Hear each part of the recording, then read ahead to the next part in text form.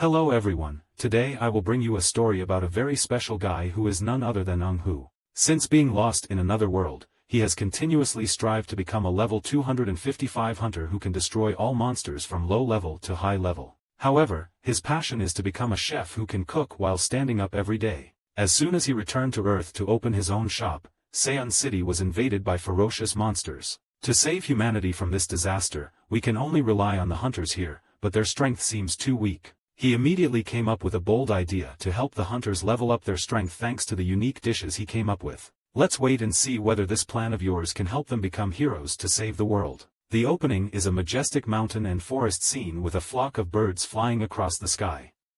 It has been 40 years since I got lost in this other world. At that time, the male lead had to overcome many dangerous obstacles alone. At level 1, when I started my journey, I didn't have anything. He had to confront a monster with immense power. The male lead used all his strength to jump towards the monster. After determining its exact location, he held the sword tightly in his hand, preparing to end the battle. The guy rushed down very decisively. With the speed of light and his storm-like strength, he swept through the entire layer of rock and soil. A quiet atmosphere covers the entire space. After defeating the monster, he quickly put the sword in its scabbard. And today is the day it ends. Hu along with 3 others have officially promoted to level 255, the ultimate demon king has been defeated. He and his friends each sat in a corner, as if everyone had their own thoughts hidden in their hearts. Suddenly there was a bright light like sunlight shining right where Hu was sitting.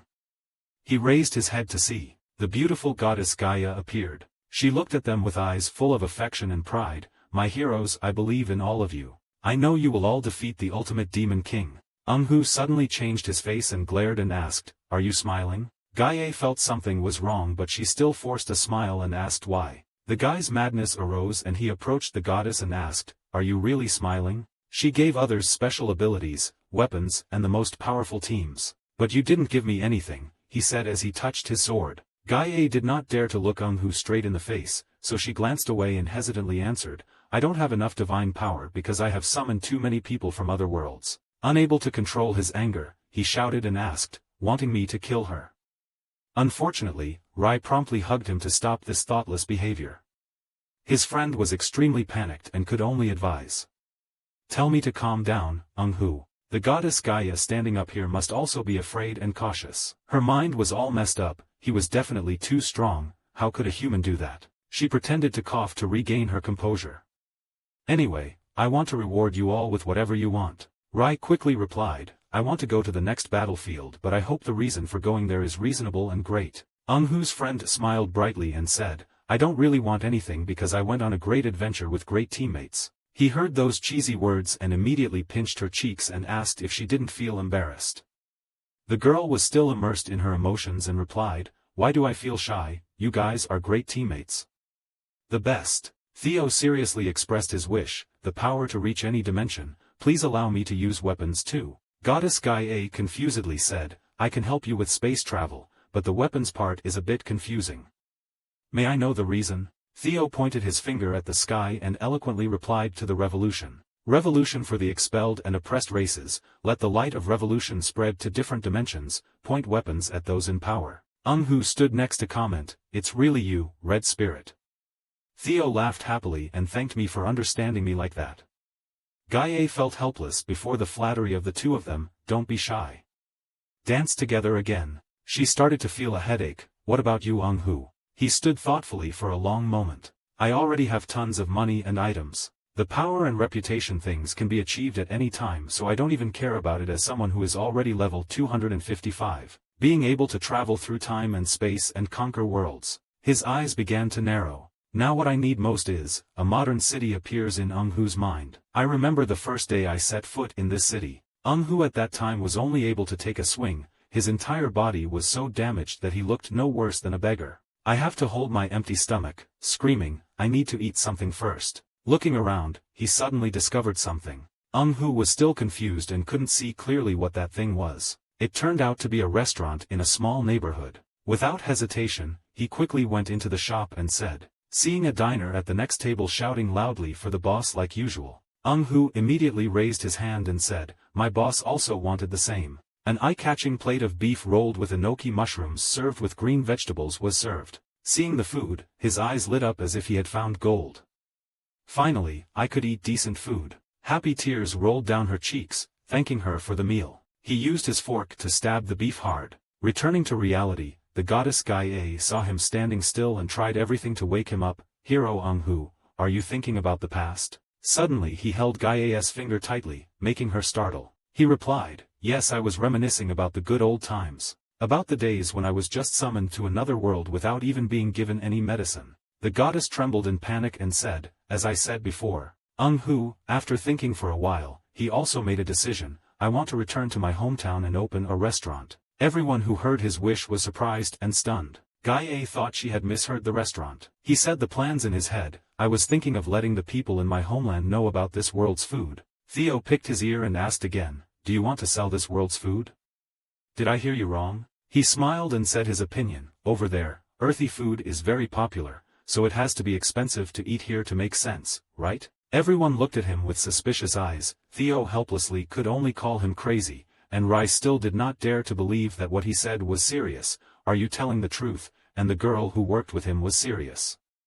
A sign of peace for everyone, praying for people on earth to receive God's blessings. Goddess Gaia was so scared that she was sweating.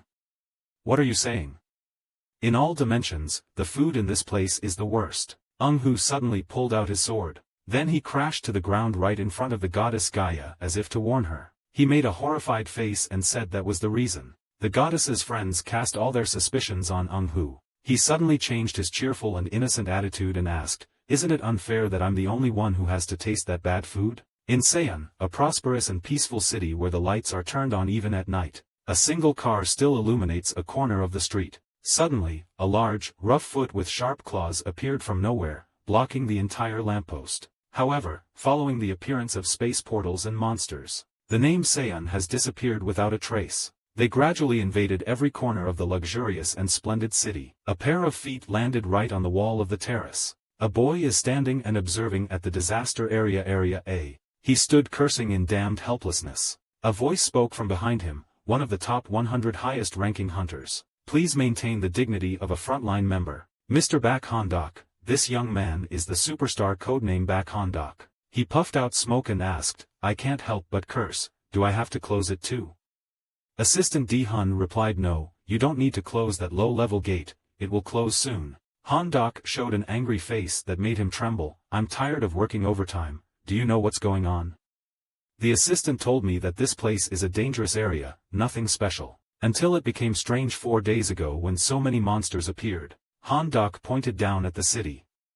That's true, but look at that one. It moved as if it was being chased by a crazy beast. Assistant D-Hun bluntly pushed him aside and complained, the second person also thought the same thing, the bitch might appear soon and please stop smoking. At that moment, it started to rain, the raindrops extinguished Hondok's cigarette. It rains harder and harder. He gritted his teeth and looked up at the damn sky, it was so annoying. If Min said so, then the conquest will probably begin soon.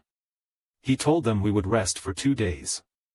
After saying that, Hondok turned and left. The assistant looked at his back in bewilderment, suddenly wondering why it was so late. Where are you going? He angrily replied that I'm not in the mood today. Then he suddenly changed his attitude to laugh strangely and said, so I will fill my stomach to save myself from the fatigue of working overtime.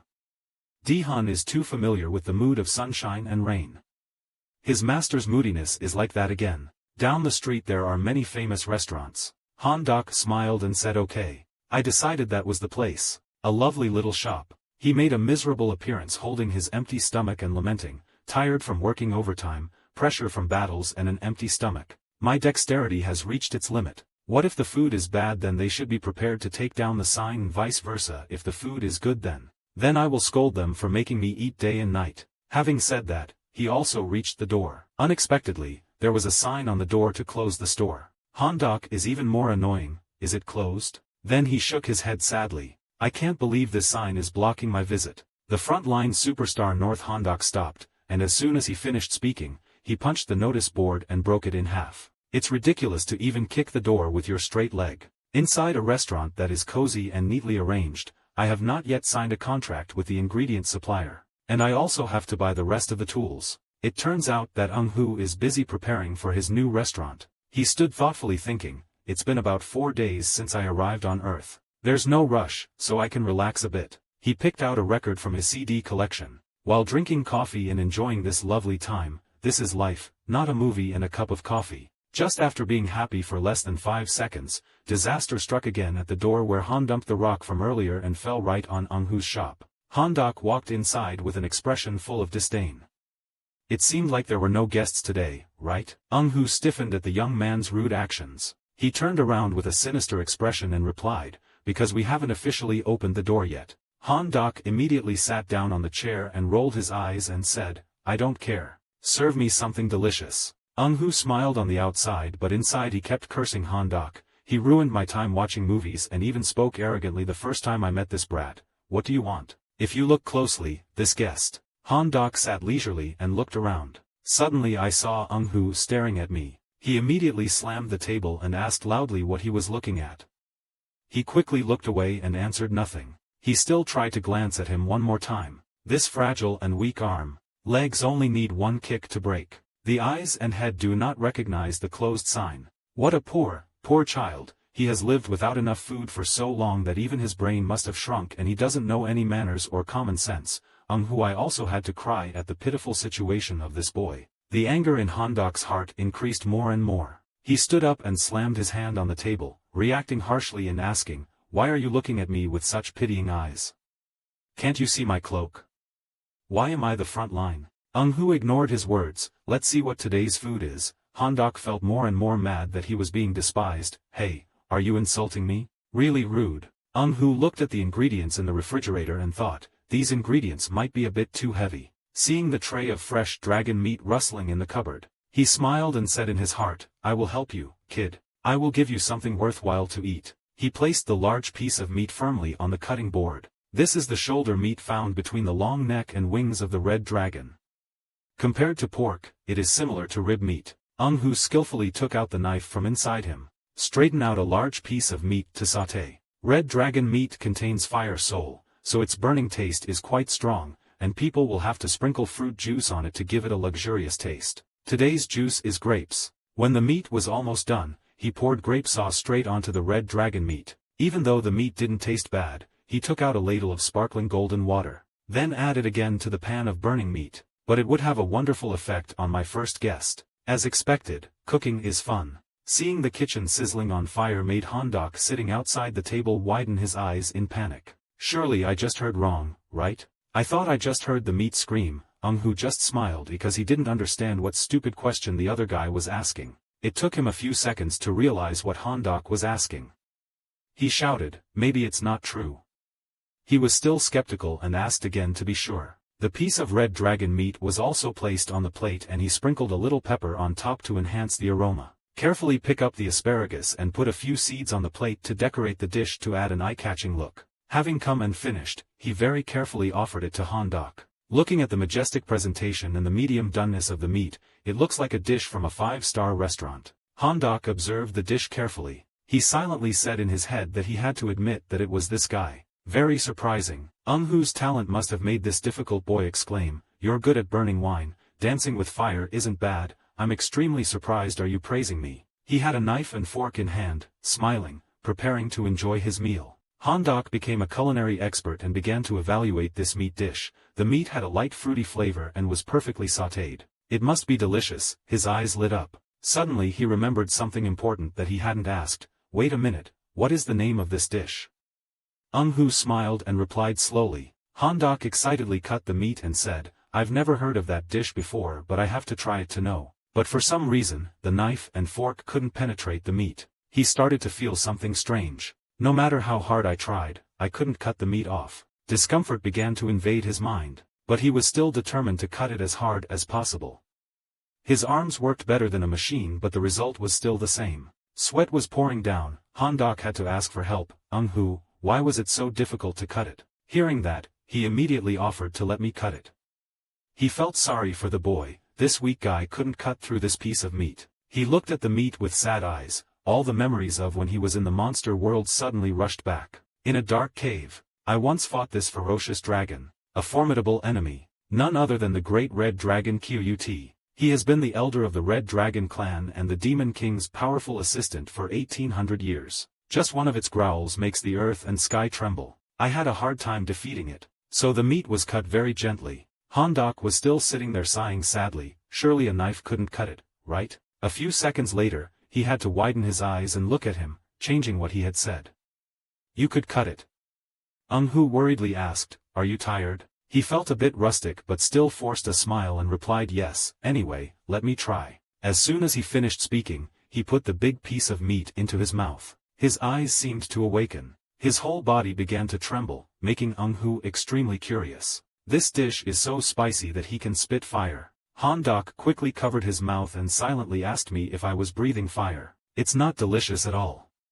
As he spoke, tears fell like rain. Hu replied with a question that shocked everyone who heard it. I cooked it poorly on purpose. Hondok couldn't believe what he just heard. He slammed his hand on the table and said what he thought was a truly excellent dish. Must be eaten to survive and gain strength. Hondok felt like he was about to die of choking. Why couldn't he spit out this piece of meat? Just keep chewing it, it's so spicy, my only option is to swallow it down. He tried to grit his teeth and swallow the large piece of meat down his throat. His insides felt like they were about to explode from the spiciness of the dish. He began to feel dizzy and tinnitus. Then he fell to the ground and lay unconscious. In his mind, he couldn't stop forgetting how bad that horrible food was. Hu saw his guest fainting without any worry. On the contrary, he stood looking at him with affectionate eyes. An hour later, Hondok also woke up. He was still haunted by what happened earlier, so he tightened his neck. Seeing Hu's leisurely expression, he was so angry that he was fuming, causing others to almost die. Can you still yawn? As soon as he finished speaking, he jumped up and tried to kick him in the face to relieve his anger. Who would have thought that he could use one hand to block his attack? Hondok was surprised by the strength of the innkeeper. Hu let out a frustrated sigh and said disparagingly that after eating, that's all he had. It's really weak, isn't it? This is 3-star meat, and the worm will help the eater increase the following attributes: health +2, fire resistance +3, strength +3, and gain dragon abilities. Hondok was surprised and pointed at himself and asked me again. Hu smiled and honestly replied yes, it's you. The pride in his heart arose when he saw that he was criticized by some random guy. I mean, he waved his arms around and threatened you. As he spoke, he raised his fist. Rushing to Hu's place, he aggressively introduced himself as being on the front lines of North Konghayusi. He saw Hondok's aggression, so he used his hand to flick his forehead. Even though that snap was as light as a feather, it made him fall back with his eyes wide open. I sat there advising you to control your anger. I'll go back to sleep. And then he rummaged through his bag. Take out your phone, go online and search to see what the hell is the front line that makes you act like that. Group of 100 strongest hunters in the world. I can't believe that weakling is one of the 100 strongest hunters in the world. Hu sat gloomily thinking about the future after the Earth is over, but I don't want to interfere at all. Suddenly a thought flashed in his mind. Then she looked at him again and gave him a meaningful smile. Hondok's head had a lump on it, causing him to constantly moan in pain. Because of the sudden appearance of the portal, a new profession has appeared to fight against the appearance of monsters with more and more hunters. And the world's top 100 hunters gathered together under the name. An Odu seal with an extremely meaningful badge. It's pouring rain outside. Hondok in Hu's restaurant kept bowing his head apologetically. I'm really sorry. He pretended to look away and asked, kneel down just because I'm stronger than you. Do you do this kind of thing at other restaurants? He laughed in confusion. Seeing that smile of his made him a little uncomfortable. It's okay, I knew right away that I was already in his stomach. Not long after he got serious, he innocently asked, do you wear shoes more these days or something? Hondok secretly glanced at Hu and firmly confirmed that there was no doubt that this guy was a foreigner. If I make a mistake, he can kill me right away. He put the coffee cup on the table and said, good, I will turn you into a different person than you are now. In his mind, he didn't understand what he wanted to do, but he tried to obey. He looked closely at him to investigate. He was aware that he needed to be stronger to protect this planet, right? Hondok hesitantly replied, but Hu became a reluctant teacher to explain to him that education is to overcome both skills and knowledge and to guide someone back to their right path. Is the way to teach someone to be a promising person, so I will teach you. Hondok mustered up the courage to ask what if I refused. Hu stood and raised his fist, indicating that he wanted to teach this young man. Remembering the scene where he was beaten up with chives earlier, he had to agree, hoping the teacher would instruct him. He nodded and said that he was good. He continued to impart his profound knowledge to him. First I will give him some basic information about humans. Humans are in love with poor humans, a simple example as you see. Someone pitiful, that is, he began to feel sorry for them. Hearing these philosophical words made Han-dok's ears bleed. He cried in desperate pain. Eung-hoo's rambling voice kept echoing in his ears. This old bastard, this really has no end, and when he finishes talking, I'm sure we can build building 14 the floor with all those words pouring out of him. Han-dok raised his hand and said, "Wait, teacher, your previous job was," he happily introduced himself as a high school teacher. He took the liberty to ask another question, "Philosophy teacher." He didn't stop. "I commend you for being observant. Your intuition is quite good." After saying that, he clapped his hands to regain his spirit. "Now you must learn the values and importance of food." Han-dok suddenly got mad and pointed at the pan-fried red dragon meat he called food. Anyone who saw it could see that it was a chemical weapon. Eung-hoo stood up and glared at him with sharp eyes. "Do you think you should say such things to someone who spent so much time cooking?" You acted like, he seemed to realize what he was doing. "I went too far and begged me loudly, I understood, please stop." Concluding that Koreans do not waste food, Han-dok, although extremely angry, could not resist as he held a plate of food in his hand. Sweating continuously, the teacher said I should finish this dish. Eung-hoo without hesitation answered yes. Remembering the burning sensation that made him want to faint again, Han-dok cried and begged him not to want to eat this dish. He couldn't eat it. He stood next to him and kept encouraging him not to worry and he would get used to it. Unable to control his anger, he was about to throw the plate of food away. "I said no, this isn't even food." Fortunately, Eung-hoo quickly grabbed his hand to stop his actions. "Some things you shouldn't say in front of the person who cooked it." Tears were streaming everywhere. He was still determined to keep his thoughts to himself. "I can't." He was equally stubborn and determined to force him to eat as much as he could. Using gentle methods did not work on Han-dok, so he had to use strong methods to push the plate of food into his mouth. Just hearing the smell made him want to faint. "Mom." As expected, he fell flat on his face. Then he lay down on the ground unconscious. He sat down and grabbed this guy's legs. If he woke up, he would definitely call Ms. Hui and cause a total mess, right? "We can't leave it like that, I'll make you digest it all." I drag him away like a bag of trash. He dragged him to the basement and talked to himself. "I really don't want this planet to be destroyed, so you all need to get stronger." At ISAC headquarters, Han-dok's assistant Di-hun continuously sat and tapped her pen. Thinking thoughtfully, "We've lost contact with him for 2 days now." Min caressed her sharp dagger. "That's why you called me. He is the number 2 support center leader Odu Min Ok Ph. Di-hun tiredly replied that because he was North Kong Hyuc, he could not be kidnapped, detained for interrogation or kept as a prisoner of war. Min stated his inference of course and the leader ignored him. "Oh, how can someone be so weak that they get kidnapped or defeated? Maybe he's hiding somewhere after causing some trouble, or maybe it's because of a girl." The assistant with the messy hair was restless. "I'm very worried. We only have 1 day left to prepare for battle.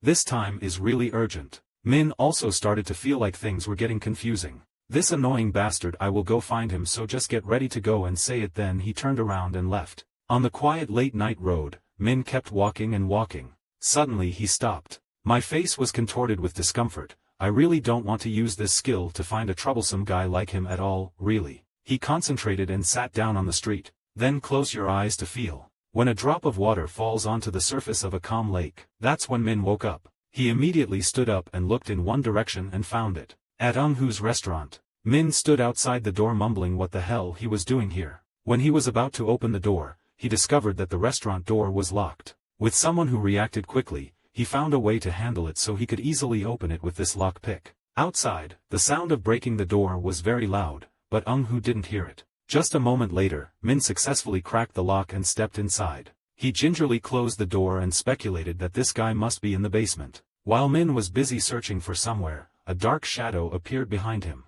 Min also seemed to sense that someone was watching him, so he turned around to take a look. But he was slower than Eung-hoo. He was able to grab Min's shirt and glared at you, asking if you know what an intruder is, right? Min stood there in shock for a few seconds. What to do? He suddenly gave a friendly smile and replied that this was just self-defense. Stairs leading down to the basement. Han-dok is working hard using a pickaxe to break away the layer of stone on the wall. But after only a moment he gave up. Clothes drenched in sweat, face haggard, breathing hard. "I could die here." Hearing a noise, he turned around and looked. Seeing someone walk down here with you, hope rose up in you, could it be that? Seeing Min appear, Handok was indescribably happy. As expected of Min, I knew you would come and I believed you would come to save me. So where is the escape route?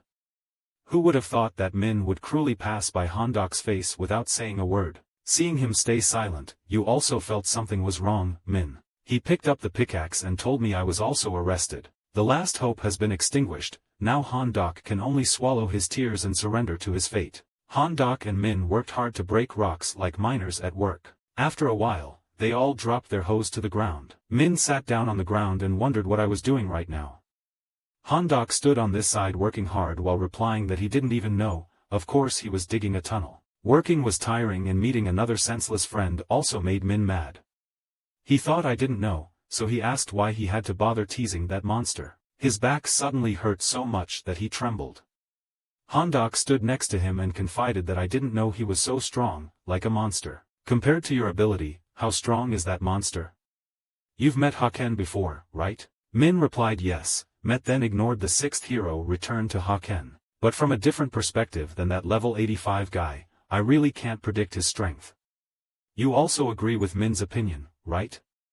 It can't be compared, but why don't you take a break? Min held the hoe tightly in her hand and replied, why don't you rest? Then I have to split the guy who angered that monster in half before he swings his hand with great momentum. Then he pointed the tip of the pickaxe at Handok's head, but he didn't seem to feel scared at all. Min's pain came back and he couldn't stand. Handok took the opportunity to snatch the pickaxe out of his hand and said that's why I'm helping you do your part too. He trembled. Shouting and yelling at you to shut up, it's all your fault. Handok raised his face and sighed. Even bigger things are about to happen.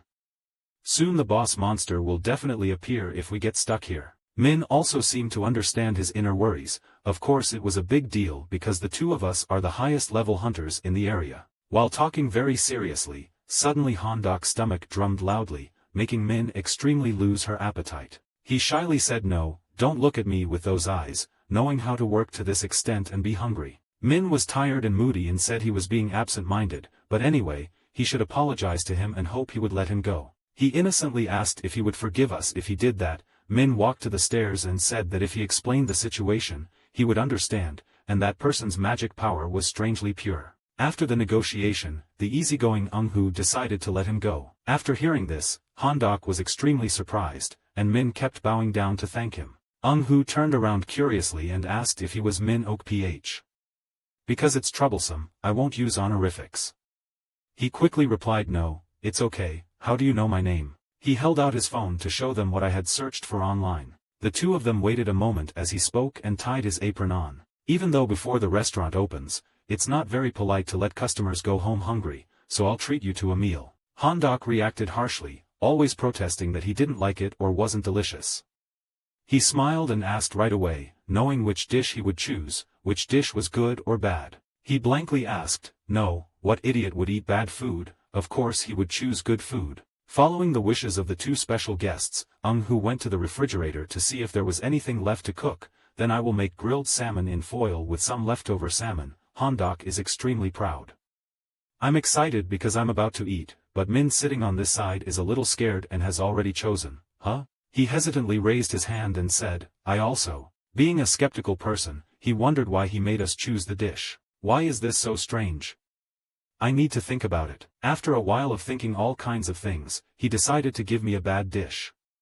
Eung-hoo smiled brightly and praised him for his challenging spirit. He took the salmon out of the refrigerator, peel off the plastic wrap from the fish, then use a knife to cut into bite-sized pieces. Next he used alcohol, pour some into the salmon. While waiting for the salmon to absorb, he turned to chopping vegetables. Looking at Eung-hoo Min's professional working style sitting on the outside looking in, I really admire it. Handok wondered and turned to ask, are you an idiot? Why did you choose a bad dish?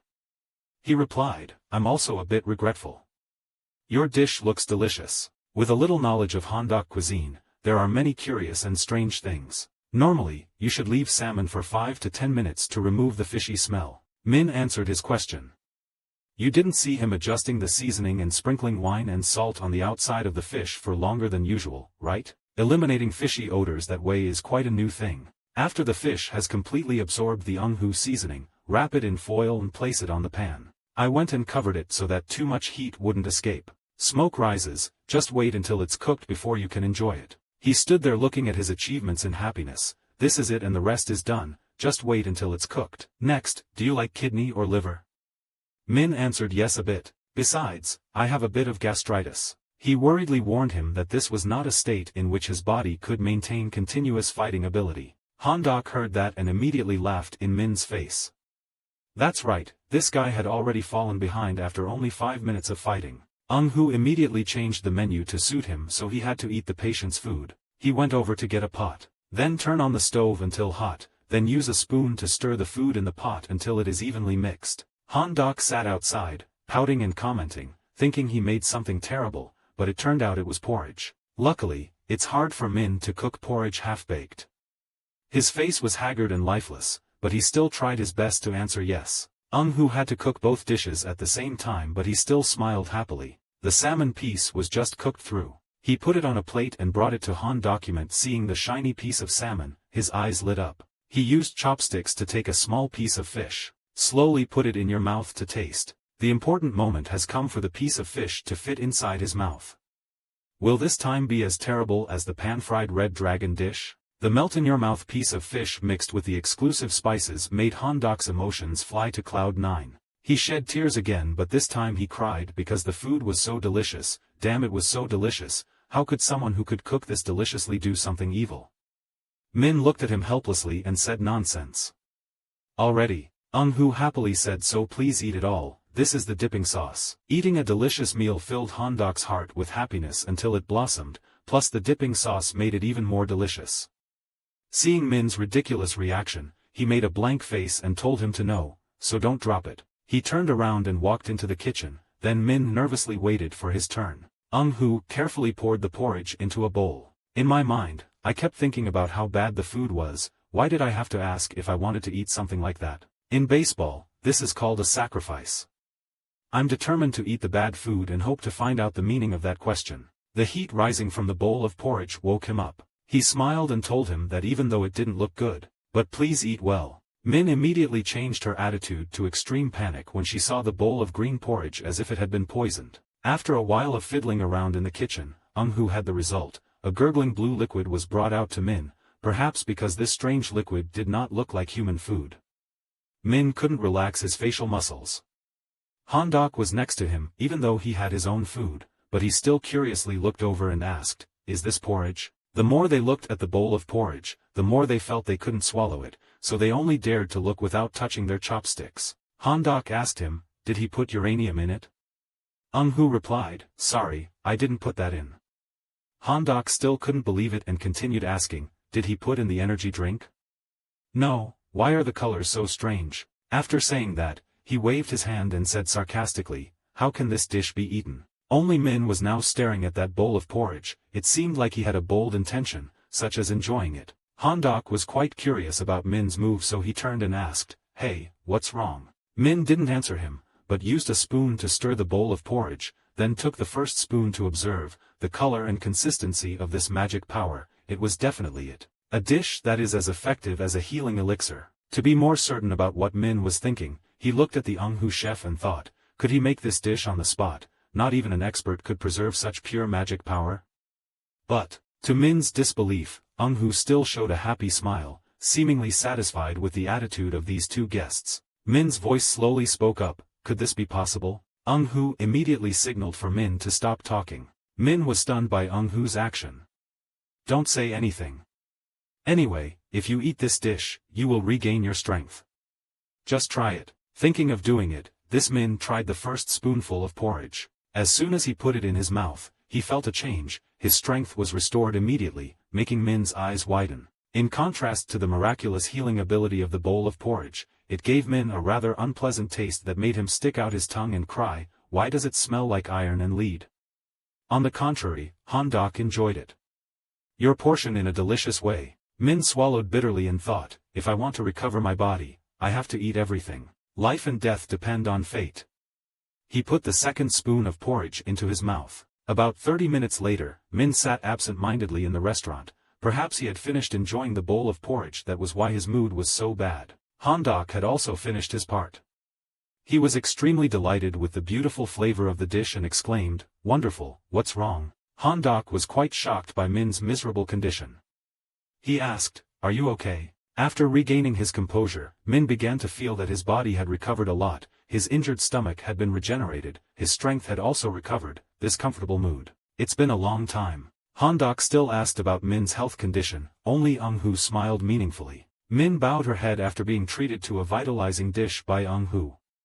"Thank you, I will never forget this favor." Eung-hoo replied gently, "Nothing." Faced with this strange situation, Han-dok looked around and wondered, what was going on, what was wrong with this atmosphere? Not receiving an answer, Han-dok became bitter and asked for another portion. Just saying it was a portion, Han-dok's portion piled up like a mountain on the table. After consuming all that food, Han-dok lay back, enjoying life, and Min next to him mentioned something. He said, "So, if tomorrow the boss monster appears at the gate, will you help us?" Eung-hoo thought while cleaning, his voice was quite hesitant and said, "That's it." Suddenly Han-dok approached Min's shoulders, shook his fingers and said, "It's impossible. The shop owner is a regression fake, extremely strong, so strong he won't help us. The shop owner has his own reasons. If he wanted to fight, he would have said it directly. He probably won't interfere with that because of us." Han-dok's every word seemed to be luring Eung-hoo to join them, he even winked once more. Eung-hoo looked blankly at this expression of Han-dok. Seeing that he had no sign of agreeing, Han-dok again made a joke, "If the shop owner intervened, it would be too easy, but then what if we will lose the opportunity to practice to become stronger ourselves?" Min heard what he said was partly correct, so she nodded. Han-dok shouted loudly, "So I want to say this, we must overcome difficulties and become stronger ourselves, then it will be meaningful." Eung-hoo clapped his hands for his spirit of overcoming oneself. Min was the complete opposite. He glared and said, "It's funny," which made Han-dok stiffen. Min put her face close to Han-dok and said, "Stop acting like back Han-dok." Han-dok panicked and quickly avoided his eyes. "What's wrong?" Min let out a string of reproaches. If he was active on the battlefield, the Hunter Association would know, then he would be ranked in Fat Odu. Being pushed from 100 to 101 and losing your place, isn't that what you're worried about? Eung-hoo now understands Han-dok's true purpose. Is that so? He shyly scratched his head, having been discovered. Min leaned into Eung-hoo's ear and whispered, "That's who he is." He replied, "I won't turn him into a real person anymore." Having said that, he propped his chin up and said, "But it was also true. I have seen many kingdoms rely on just one hero. If that person dies, the whole world will fall." Doomed. Both boys were devastated by Eung-hoo's words. Min stood up and said, "If that's the case then don't bother me anymore, let's go back Han-dok." Eung-hoo made a great offer for both of them. He asked, "Do you often want to come here? I don't charge a fee." He even pointed at Han-dok before they left. "Mr. Back, come see me often." Han-dok frowned and ran away. "No." Saying that, the two left immediately afterwards. Min and Han-dok walked alone on the street with only streetlights left. The blonde boy's lament rang out, "For me it was already too much." Min grumbled again, giving him free food but he ate it all up. 10%, you're a pig. Han-dok had endured too many scoldings so he struggled just now. It was too noisy, eating that smelly porridge, it was disgusting. Min was helpless before Han-dok's words so she sighed, "What does the porridge smell like?" "One day you will understand. Today this opportunity came to me fortunately." The next day at the battlefield, a six-eyed wolf monster entered. It roared, echoing the entire arena, and the wolf began to destroy everything that came into its sight. Min and Han-dok were on the rooftop of a building observing every move of this monster. The next second a helicopter appeared above them both. Min said, "Here comes Han-dok." Han-dok asked while reloading the gun, "Are you in good shape?" Min nodded. That's basically it. Both of them had prepared extremely decent combat gear. Han-dok straightened the hem of his shirt. Then the two rushed down towards the six-eyed wolf with a spirit of confidence. "Let's fight together." Not long after the news reported, this morning, a dangerous monster appeared in Area A. Thanks to the superstar team North Han-dok and number 2 Min, it was destroyed. The Korean government awarded medals to the entire hunter team. Afterwards, Eung-hoo sat and sipped a piece of cake and observed the bulletin board. Television continued to report that the North Han-dok hunter, after completing his work, refused to be interviewed, due to digestive disorders from eating too much. Eung-hoo still sipped the cake in his hand and complimented him, "So good, so lucky, so lucky. If I have to tell the truth, if when I get to the gate, when the dimension fluctuates, the monsters will sense the danger, and then they will also move to the areas with blockades. At that time, will be dangerous for people. So thanks to the hunters, you protect this world." Hu stretched his arms in anticipation, 1 week until the opening. After finishing watching the news, he looked at the scene outside and wondered, what preparations were there today? Suddenly something appeared that made him quite hesitant. The sound of a cat's footsteps stepping on water sounded in front of the door, and the cat was also holding a package in his hand. Moreover, this cat can even speak human language and he greeted him. It turned out to be a delivery staff for the Hu store. With a bright face, he held up the package and said, "The goods have been delivered. Beautiful morning today." That cat came into Hu's store like a customer. He raised his hand and asked him, "I can sit now, please sit down," he replied. It immediately climbed up on the chair. This cat belongs to the AI robots group, has cat-like appearance and habits but is extremely intelligent. There are more taste cells than humans, so cooking is very delicious. Other senses such as smell and hearing are also superior to humans. Looking at Nabai licking and cleaning his body, Hu thought, besides, these guys like to take care of others. Worked as a cleaner, a military doctor. And there are many other things. This is the greatest support for heroes, but something bad happened. Because it takes so much care, it often literally turns heroes into pigs, which is why it has the nickname, Slaying Heroes. Hu once witnessed an argument between brave warriors. They argued about the appearance of the Aerobots, from their appearance to their care, causing more arguments to happen. So when I was in the army, I really wanted to have an Aerobot, but, at that time, he was complaining in the middle of the green forest, "Goddess, please send an Aerobot here with me, I'm the only one who doesn't have a cat." Even though Goddess Gaia heard Hu's request, she ignored it and was too busy to ask for anything.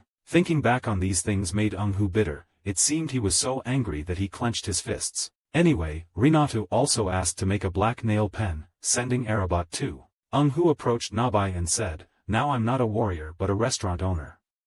If cat hair flies everywhere, I can't do business anywhere." Nabai stood up and confidently affirmed, "My hair won't fall out, try pulling it." Hu was quite surprised by this feature of an AI robot. He immediately used his hand to try pulling a piece of hair on its body. It's true that it doesn't fall off at all. Hu is quite excited. It's truly omnipotent. After saying that, he caressed Nabai's body all over like a pervert. He asked, "So how did you get here?" "I defeated the god and came here," eyes filled with confidence to prove that his words were true. On the contrary, Hu was stunned by Nabai's words. Perhaps he could not accept the power of a cat that could defeat even the gods. To Hu's surprise, Nabai licked his hand and said, "Nothing, that's all I said." Nabai began to tell the story just now, how he went to the palace and met Miaothen. Faced with Miaothen's dignified attitude, Nabai looked scared and trembled. Miaothen opened his eyes and said, "No way." Nabai used his sparkling eyes to entice Miaothen to accept. However, the older the ginger, the spicier it gets. Little Nabai couldn't convince Miaothen to agree with him. Miaothen said, "Stop making that cute face, you're a dangerous character." With no other choice, Nabai could only cover her face and cry. Miaothen was pitied by Nabai's crocodile tears and explained, "I didn't know how dangerous you were, that's why I said that." Sure enough, after receiving the compliment, it quickly turned around and showed a very upright appearance, "Because I am very cool, much cooler than other species." This directly made Miaothen fall into deep contemplation. He certainly regretted what he had just said. Looking at Nabai, he thought, "We have to let him go. We can't let him continue to be ignorant like this. Anyway, he will run away to find another brave man if I don't let him go." Just like that, Nabai went deep into the forest. He walked forever and then sat huddled in a corner, because he could not meet any brave warriors on the way. Suddenly a butterfly flew from somewhere and told it something.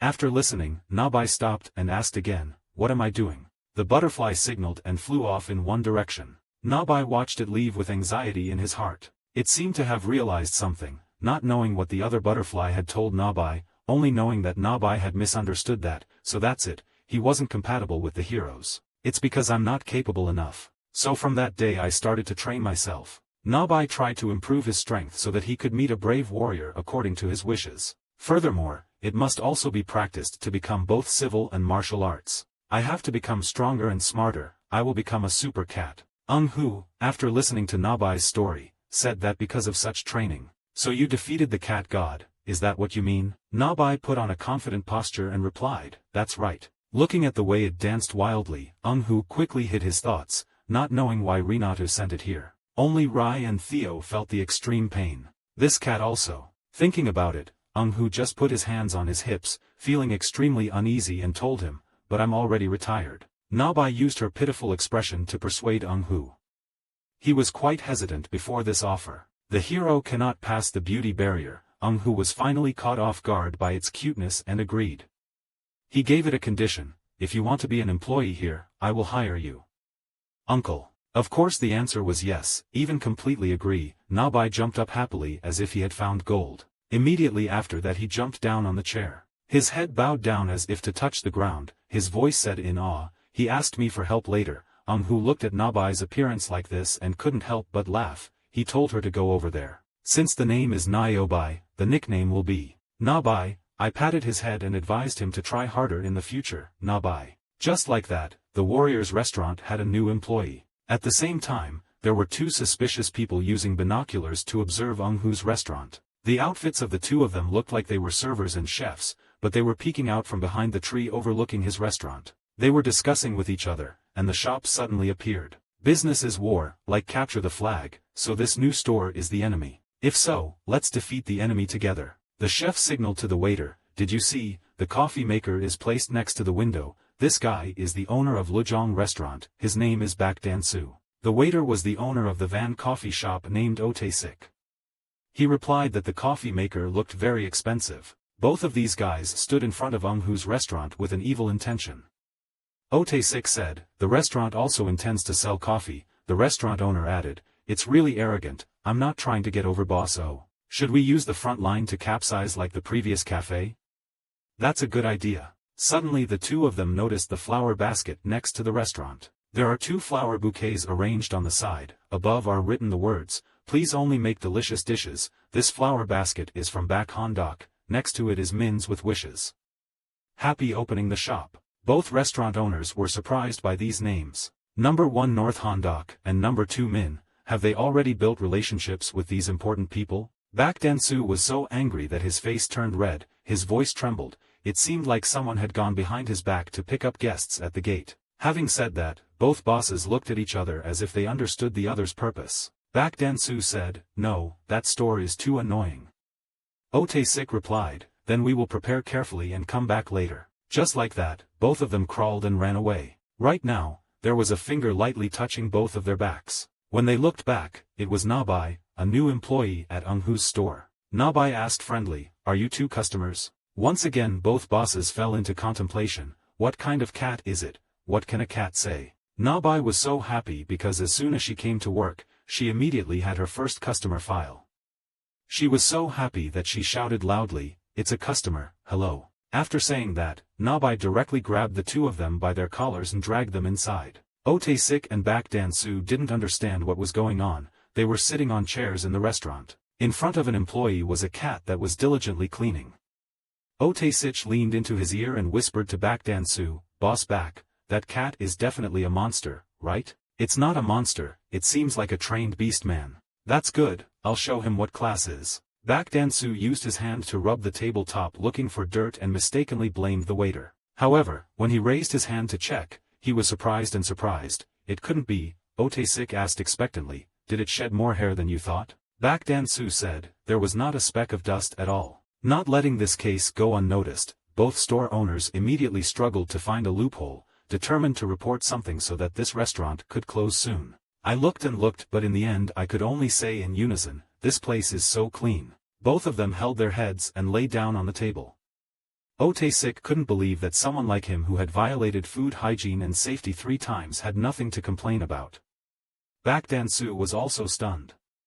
Wonder why there are no feathers? The next second, Nabai brought each person a glass of water while they waited. It also assured them that it would never lose its feathers. The two bosses immediately rushed forward and checked its entire body. Everywhere there was hair, they grabbed the stick and pulled until a hair fell out. However, the result was not as expected. Nabai was able to defeat the two people's questions, like, is it a race that doesn't shed hair or has a soft body like this and that? Ote-sik began to speculate, in any case, this place was too clean, or did they use a cleaning company? Nabai immediately jumped up and signaled, I will do the cleaning. Ote-sik looked at its raised arm for a long moment. He fell into a low point in life when he was no better than this tiny cat. So jealous, I also need a cat like this. Nabai brought out the menu for them to choose from. You two should order. Baek Dan-soo signaled to his teammates, the first mistake failed, let's move on to the second one. Oh Tae-sik immediately understood. Baek Dan-soo pointed to the best-selling dish and said to Na-bai, today's special dish, can we have these 2 plates? Na-bai was fooled and quickly ran into the kitchen. I had already accepted the order they ordered. She didn't pay attention to their cunning faces looking at her. Receiving an order from Na-bai, Eun-hoo quickly put on an apron and rolled into the kitchen. Do they want something special? I see. Eun-hoo passed by the 2 of them, making them admire. The boss is from a hunter, so handsome. A bad premonition made Oh the-sik ask again, what did you say? Before the image of a young boy working in the kitchen. Baek Dan-soo was defeated at first sight. Muscles in the arms. That medium frying pan is very heavy, how can he do it so easily, like a painting? Seeing that his teammate was letting his guard down, Oh Tae-sik shouted straight into his ear, Boss Baek, I respect your taste but have you forgotten the reason we came here? Baek Dan-soo has now regained his composure. What are you talking about? I'm just surprised by his ability. Even though he looks like that on the outside, in his heart, Boss Baek still silently compliments him. He is indeed very eye-catching. He intently observed Eun-hoo with half an eye. For the first time, I saw someone with all the expressions. From effort, proficiency, and concentration, and that expression of enjoyment as well. After a while of cooking, the dish was ready. Na-bai gently brought out 2 plates of food for the 2 guests. Na-bai put down the food for both of them and introduced, today's special dish is stir-fried squid rice. Look at the decoration and color of the food. The 2 of them rested their chins and contemplated. I didn't think it would be stir-fried squid rice. Yes, it said the dish would be made from ingredients available that day. Boss Baek picked up a spoonful of rice and thought about it. The ingredients were so clear to my eyes that it would be difficult for me to complain about an allergy. It was the taste. Now both of them had started their first spoonful of rice. I don't know how they will find a way to implicate Eun-hoo's restaurant. After Uncle Baek put it in his mouth, there was no change. Boss Eun next to him still didn't dare to try it, so he turned around and asked, what do you think? Baek Dan-soo chews and chews, this is delicious. So I, too, Boss O, have also begun to enjoy my food. Immediately after that, the eating speed of the 2 of them increased so rapidly that outsiders looking in would think the 2 homeless people had been starving for 8 months. In an instant, the rice plate was clean. Both bosses had full stomachs, their faces clearly showing happiness because of the delicious meal. Mr. Baek commented that he is very loyal to the basics. If you are Korean, you cannot deny this taste. Mr. O also praised that he does business in coffee and snacks differently from our way of doing business. Mr. Baek turned and said, it's different from my business style, it's different from my Western restaurant. I don't know if it was because the food was so delicious or if Na-bai had cast a spell, but they kept praising me from the moment they finished eating until the time they paid. After that, they also left in an excited mood. Na-bai saw them out the door and said goodbye. Baek Dan-soo and Oh Tae-sik also waved back. Maybe we should come more often, shouldn't we give him something to warm up to? Back at Eun-hoo, he was looking at a piece of paper. Na-bai curiously asked him, what was that? It was a blacklist sent by Han-dok, which contained the names of the 2 of them. He also showed it to Na-bai, but he didn't know if he could read it or not. Eun-hoo said, I could defeat them with just stir-fried squid rice, isn't that very capable? Na-bai said boldly, indeed, brave men are the best. Eun-hoo took a cup of tea and sipped it, respecting his neighbors. From the beginning, I thought my way of operating would not affect any stores. Mutual life, living together is very important. No matter what you do, you cannot ignore the habits of the brave. Eun-hoo also saw 2 fresh flowers sent to him by the other 2 soldiers. The story of the past is revisited, at a time when Eun-hoo was still a lowly warrior, right on this Roman battlefield. He had to fight with all the other brave men present in the battle. Countless brave warriors died here covered in blood.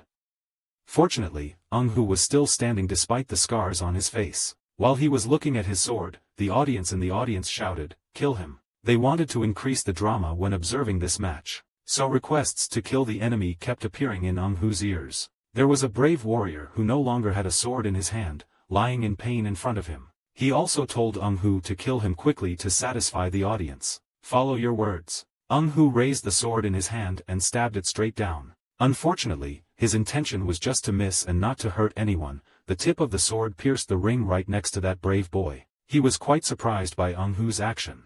Eun-hoo said, I won't do it, I'm tired of this, we are just slaves of war. Right after sparing his life, there were many people who attacked Eun-hoo by throwing trash bags or paper at him, which was also considered dissatisfaction as there was no chase and chase.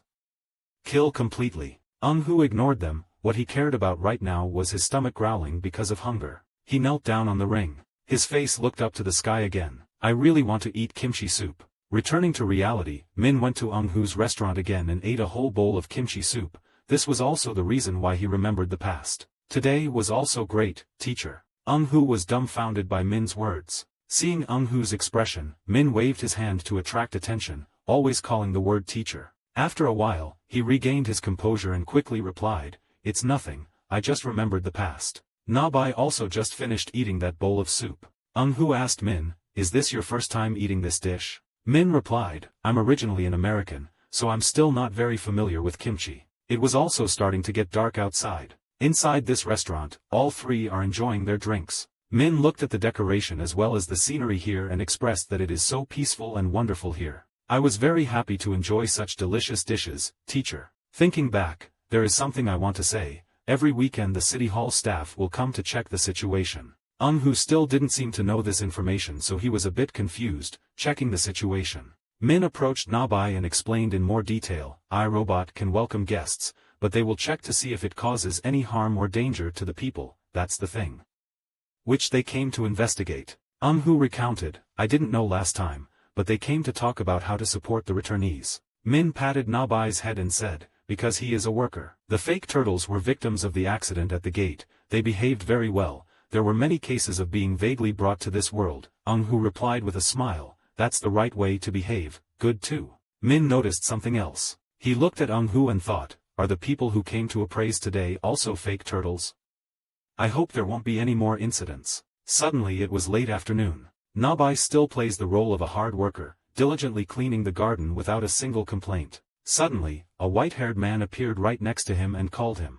Of course, Nabai was startled by him and threw away the broom he was sweeping. Nabai took the broom and chased it away. Oh, why did it suddenly appear like that? He scratched his head apologetically and said, sorry, because the profession is a bit special. Are you so scared? I'm happy to be able to meet an AI robot, but, I'm sorry. Nabai paused, you know us, yes, I also want to become a warrior. Nabai's eyes immediately changed. He asked the white-haired man, really, brave man, nice to meet you. He asked Nabai, are you working right now? Nabai immediately changed his face and looked towards the door. He thought to himself, when he is in the movie viewing mode, absolutely do not disturb him. Thinking about it, Nabai told him, we are closed, sorry. Then suddenly this cat started crying, unable to understand the reason for its tears. After that, he calmed down and promised, but if you are hungry, I will cook for you on my behalf, not the restaurant. He seemed quite excited, iRobot is cooking, I'm very honored. Not knowing how long it had been and what she had experienced,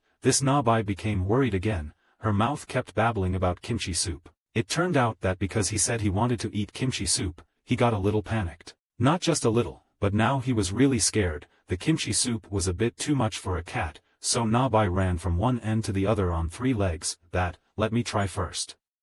Yes, Nabai knows how to cook, but kimchi is still too unfamiliar. He quickly ran to grab a chair for support. Right after that, Nabai climbed onto that chair to easily manipulate or prepare. Its hands quickly cut the meat, each piece was square and even. The basic ingredients including kimchi and pork leg have been prepared by Nabai. First this cat put all the meat inside the pot. It decided to make broth from that pile of meat. Nabai looked at the pot of water and was confident, coming here was still easy, but I don't know how to season it. The reason he's so worried is because there are 3 jars of spices in front of him, including shrimp paste, salt and sugar. Nabai quickly put away his thoughts and put all 3 in according to his hunch. After the feat, it also feels more relieved, it should be okay, just add more vegetables, that's probably it. Suddenly Nabai was stunned. It remembered that it still had to add onions, so it quickly chopped the onion planted next to it. Even though it looked no different from garlic, it didn't know that normally, the chef would add 3 onions instead of onions like he thought. Finally getting results, Nabai struggled to lie down on the floor because he was so tired. The white-haired man was very happy when he saw the tray of rice and the pot of kimchi soup, but only for a few seconds because the cat in front of him was lying down whining, as if something was wrong. I feel the same way, something seems wrong. This is almost like kimchi porridge. Even so, it was your sincerity. At this time, Hu's room door was opened. After doing his own thing, he returned to the restaurant. At this time, Hu had noticed the guest in front of him, but the appearance made him ask, you don't look like a guest, do you? Nabai replied sullenly, a guest from Tae, go out. He introduced himself that he was Bak Seong-han, a returning person, understanding that a returning person was someone who was captured in another world like Eung-hoo. Eung-hoo looked at his face and thought to himself, with a haggard face like Min's, he must have had a hard time in Tae. Thinking about it, he also saw Seong-han as a guest wearing an apron. He said, I understand this, you want to eat kimchi soup, right? Bak Seong-han quickly said awkwardly, the Mandarin is closed so I don't intend to bother you. Seong-ha replied, after all, this is a place opened according to my liking, it's like a kite is flying. Please eat the dish I made instead of Nabai's dish, yes. Having said that, Eung-hoo walked to his kitchen. As he walked, he thought, the first meal of a turtle must be treated kindly. In just a moment, Eung-hoo quickly prepared kimchi soup. Unlike that useless cat, the frying pan remained unchanged. He used this bon-ki pan to stir-fry the meat, which also helped. The meat is softer and tastier. Nabai hid to the side and observed his boss. It completely admired Eung-hoo's extraordinary cooking skills, his eyes sparkled and his mouth opened wide as if witnessing a god. Eung-hoo saw Nabai so he told that cat, don't hide there anymore, come out quickly, I will teach you. This also startled Nabai. However, Nabai still ran over to learn his kimchi soup recipe. The first step he told her was to drop the front leg meat into the oil pan, then add kimchi, then stir-fry them all. Next, Eung-hoo opened the can of bean paste and scooped out a tablespoon. Adding bean paste to the soup will help reduce the smell of pork, Nabai admired from the side. Eung-hoo also offers another method, which is wine. You can use wine, however some people will often skip this step. Besides, kimchi has a lot of garlic so you can use it as a substitute. Nabai seems to have become more confident after being taught enthusiastically by Eung-hoo. She looks very excited to be able to do it right away. Nabai asked him, so by adding bean paste so sensitive people can eat it? Eung-hoo replied, some religions cannot use alcohol, so people often use garlic in kimchi. Next, Eung-hoo put the onions cut into slices into the pan and stir them well. A little salt to balance the flavor. Okay, Eung-hoo's eyes paid attention to Nabai's actions. Unbelievable that Nabai has such a will to learn. He took out the book one by one to write down all the steps to cook kimchi soup. His sparkling eyes exclaimed, just underline and mark it with a star. Now I can also make kimchi soup, Eung-hoo gently suggested to him, try it next time. A simple tray of rice including kimchi soup, fried eggs and pickled radish was served in front of Bak Seong-han. He looked at this tray of rice without saying a word. Seong-han said to the restaurant owner, it seems I'm not the only one who wants to eat this dish, you do too. Eung-hoo replied, it's very strange, isn't it? I didn't know when I was on Earth, but since I came to this world, I really want to eat, I understand. Seong-han used a spoon to stir the bowl of kimchi soup well, then put it straight into his mouth. His eyes were filled with tears that were indescribable. Perhaps he missed the taste so much that he couldn't control himself. Seong-han's eyes fell and he said, I've been in Tae for 13 years now. He also added that 6 years have passed here. Eung-hoo looked at this poor boy and thought, I spent 40 years there but 9 years here, there really are no rules. Seong-han looked at him and said, I am a level 51st hunter. Old man, are you a silver rank adventurer? Exactly. Saying that, Seong-han stood up again. He went to the window and looked at the sky. Seong-han began to whisper, this place is different from Tae. The system to deal with the monster gate is perfect. The more I miss Tae. Eung-hoo listened to the story and asked him if it wasn't because he wanted to come back. While exploring the underground dungeon, I was hit by banishing magic. Eung-hoo was quite surprised by this information, but then he realized that it was not because Seong-hoo wanted to return that he was banished by magic. Magic expels space, the person hit will be forced to fly out of space. Eung-hoo continued to ask, in all dimensions, will Earthlings be banished to Earth? Too lucky, Seong-han said shyly, it's not like that for me.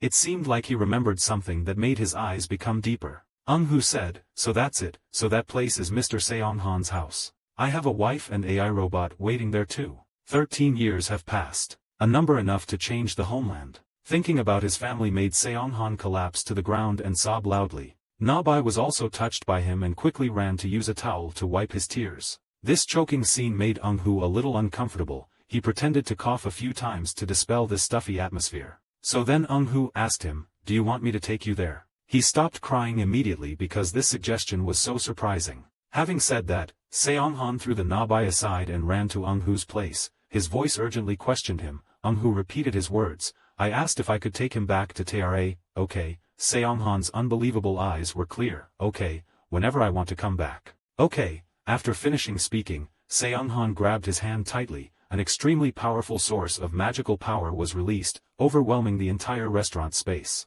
At Seonghan's feet, a strange dimension appears. Perhaps this is the portal connecting the present place and Tara. Seonghan couldn't believe it more and more. His eyes were wide open and his mouth was blurting out, this. Hu was very calm. He looked at his frantic attitude and smiled and said, "Nice to meet you." Just like that, Seonghan fell into that space hole, and before he could recover, he had to endure another free fall. The hole in space gradually narrowed, leaving only Seonghan's terrified eyes visible. Hu waved his hands and complained to Nabai. He really hates seeing people cry. Nabai grumbled that, that's fine, if she automatically moved dimensions, the goddess would. Hu pretended to be deaf and turned away, still scratching his ears and saying, if he wants to go back, I'll send him back. When the goddess appears, I'll kill him. I don't know about that side's affairs. Now I understand the problem. So you were upset, so you sent him away. Hu ignored it and went inside to clean up. After all, it's been hard work, Nabai. Now let's close the door. I know. Nabai brought the tray of food he made himself to Hu's place and said, I will take this failed work to the basement with a nail pen. Hu immediately grabbed it and said, no, I will eat this. Nabai's mood suddenly became worried. He was afraid that the food would not suit his taste, so he insisted on taking the tray back. There. On the contrary, Hu was very excited to try this so-called failed work.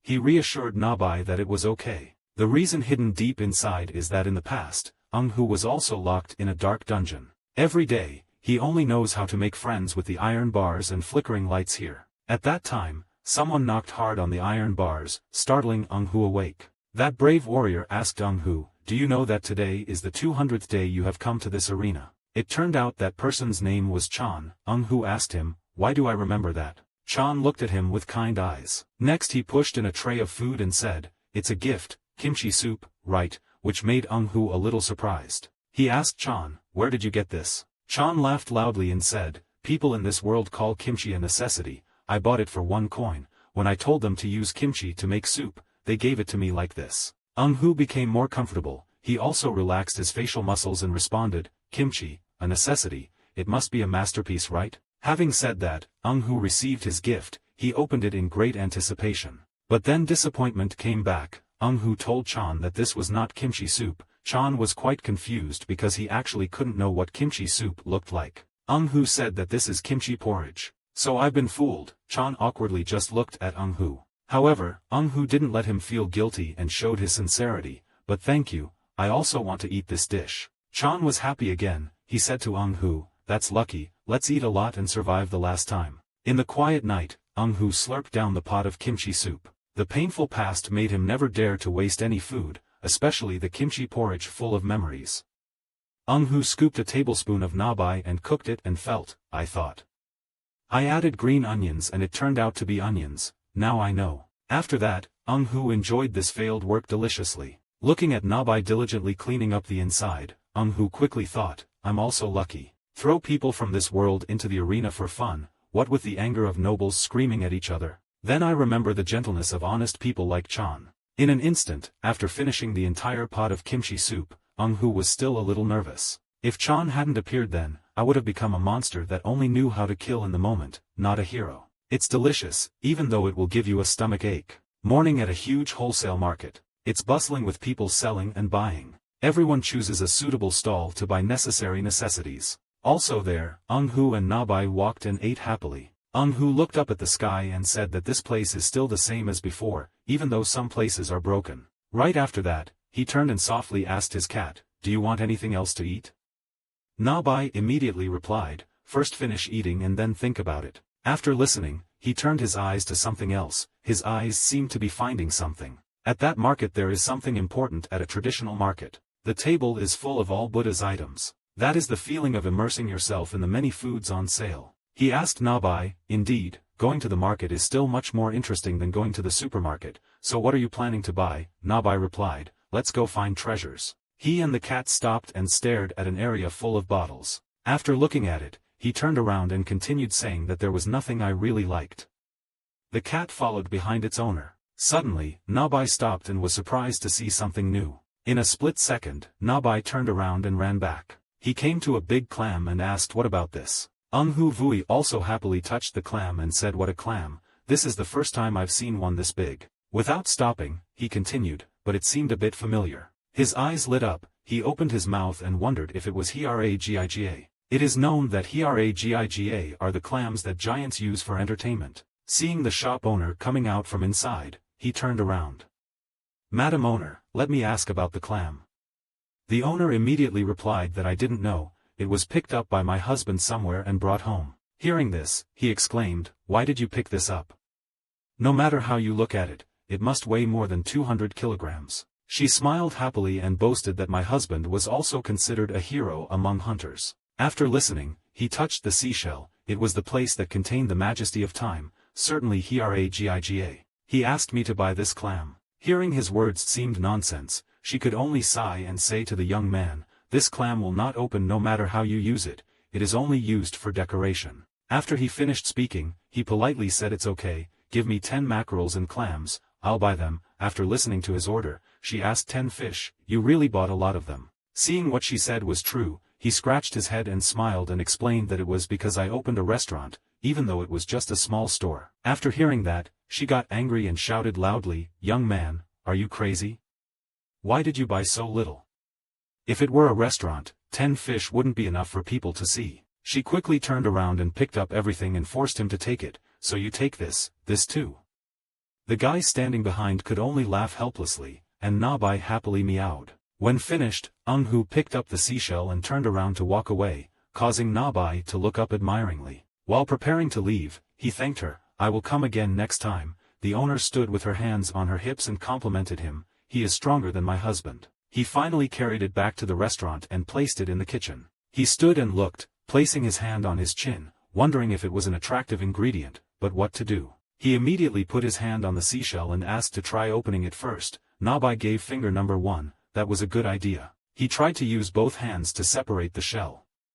Because this shell had sea residue, it was difficult to open its mouth, but his eyes suddenly darkened, concentrating intensely. And so, finally, after many efforts, he was able to open the oyster's mouth. Looking inside with Nabai, he exclaimed, oh my god. A pink and white scallop appeared. The scallop was even bigger than Nabai. That's right, Nabai replied. Hu happily picked up the knife and was ready to cook.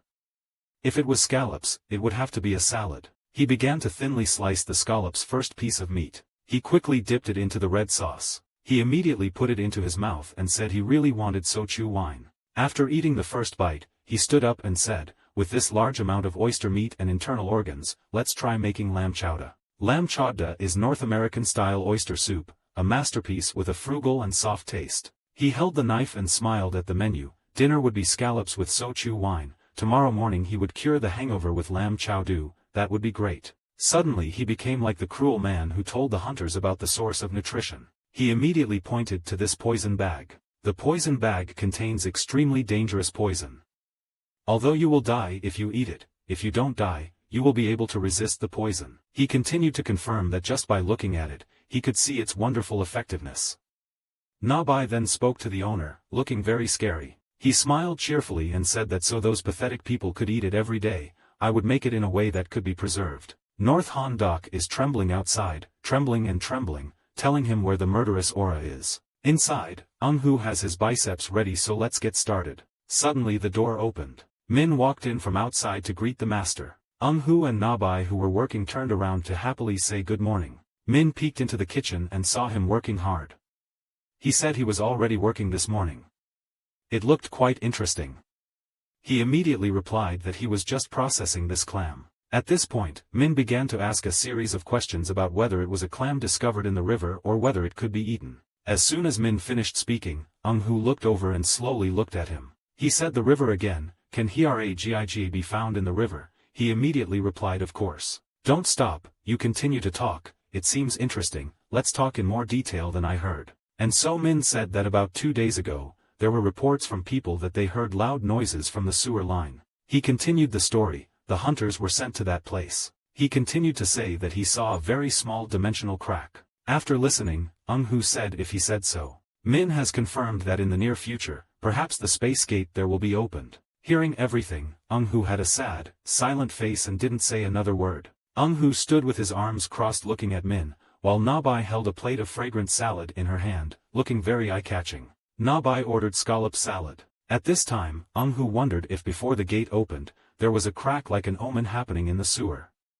Min replied, "That's true." He explained the answer in detail, because he did not know that the situation would change at this moment, so a special response team was sent there. After listening, he told me why I haven't seen Bak Han-dok lately. Min held up a piece of scallops and exclaimed, "You really have great ability, you cut it so thin you can see through it." Hu turned around and asked how to chew well. "Do you want to dip it in vinegar, or kwasabi soy sauce?"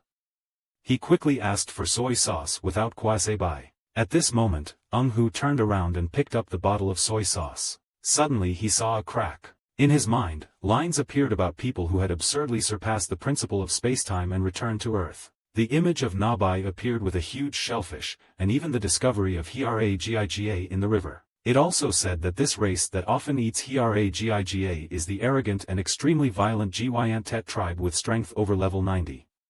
Surely this crack is related to them. There was still a bottle of soy sauce in his hand, and his mind continued to think that this was too strange to be considered a series of coincidences. Hu lifted the bottle of water off the table and said with an angry face that he didn't know what to do. He sweat-dropped and wondered if it felt like it was him. The scene changes to an extremely dark place with only light from an extremely wild light bulb. Bak Han-dok looked unhappy and said he really couldn't stand it. The assistant Dihun next to him asked him to leave. He couldn't give in. He said this couldn't really be changed. "Listen," the assistant explained in detail, "if you can't write a resignation letter because you're lying in your sleeping bag complaining like a bug, then I can write for you at any time."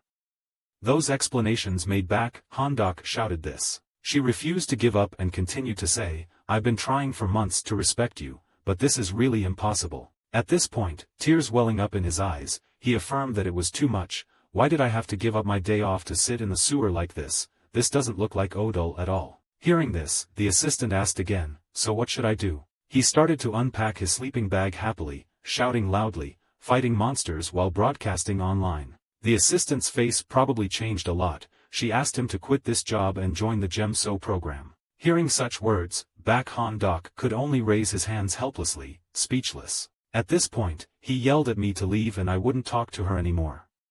Those words made the assistant angrily grit her teeth and think that she was childish. She started to freeze. She stared at the wall. While looking at her, I thought that Han-dok's words were right. How long do I have to wait here? For a moment, I turned my eyes to the back and continued thinking, but still, people in the military had to do guard work these days. Suddenly she was about to reach out and touch him and asked him to quickly go up and call the shift team down. But suddenly there was an earthquake that made everything shake. She turned around in panic as if she saw something very scary. There was a time when a blue vortex appeared in front of her, making her turn pale and shout about the emergency situation. The soldiers of the army slowly began to rush forward. At this time, Bak Han-dok stood up, holding a gun and shouting, "Damn it." The new assistant girl came in sweating and called out to the gate level. The current gate level is about to be broken. Seeing that, she confirmed that the device was broken. The whole sky seemed to be collapsing and the helpless limb was screaming S rank or higher. Right after that, she covered her face and sadly said she couldn't judge. Not long after, she knelt down and stared dumbfounded at what happened before her eyes. Will this city disappear without leaving any trace? The soldiers standing outside also sprayed glue, not understanding what was happening before their eyes. Seeing her so sad, Bak Han-dok immediately approached and patted her shoulder to comfort her. He quickly spoke before it opened wide and someone had to go in there. He continued to give emergency instructions when a crack arose. Not stopping there, the two happily agreed to use the crack stabilization device to prevent the expansion and hold out until reinforcements arrived. Gaining momentum, North Han-dok requested that we now need to temporarily stop it. Hearing that, Dihun turned around and slapped his hand, telling him that the attack team would be more capable. Bak Han-dok smiled brightly and replied that Min wouldn't be here. If it wasn't for Min, everyone would only hinder me. Having finished speaking, he brought the gun close to Dihun's shoulder, making her face scared without a trace of blood. He held his hand tightly on her shoulder and told me he would take the stabilizer and go in there to adjust the crack. She just faltered, but Dihun's eyes now only showed the image of Bak Han-dok, who was talking carefully. He continued to explain that on the outskirts of Chandonggung Street there was a Hunter restaurant, so he explained the situation to the owner and then brought him here as quickly as possible. Yes, Dihun replied. He happily advised Dihun, say my name and ask that person to come help me if I want to live, that's the only way. Suddenly he yelled at me to go quickly, that was an order. She raised her hand to obey, I knew it. After speaking, she turned around and ran away quickly. He took a cigarette and clamped it to the end of the gun. But unexpectedly, the cigarette automatically fell out, making him say, damn it. The soldier saw that and gave him another packet of cigarettes and happily asked back Handok if he looked cool today. He turned around, everyone was recording, right? Everyone was happy and laughing, that's true. I asked you guys to just catch the guys who jumped out of there. Having finished speaking, he ran and told me to leave. Immediately, he turned and rushed towards the blue vortex. Everything became like chaos. The soldiers were highly focused and shot, building a barrier. If they were pushed back, it was over. Suddenly a group of bats appeared along with a giant monster. The soldier, concentrating hard, said he didn't stop at all, reloading. At this moment the soldier knelt down, panting. Suddenly he looked up and was extremely surprised. The giant monster was already standing in front of him, waiting to fight. It started swinging its arms out. Start attacking the soldier's shield, Mom. But someone pulled out a sword. Hu slashed continuously so fiercely that the monster no longer knew how to resist. The toes of his shoes began to touch the ground. Seeing this, the bats could only panic and fly away. Having finished his work, he put away the sword. He stood there frozen without saying a word. The soldiers could only stare at him with wide eyes, they admired him so much. At this time, he raised his sword to show his performance. The monster and the bats were lying on the floor. The soldiers only knew what to say, what is going on? Hu was still holding the sword and standing on the corner of the wall looking at him. Suddenly there was a gust of wind blowing. That wind brought smoke and dust to attack the soldier. Suddenly there was a voice, as if someone had just been there, confirming that the monster had been destroyed, observing the videotape, confirming whether a monster had escaped, military doctor.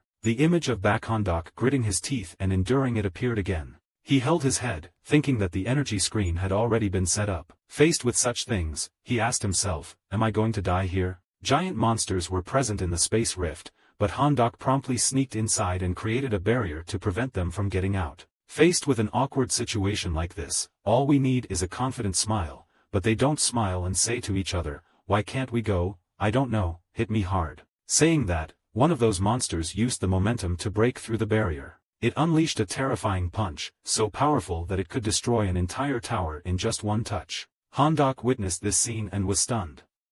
Perhaps he had never seen such terrible power. In a panic, he silently whispered, using his bare hands to attack the energy screen. It didn't stop there, one after another began pounding on the curtain, making it difficult for it to stand. Handok held his head impatiently, begging the savior he was waiting for to quickly appear and take care of them. The sound of collision still did not stop. A rock from the impact was thrown in the direction of Handok. The shadow of that giant rock caught Handok's attention.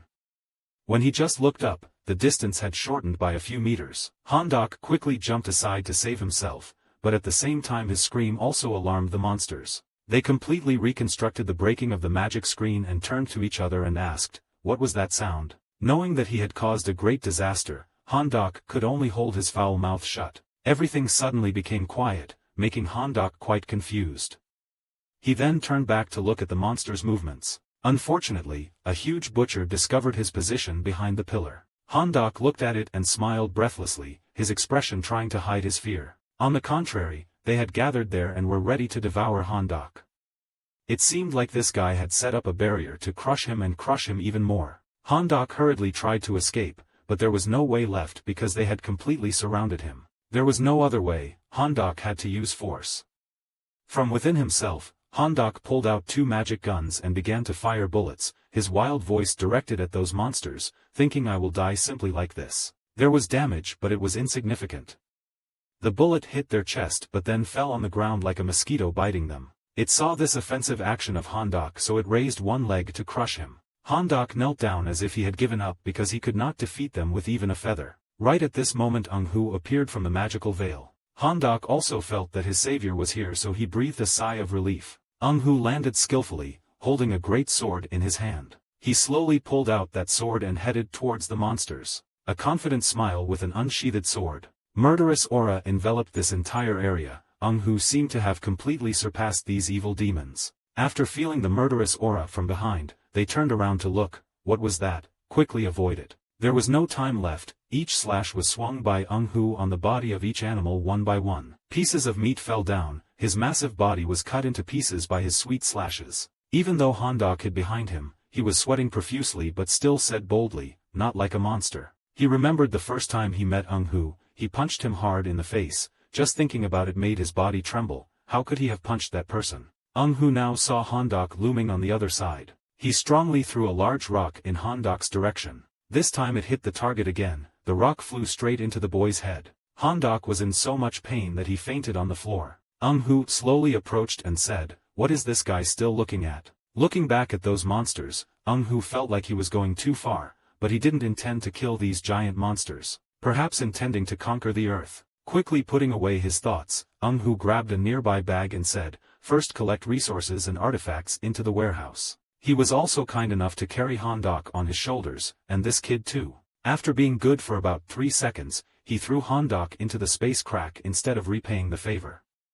If he threw him gently, the hunters would know and bring him back. That's it. Returning to Hu's restaurant, Nabai's scream echoed around every corner, "Master, save me." It turned out that the customers who came to the restaurant were fascinated by its cuteness. They competed to pat its head, hold it and praise it. "The kitten is so cute, look this way, let me touch its front paws." Hu returned from the battle and was threatened with being sprayed with glue. Nabai saw him as if he saw gold and immediately signaled. "I said, didn't you hear me?" He replied, "If I leave you alone, this will happen." Having said that, Hu went to help. He cleverly reminded them that, "Sorry, this cat is our employee." A girl wearing glasses in the same company as Min and Hondok saw him and quickly pulled his hand back and questioned, "Are you the owner?"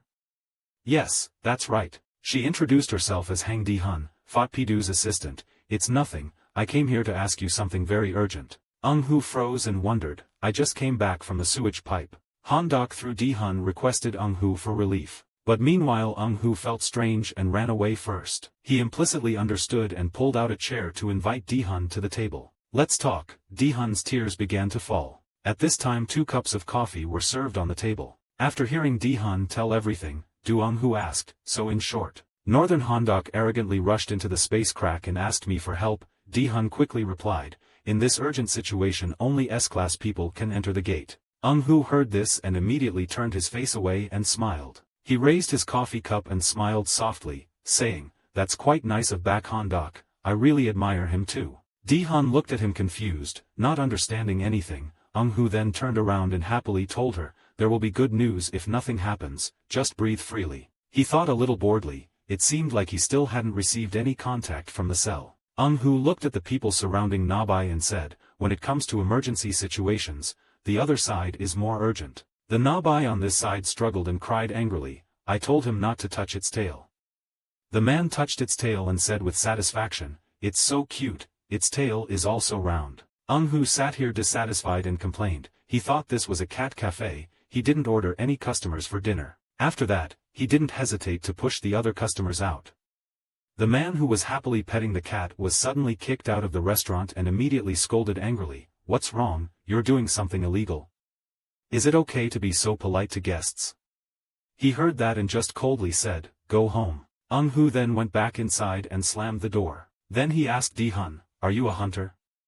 She heard that and immediately replied, "Yes, although I work in an office, I am already a fake awakener." Hu gave a cunning smile and said, "Great hunter." He rubbed Nabai's head and told him to rest while telling Di-hun that he had to eat when he came to the restaurant. She heard him say that and quickly waved her hand in panic and said, "No, in the current situation, we can't sit and eat."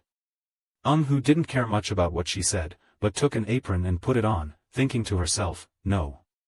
I've already said it all." He clenched his hands into fists and frowned, wondering why there hadn't been an increase in hunter customers these past few days. Hu knew that even if it was effective in developing ability, the fault was due to the bad taste and not making the body feel the effect. He was now starting to calculate the plan in his head, but the healing foods reaction was not bad, very suitable to attract the attention of tired and hardworking modern hunters. So first of all, there needs to be a bait product. Thinking of this, he walked up to Di-hun and slammed his hand on the table, startling her. Hu then asked her, seeing that she has been showing signs of a cold lately and sometimes feels chills down her spine, right? Di-hun also answered honestly, lately I've been working overtime and sleeping in the sewers. Before she could finish her sentence, he looked around her body and made his judgment. It seemed like she had a cold. Because she was working too hard and thinking too much, her neck and shoulders were also cold. Di-hun. At this point, I was confused and asked, please tell me this is a restaurant, right? Why does it look like a pharmacy to me? Eun-hoo turned around and went inside and happily said, I have a menu for people with colds, please wait a moment. Di-hun looked at him skeptically and thought, selling drugs. Eun-hoo went into the kitchen happily tapping the spoils he collected from the giant monsters earlier. Di-hun on the outside was biting his finger but inside he was extremely worried. How come he didn't seem rushed after hearing what I had to say? If Baek Han-dok asked him, he must be a very strong person. She took out her phone to look at it and speculated that there had been no contact from the cell. The space gate had opened, meaning someone had already solved the problem. Thinking of this, Di-hun immediately turned his head. Looking at Eun-hoo doing something in the kitchen, she thought he must be the one who solved it. At this moment, Di-hun reminded himself in his heart, giving basic instructions on how to deal with the R1 fake turtle, be careful like dealing with a bomb and be respectful as a human being. Eun-hoo held the plate of ingredients and happily asked, you finished thinking about it now, right? Di-hun didn't answer him but wondered, eating is probably just like instructions, right? Eun-hoo poured the ingredients into the pan. Then add oil. He took the soup spoon and stirred the food well. After that, he had a bowl of delicious meat in his hands. Di-hun looked at the dish in the bowl and asked, it looks so delicious, did you use clams to cook it? Eun-hoo continued to pour the meat into the pan. At the same time, he also replied to her, yes, this is soup with clam meat. Di-hun then wondered why this clam meat was so big. He happily asked her, it's called harajagad, have you ever seen it? She heard that and replied confused, I live in the city so I'm not familiar with seafood. Now she looked at what was inside the kitchen. Di-hun adjusted his glasses and wondered in confusion, wait, isn't that a clam monster? She stood up in panic and banged on the table. Her face was covered in cold sweat but in her heart she was extremely scared. Was this crazy guy feeding her monster meat? Seeing Di-hun Eun-hoo's reaction, he immediately asked, what's wrong? She turned pale and said, it's nothing. I won't eat anymore. But then she suddenly realized a problem. The false return was like a bomb. If she refused, it would be over. Di-hun thought about the scenario of the whole city exploding when she refused Eun-hoo's food. It turned out that all this time it was just her imagination.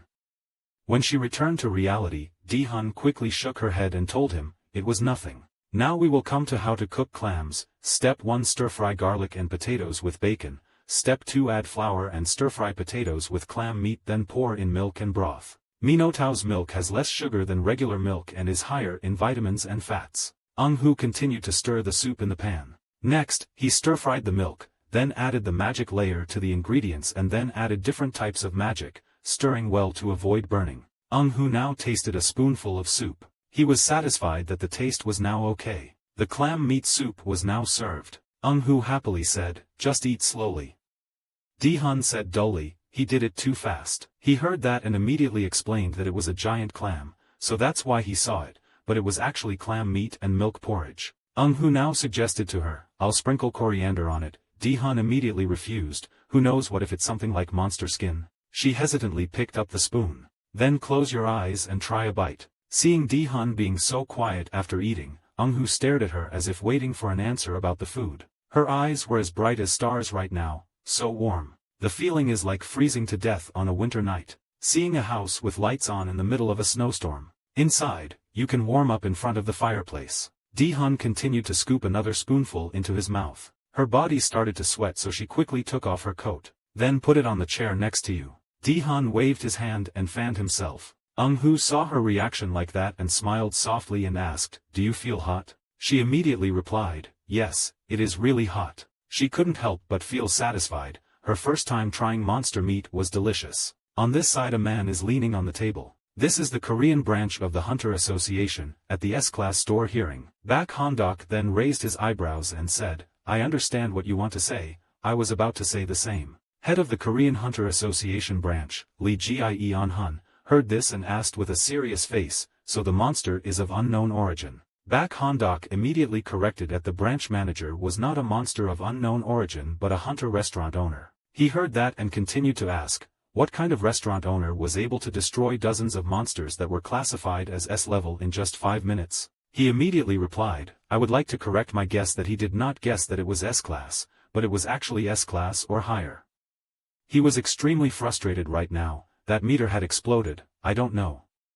How many times have you asked? Lee Jie-Hun saw Bak Hondok's attitude and immediately became dissatisfied. Is this kid teasing me? He then adjusted his tie and said, then I ask again about the fake regression number 21. Is it true that the host of the brave warrior who destroyed dozens of S-class monsters is true? Bak Hondok yawned dejectedly and replied, I told you I saw it with my own eyes, but if you still have doubts, just pretend that I caught it. Seeing that he was impatient to answer him like that, Lee Jie-Hun put his hand on his forehead and said helplessly, do you know that this is not normal? Bak Hondok calmly replied, no, I don't know. Hearing that, he exploded and shouted straight at him. All the people with unfathomable power were in the city center, but this happened here. Is this normal? Bak Hondok then happily asked him back, but the branch chief, think carefully, until now there are still people with unfathomable power that have not been discovered, right? He continued to ask, as soon as he arrived on Earth, he registered to become a fake reincarnator, right? Lee Jie-Hun hesitantly replied, yes. North Hondok added another question, if there are people who don't. If you want to become a pseudo-regressor of the association, it's normal that we can't meet you, right? After hearing this, I can't refute anymore. North Hondok finally came to the conclusion, so what, there's nothing wrong with a person with the power to open a restaurant, as long as he's someone who doesn't do bad things. Then he slammed his hand on the table hard. His expression turned cunning, so this fake reincarnation was exactly that type of person, that, Lee Jie-Hun wondered what that was. Bak Hondok put his hand on his chin and smiled. No one had to be embarrassed about this, a decent person would never think of hiding. He leaned against Lee Jie-Hun's desk and reassured him, such people are not enemies of the country, don't think too much, Lee Jie-Hun said angrily. Things in this world cannot be divided into just enemies and allies. He frowned and added, if we encounter a problem, I cannot completely trust such people just because they seem honest, because this is a matter related to the safety and life of people. People. After listening, Bak Hondok smiled and replied, who said it wasn't? After all, people higher up or at the same level as the branch chief will make their own judgments. He happily turned to tell the secretary, after all, this is the judgment that the current key employee made, because this is important, please underline it, secretary. Lee Jie-Hun took out a towel to wipe his sweat. In his heart he was extremely angry at North Hondok. This damn kid, don't think that I will let this matter go with just a word. He didn't know what to do about this at this time. Like other countries, they messed up with a fake regression that shouldn't have been messed with, and as a result, you can't let that person blow this country up.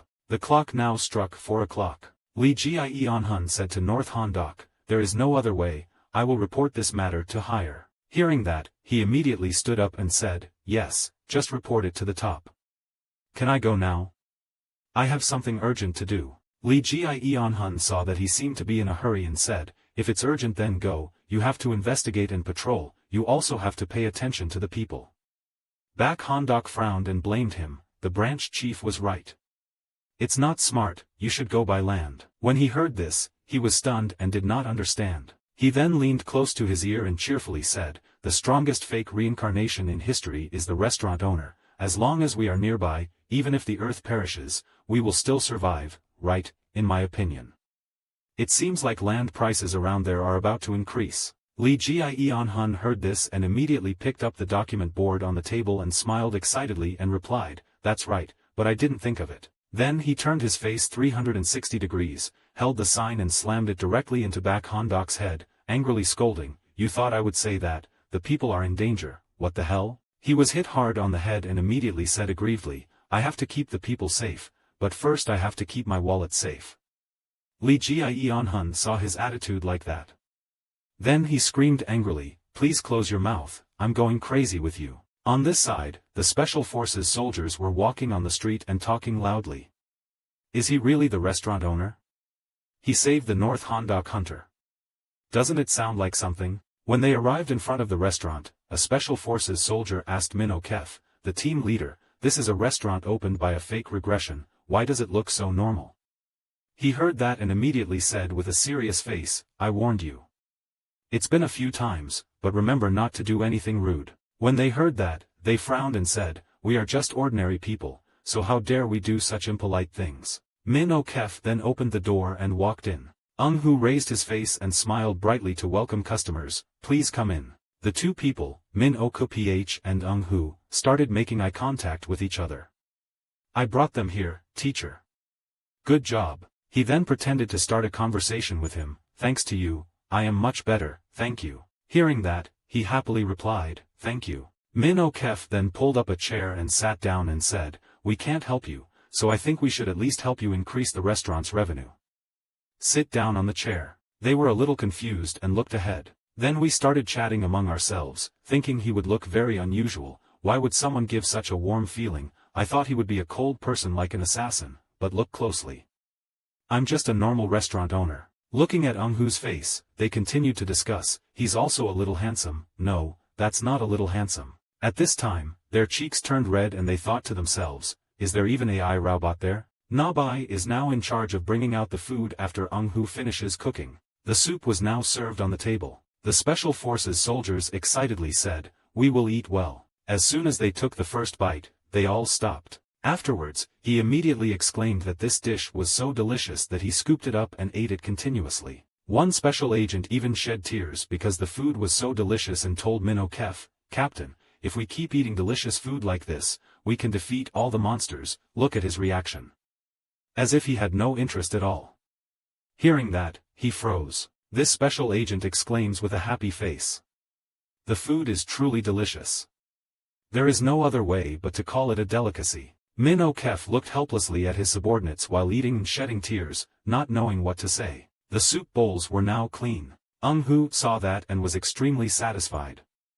Okay, there were 5 new advertising staff. Now they will return to base and introduce their restaurant. Then other people will also be curious and come here. He smiled happily and looked at the special agents in front of him, thinking, first of all, he had to slowly get rid of the mentality of rejecting cooking ingredients as monsters. Hu's expression became more and more deformed. He smiled cunningly and thought to himself, if they realize it, I will make their bodies unable to eat these delicious dishes. Inside the restaurant, someone shouted triumphantly. Amid the sweltering heat of the inner city, Hu, wearing a serious outfit suitable for the weather, walked among the crowd. He covered his forehead with one hand, raised his eyes to the sky and lamented, just now it was cold but now it's so hot. Hu's unusual clothes and strange words immediately attracted the attention of others. He realized that he had said something wrong and smiled awkwardly, saying, I know, I'm also hot. He smiled bitterly and opened his phone to check.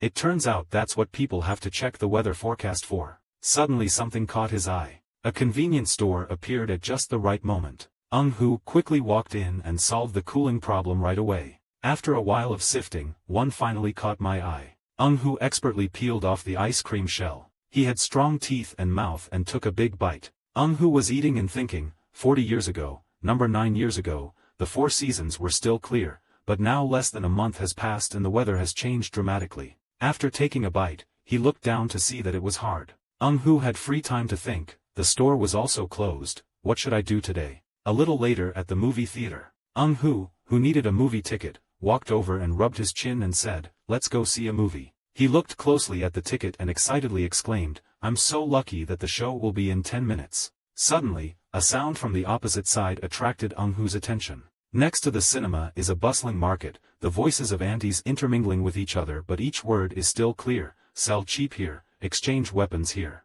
Hu realized it was a second-hand market but he also seemed to discover something else. At another toy stall, Hu discovered that his colleague was forever playing with a new friend, Nabai. He smiled and silently praised him, he's already made friends, he seems to be a little girl. When he opened his phone to check, Hu was startled to discover, my gosh, it's time, the movie's over so I have to go ask. Not paying much attention to Nabai, he immediately entered the movie theater. In the middle of the bustling crowd, a small girl appeared. Originally traveling alone, she didn't have much fun, but suddenly she discovered something that made her face happy. A gray cat standing in front of the grilled skewer shop let out a bewildered sound and wondered, meow, what kind of food is this? Little Unha exclaimed excitedly, fat cat. Unha shyly loomed behind Nabai and thought to herself, so cute, I want to be close to the cat. She rubbed her temples with her hands and began to think about what to do, if it were her mother. Remembering my cool mother once said, friends aren't scary at all,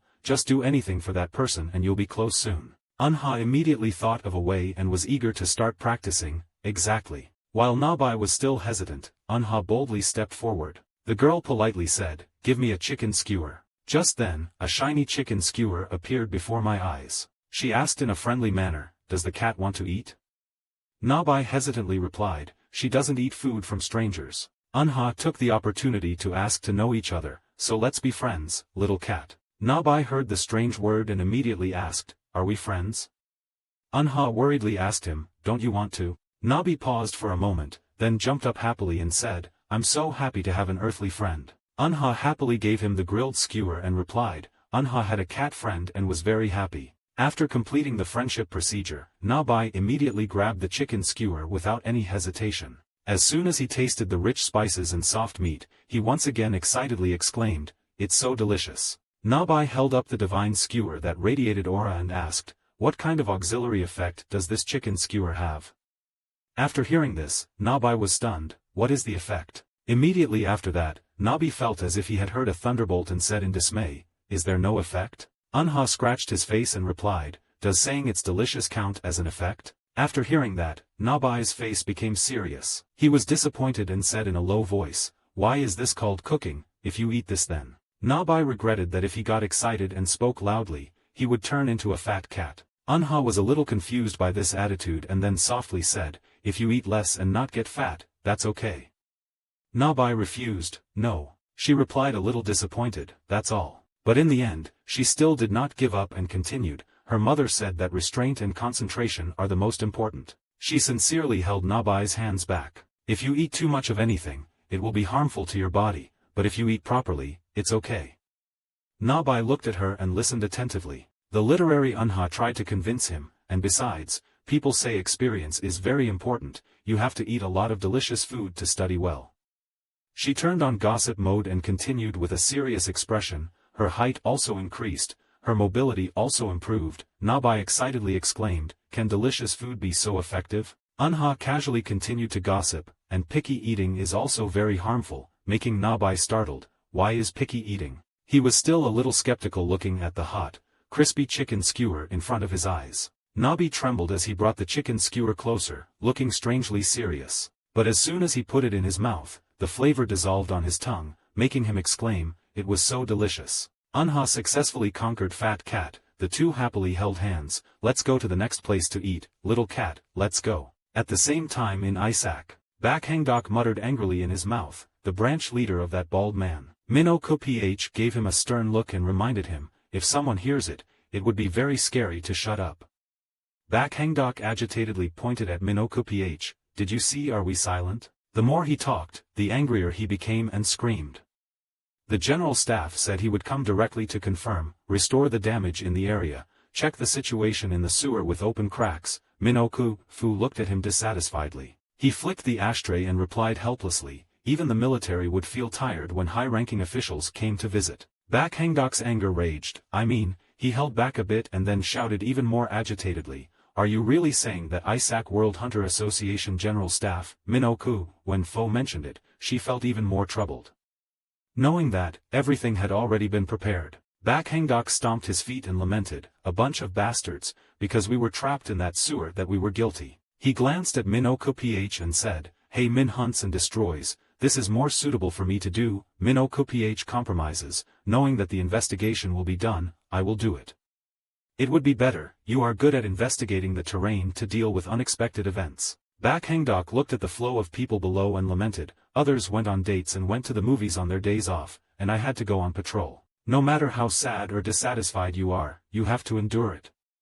Bakhangdok sadly deployed the stealth technique. Minoko PH looked back at the task force behind him and ordered, "Let's go too." The basement is lit with light bulbs, making the quiet space a bit gloomy. A pair of boots made a clacking sound on the concrete. The figure of Minoko PH was alone facing the group of criminals holding guns in front of him. He looked at them and frowned uncomfortably. Minoko PH put his hand in his gun pocket. The light bulbs that were still standing still were suddenly shaken by a horizontal force. The trembling group of inexperienced criminals simultaneously dropped all their anti-V weapons. All of them were hit, but the shots were carefully aimed to avoid falling into danger. Minoko PH sighed and looked at them. Right after that, his side's task force also arrived, and Minoko PH was tired and lamented that these insects could not be defeated. Later, all the prisoners received a large number 8 bracelet. Minoko PH looked at them contemptuously and said, "You criminals blinded by money, do you know how many people have had to sacrifice to maintain current cultural standards?"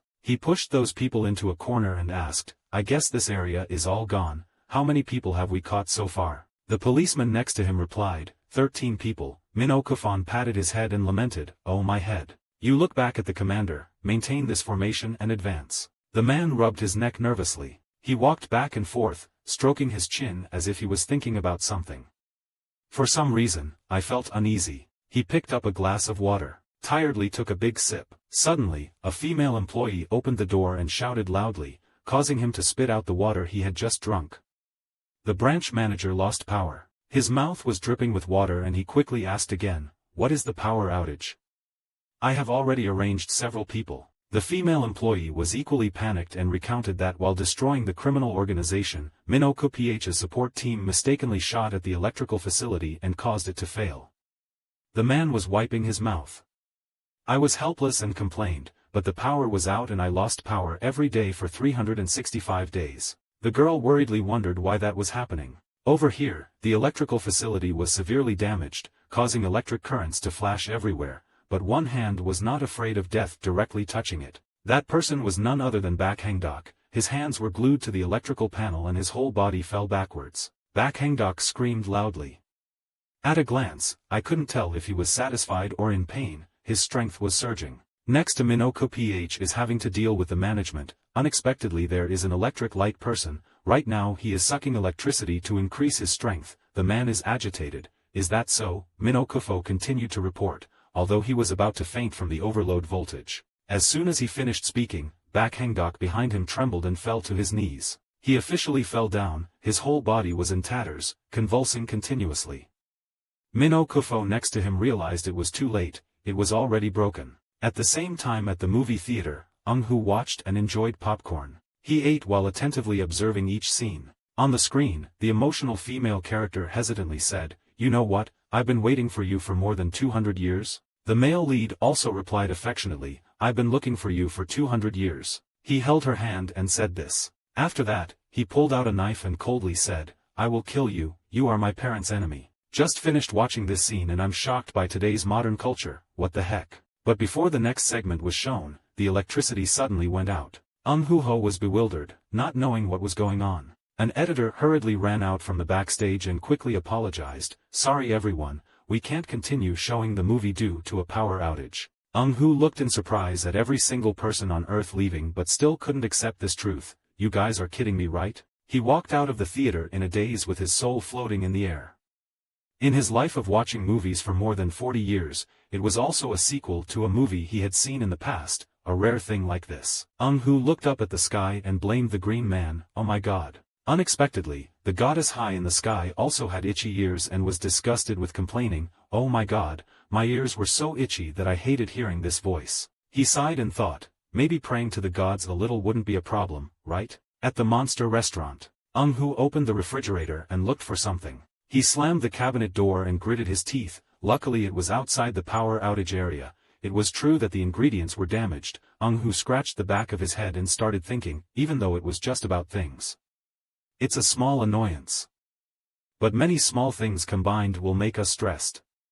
At times like that, we have to eat to relieve stress, he thought as he started to get the tools, and then the bin maker, Sue, appeared before his eyes. Eung-hoo held the machine in his hand and happily said, "The penguin-shaped binsu making machine, I miss it so much. Right when the weather starts to cool down, let's make binsu to eat." Binsu for Koreans is mainly red bean binsu with some jelly and cereal added on top of the red bean layer. But what I remember is, thinking about this, his eyes were filled with sadness. Binsu wine that my late grandfather used to eat. Soo Seung-ho regained his composure and happily said, "I promised myself that when I grow up, I will definitely taste its taste. Now I'm grown up, right?" Standing in front of the machine filled with the promise of his childhood, he rolled up his sleeves and enthusiastically started it up, "So let's try it out." He began to take the first steps, adding sugar, using magic to coagulate the milk, and then putting it into the penguin binsu maker. Then pour some condensed milk on. Hu carefully cut each strawberry in half. He happily glanced at the cantaloupe next to him and his mood became more relaxed. This is the fruit Min gave me, right? Seeing it call me teacher and follow me is truly amazing. Start approaching the final steps of decorating, putting fruit on the binsu and then the most important thing, wine. Hu started groping inside the space door.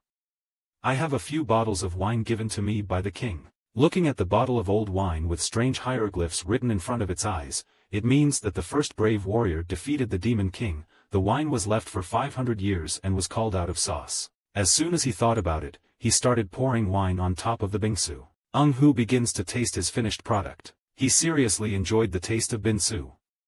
The spicy taste of wine and the coldness of binsu went very well together. It tasted like it was frozen but also like it was melting in his mouth. He let out a satisfied sigh. It turned out to be this person. Hu shook the spoon and thought about the taste on the tip of his tongue, the taste of hot wine that burned the skin, the taste of cool ice that refreshed the spirit. Now I understand how he felt when eating it. Now that I understand, that means I'm an adult now, right? There was a noise outside the door. A cat's paw peeked out and pushed the door open. I was home. As soon as the door opened, Nabai and Unha appeared. Unha politely bowed his head in greeting. Please excuse me. Hello, the power is out right now, so can I take a break here? Hu replied politely while thinking, okay, it's okay, just rest. This kid is so polite, isn't he? Even though it was a holiday, this was a guest brought by Nabai. He softly asked if you two wanted anything to eat. Nabai and Unha looked at each other as if communicating. A moment later, the two turned their eyes towards Hu as if expecting something. Hu turned to look at the binsu behind him. He continued to puree the ice in anticipation of Nabai and Unha. This time I won't add alcohol because the children are still young. Another morning at the restaurant. The tired silhouettes of two names Bak Hangdok and Minoko PH appeared. Hu reluctantly greeted, good morning. Minoko PH with a gloomy face dragged Bak Hangdok away and muttered, if the branch chief knew. So let's put it all aside. As soon as I finished the sentence Bak Hangdok without any resistance, I fell down on the table. Hu looked at the two people with two different energies. One was sullen without any strength, the other was burning with murderous aura. He silently scolded, both of them were crazy. Hu stroked his chin in thought, so when he heard that a high-ranking official was coming to inspect, you guys went to wipe out most of the criminal organizations. As soon as I looked up, I saw the two people continuing to fight. The people at the scene sitting around and enjoying the benefits didn't do anything. It's funny, so there's a lot of work underground to capture those weak organizations. He put his hands on his hands and sighed sympathetically. If he followed the army, the division commander would have to clean everything up when he came, so in the end he didn't come, which is worth being upset about. The two people who were still fighting suddenly heard sympathy and jumped up. That's it, business is weird, yes there are more important things. Bak Hangdok said sadly, so please give me something delicious to eat today, forget about this guy's fiery steak. Hu sighed, talking so long turned out to be asking for food to calm down his anger. Okay, today I will cook something delicious. At the Space Rift Management Department. This bear is the Beastman Peter who fell to Earth due to being caught in a crack. He is very focused on researching something. Suddenly someone walked over and put down a stack of documents. This unexpected movement attracted Peter's attention. Assistant Dihun stepped forward to introduce, I received instructions to support the work of the Department of Temporary Water Show Management. Pero politely replied, thank you. Suddenly something embarrassing happened. Pero's stomach suddenly growled. Pero shyly explained that the food on Earth doesn't suit me. Assistant Dihun listened attentively. Isn't that because of the hard work? Peter shook his head and answered honestly, even if the work is hard, it still has meaning, it's okay. Dihun complimented with satisfaction, I like your honesty, if our Mr. Bak Hangdok could be half like you, that would be good. Pero cleverly replied, I think Mr. Bak Hangdok is working very hard. Dihun sighed deeply and said, if he heard it, it would be very scary. Don't praise too much. After hearing it, Pero also suffered from this strange mentality. It's not because of the hard work, anyway. Dihun conscientiously asked, it seems like the food is not suitable or because cooked food is difficult to eat, do you prefer to eat raw food? Pero spoke while absent-mindedly sketching, I tried raw food but it still didn't suit me. Dihun was also busy thinking about his subordinates' matters.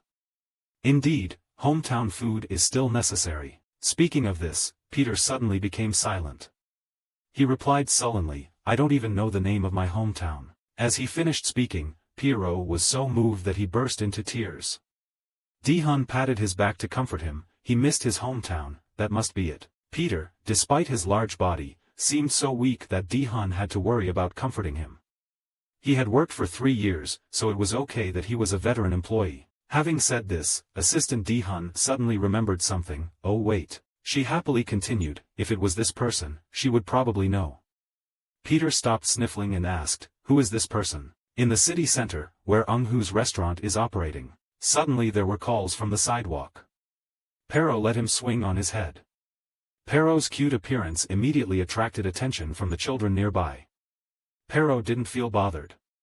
It's complicated, but I gently remind you that you can climb up, but if you fall, you'll get hurt.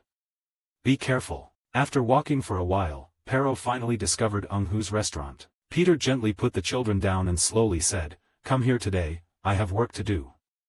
The children below whined regretfully. Peter couldn't bear to see the children sad, so he gently said, tomorrow I will come to play. As soon as he finished the sentence, he immediately regained the children's spirit. The children went to another place to have fun before leaving and didn't forget to say goodbye. Peter, let's go, he also enthusiastically replied, you guys go carefully. Peter lifted his glasses and looked carefully, it seemed to be here. He stood frozen at the hunter's restaurant. A moment later the door was opened by someone. Eung-hoo happily greeted, is it Mr. Pero? I have received the message. Eung-hoo is not the type of short person, but standing in front of Peter, he is extremely inferior. He said a little awkwardly, I'm sorry, I said this a bit rudely. He suddenly said something like that, making Peter look bewildered. Eung-hoo also awkwardly replied, Mr. Pero cannot come in. The words he said immediately made Peter deeply hurt. Eung-hoo panicked and quickly explained, it's not true, it's just because of his hair, that's why. Peter shyly bowed his head and said, I misunderstood. A moment later, Peter appeared in the backyard, bewilderedly looking east and west. The girls standing inside the shop were constantly excited. They were so cute. Would they like to drink she tea? The two continued to chat excitedly. Stupid people probably like salmon, what should they drink when they're a white bear, but it's a white bear and they'll definitely like to drink sheetin. These words also accidentally fell into the bear's ears. White. He waved his hand to show refusal and thought to himself, I don't like drinking carbonated water and sugar, everyone keeps giving me those things so I get bored, but I like salmon. The girls inside saw this expression of rejection and became excited and cute. A moment later Eung-hoo suddenly came out and gave Pierrot a glass of water as an invitation, startling him. I heard Ms. Di-hun say that he missed home, was it true? Pierrot was startled and replied, yes. That's right. He sadly told me that lately I've been crying all the time because I'm always moody. Eung-hoo also sighed deeply, a typical sign of homesickness, and there was nothing anyone else could do. Just remembering Di-hun made him feel angry and silently scolded him, but he also told me to cure homesickness. Is this a universal psychology consulting office or something? He sat down friendly and said, okay, the usual treatment is eating, I will try to cook for you myself, I think the ingredients on earth are not very rich. He thought for a moment while Peter remained sadly silent. Eung-hoo rubbed his forehead, in the world I used to live in, there were beast men called bears, but they weren't of the same species as Peter. That was the beast man Urit, that was a warrior summoned to Tara from this world. They are very ferocious and violent, with a ferocious temperament that destroys everything, not anything cute. Looking at Peter in front of him, Eung-hoo immediately shook his head to clear his mind of the thought that this gentle and understanding bear could not be from the Urut tribe. Eung-hoo stood up and chatted to break the quiet atmosphere. Let's eat something first and then talk. A moment later Nabai quickly walked out, pushing along the cooking utensils. This soft, thin feather with a bright red metallic sheen is a phoenix feather, and this green herb sparkling with divine energy is the leaf of a 1,000-year-old Ganoderma tree, and the material below is Phi Long's wings. Eung-hoo looked at the majestic ingredients he had prepared and was satisfied that he would conquer Pierrot's taste buds. This should be enough. But 3 long hours later, Eung-hoo sat in a corner. Just looking at it was enough to understand the results of cooking. The 3 of them sat in one place in the middle of the increasingly changing sky, making the atmosphere even more indescribably quiet. The 3-hour cooking session did not bring any excitement to Peter. The 3 sat in silence, but Eung-hoo began to think of another way. He was tired and absent-mindedly complained a few words, I made so many dishes like this, but why didn't you guys react? Pierrot felt guilty and immediately apologized. Hu knew he had said something wrong and immediately explained. There's no need to apologize. I just found it a bit strange. Surely I should have received feedback on one of these dishes. Peter sat quietly next to a pile of dishes and felt extremely guilty. He invited me to talk about his hometown, where I used to live in a small suburb. Pierrot looked up at the bright moonlight in the sky and silently reminisced. Pierrot understood, immediately put aside his own feelings and politely said goodbye. It was late at night, he had bothered you a lot today. Hu also felt sorry and politely replied, no, I'm still here. I feel more sorry for not being able to help you. Nabai suddenly stood up and stretched. It was time to go exercise. Then he suddenly exerted his strength and let out a loud, meowing sound. Immediately after that, Nabai skillfully swung his blow into the air. Pierrot lifted his glasses to observe and wondered, what was that cat doing? Hu laughed and replied, he was deliberately wasting his energy, he belonged to the Aro warrior clan. Bundle. Pierrot suddenly looked at the small body in front of him and asked, the warrior in him is so small and cute. Hu smiled and agreed, that's right, right? Nabai was full of energy and ran everywhere, making people like Peter, who was buried in office documents, look dumbfounded. Hu also seemed to have an idea and was struggling in the kitchen. Nabai jumped up high and kicked through the sparkling moon, making Pierrot admire and humbly exclaim, he looked so happy. While Pierrot was still bewildered, when did Hu appear from behind, he spoke, sometimes you also have pain, right? If you think it's okay, then run with Nabai. Pierrot shyly stammered an answer, I'm not sure anymore, I only work and read books so I don't know if I can run like him. Hu put down his bowl and plate when he finished listening and suddenly stopped for a few seconds. He turned around in surprise to look at the species in front of him and asked, for the past 3 years, you only worked and read books, didn't you exercise? Pierrot was embarrassed and then honestly replied, yes, is there a problem? Seeing his calm attitude made him even more surprised. Of course, Pierrot is a beast. He seriously explained, no matter how much a human animal acts like a human, you must not forget that half of you are an animal. If you forget your natural behavior, you will get sick. After hearing this, Pierrot was so panicked that he stuttered and asked, are you sick? Hu bluntly pointed at his flabby belly and said, the disease is called weakness, that protruding belly is the proof of that. The words that just came out were like lightning hitting Peter's ears, making him unable to react.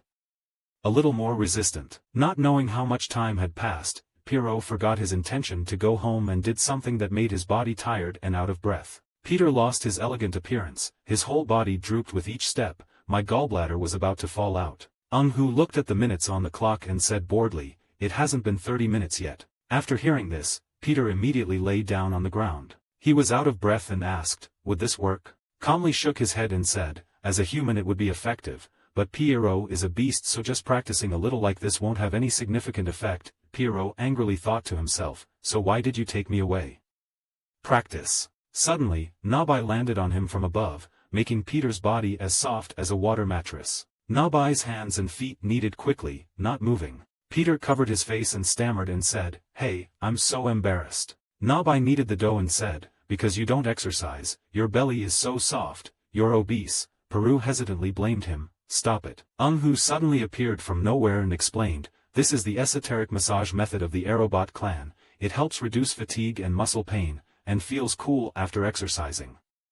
XA will help burn twice as much fat. Pierrot was startled by its effectiveness, is it that effective? Looking at the stupid bear in front of me, I secretly felt unreasonable, I didn't see him being wild at all. Suddenly an idea appeared in his mind. After thinking about it, Hu immediately started working.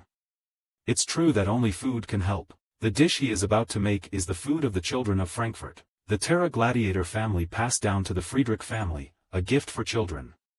Gladiators differed from knights in that they considered winning the battle to be the most noble thing. If a family gives birth to a child who does not like to fight, it is equivalent to breaking up. So the Franciscans gave the baby special food for children. Attack all, it has the effect of increasing energy and arousing the spirit of competition. As an educator this method is not positive at all. But learning this is not a waste. Hu started dividing the meat, the main ingredient is Fitridan wild beef from the thigh meat. He began to carefully select several knives in front of him. After choosing 2 satisfactory plants, Hu relaxed his muscles and began to practice. The most important thing when cooking this dish is food for children, the most important thing is to say it so that children can eat it. Hu raised his hand and prepared to strike. Immediately each knife quickly swung down, so first I would chop the meat. With this speed and slashing force, the meat was crushed in an instant. He sprinkled pepper to increase the spiciness of the meat and then skillfully rolled it into large balls. Immediately after that, 5 parts of roasted meat were created. This is a dish that anyone can make, not a secret family recipe. He used magic to cool the meatballs and laterets. Then, around the meatballs, a faint source of magic was emitted. The magic originated from the ice dragon. The basic thing about this spell is freezing. It will maximize the effectiveness of the magic's properties. Good. Looking at the plate of meat filled with bright energy in front of him, Hu said with satisfaction, "It's good." Looking at Peter's weakness, he had only moved a little and then lay down and fell asleep. Hu called loudly, "Pero, quickly try this dish." Hu called, "Pour whatever sauce you like on it." The eye-catching meat claws make Pierrot excited for a long time. "It looks delicious, thank you." As soon as he finished speaking, Pierrot immediately put the whole plate in to enjoy. As soon as the food is put into the stomach, it immediately has an effect. The effect is so great that it makes Peter's normally normal body state suddenly widen his eyes. He covered his mouth in discomfort as if he wanted to vomit. Nabai and Hu stood aside satisfied and waited for the results, preparing to go, and something fun was about to happen. It didn't take too long. In just a few moments, Peter revealed his fangs that he hadn't shown for a long time. The glasses fell down, revealing the bear's red, murderous eyes, its fangs and claws clearly visible, and the overall look was wild. Peter returned to his true nature and was no longer able to control himself, screaming, his hands beating his chest violently. Hu proudly set up a scarecrow and called out, "It's great that Peter is here." Peter just recognized the doll and immediately rushed to tear it to pieces. Hu was extremely pleased and applauded, calling out, very good, that's it, Nabai, prepare more." Nabai carried dozens of scarecrows alone but still quickly responded, "Oh my." The wild Pierrot had just torn one apart, but still not satisfied, he turned around to look for more prey. The awakened instinct caused Peter to reveal all his abilities, damaging 3 or 4 dummies in just one go. Another day has passed, the sun shines brightly to welcome a new day. Assistant Dihun laughed while eating, secretly admiring Hu's effectiveness in just one day. Today, Pierrot took sick leave. He walked over and calmly replied, "He is from the Uut clan, so he will be fine and will recover soon." Dihun has never heard that strange word, Uut clan. Hu is knowledgeable. Answer, is a famous warrior clan. Assistant Dihun politely replied before leaving, "Thank you for helping him. Pierrot just had a pain, but now he sleeps very well." She continued politely, "I don't know how to repay you." Hu asked in confusion, "There's no need to let Peru pay, right?" Assistant Dihun laughed and replied, "No, I am Peter's superior. If a subordinate owes anything, the superior must pay it." Hu replied heavily, "Is that so?" He decided to take revenge quietly, so she returned it, he said as he quietly opened the refrigerator door, making Dihun shiver. "Hey shopkeeper, why are you opening the refrigerator?" Having said that, he pulled out a plate of beef that had been used yesterday and had an indescribable smell. Hu still put on a gentle face and calmly said, "Don't worry about it being food, the worst thing is that it won't taste good."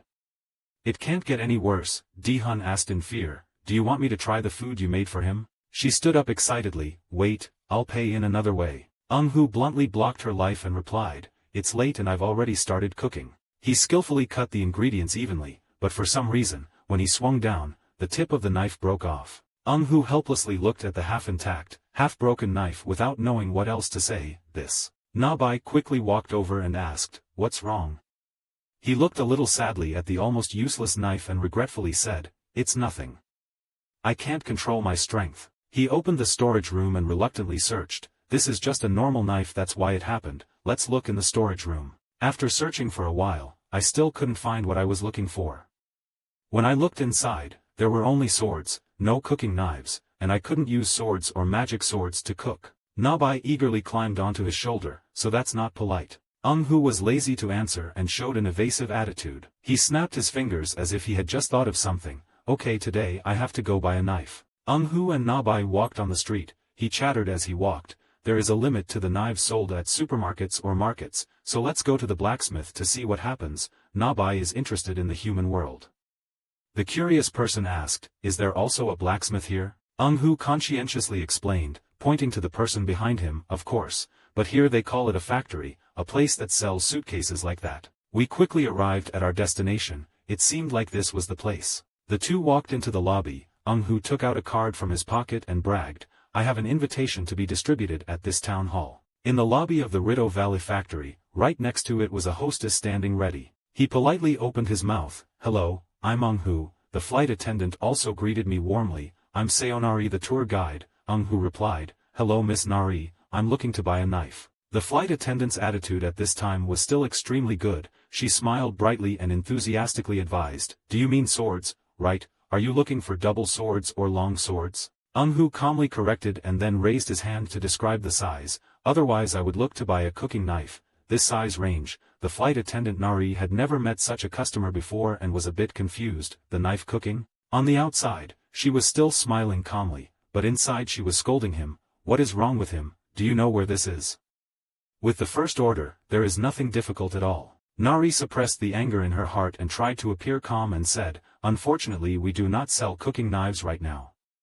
If what you need is not among the swords on display, you will have to order it made separately." Hu looked around and replied as if there was no problem, "So we will order separately." Nari pursed her lips in silent disdain. She spent hundreds of millions and told her to do it. She really didn't know anything. She put on a fake face and took notes. "Okay, so do you want to ask who the artist is who will make your order?" Hu still replied in a friendly manner, "I don't know anyone. Are there any artisans who are dwarves or elves?" Nari replied while holding the statistics table, "There is an artisan who is an elf." After hearing that he immediately replied, said definitely, "So I choose that person." Nari pointed in one direction and gave friendly instructions. I understood and invited him to go towards the elevator over here. All three entered the elevator. Nari pressed the button to select floor B25. While waiting, Nabai said a little gloomily, "Is it an elf artist? I don't like it." Hu wondered, "Is there something wrong with not liking it?" He sadly shared, "The goblin weapon hates me." Hu sympathized with him very much but had to accept it. It couldn't be helped. Dwarven artisans were picky about people and elf artisans found weapons that chose people. A moment later the elevator also stopped. Nari bowed and said goodbye to them. "We've arrived, please excuse me." The two of them entered the goblin's workplace. Hu said it was cold around but still walked in indifferently. It was too cold. Goblins refine metal with cold air, not temperature, while Nabai stood there. The side was already cold and shivering. Inside the room, as you get closer, you gradually see the silhouette of a personable girl diligently honing her weapon. Hu suddenly silently exclaimed, "A female elf." Because of issues of power and physical strength, the elf blacksmith family mostly only passes the profession on to boys. The girl, after concentrating on her work for a while, finally discovered them. He silently assessed, it seemed her talent was outstanding. The tired female elf stretched her muscles and opened her mouth. "Sorry, I was too focused," Hu politely replied, "because I said I didn't have an appointment, so it's okay." She approached and slammed the hammer down as if to open the meeting. The female elf rested her chin on the handle of the hammer and lazily introduced herself, "I am Alit," while he still maintained a gentle attitude and replied, "I am Hu, but this name Alito is boy's name, right?" She gently stroked her loose hair and replied, "This is the name I was given." Hu admired, "So she is the head of the house, then this girl seems to be more important than I thought." Alito warmed up gently on the spot and then began to discuss work. "Before accepting the order, I wanted to clarify a few things." She seriously held out a finger and said, "First of all, I'm not picky about your standards of character, but the baby I created is not like that." Alito continued to make requests. "Secondly, if the baby does not choose you, I will not refund the money and I will not give the baby to you." Hu has no questions or objections, which immediately nodded in agreement. Having said this, she immediately seemed to be reminding him why he should stop buying things here. "Third, I've been coming to Korea for 2 years but no one has been chosen by my baby." Nabai stood next to him and kept jumping up and down because of the cold, but after hearing it, he immediately said impatiently, "If he wasn't chosen, what else would he talk about?" Alita looked at Nabai with interest and reminded her, like what that cat said, "It's meaningless, so think carefully before ordering." Hu looked at her smug expression and was happy.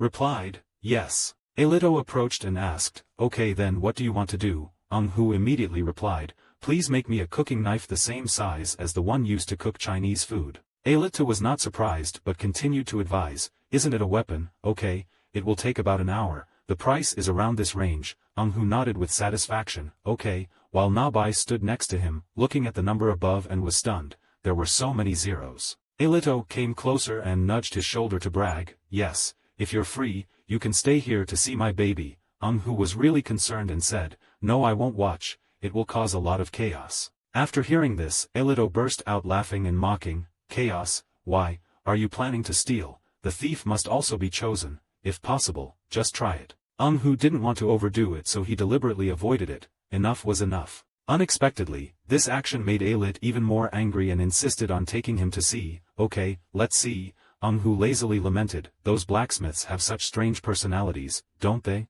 The two came to another strange room. Even though the inside was filled with weapons, it was very neat. The light above also emitted, making the room grand. Alito proudly showed off, here are my babies, in grandeur. Very right. While she was still so proud that she turned into Pinocchio, who was mentally preparing to be attacked, seeing the same thing everywhere she went, this time for the 6th or 7th time. Already, he said helplessly, I'll say it first, I've already refused and it wasn't intentional.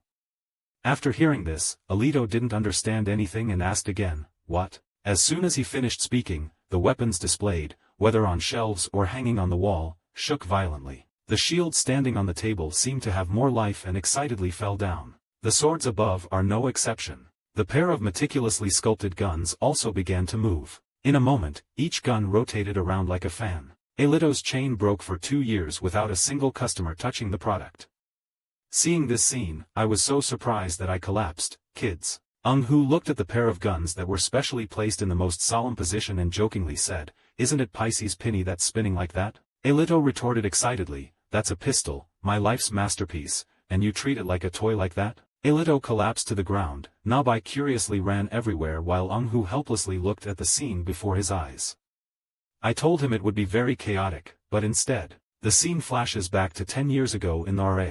In one room, a goblin soldier spoke up and said, I'm really going to show you this. It is the best masterpiece of my life, why not try touching it once? Suddenly his sword reacted strangely. It actually flew into Who's hand, which surprised him very much. Seeing that, his friend immediately laughed and laughed. The masterpiece was nothing special, it was really made by you. But I couldn't imagine that his orders would just fly into my hands. At this point, I could only laugh it off, it was just a set. This is repeated 6 times. Goblin warriors call the brave Who this, the one who kills goblin artifacts. Returning to the present, he was surrounded by countless weapons, as if wanting him to seize them. Even Alito's precious sword is the same. If you pull it, guys, look again, it's not this man. Is this womanizer really that good?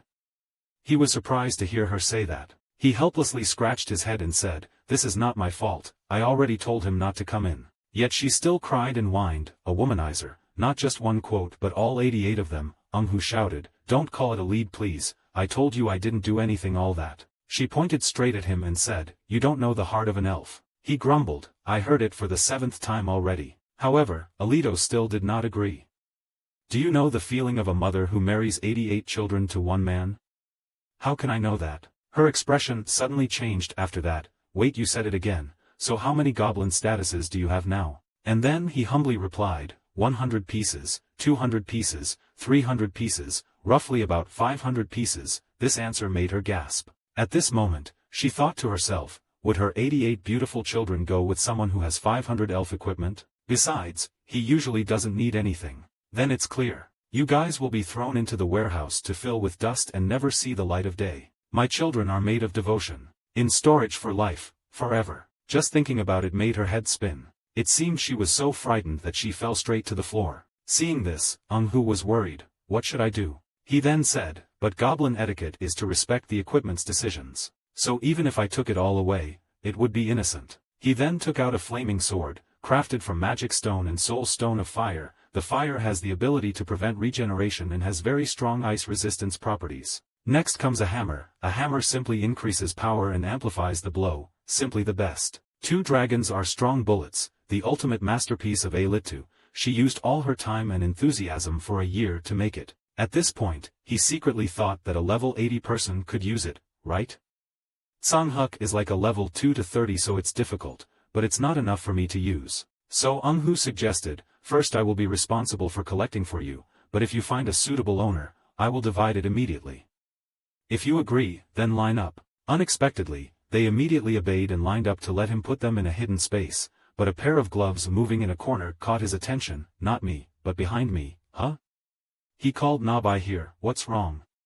He pointed at the gloves and said, this kid is looking for you. He immediately put it on his hand in excitement. I quickly took this opportunity to take a few pictures for him as souvenirs. In contrast to them, Alit was sad. I had to make a kitchen knife for some people to use while my children were cheated. I wanted to die. He stood next to me and smiled and advised, don't overdo it, you're not a stranger now, but she still looks uncomfortable, you will be banned from entering my production room from now on. In response, she only received laughter and said, okay, how much time is left? It's over now. Not long after, she completed a wonderful kitchen knife for him. Hu received it with some doubt. Is the knife really good?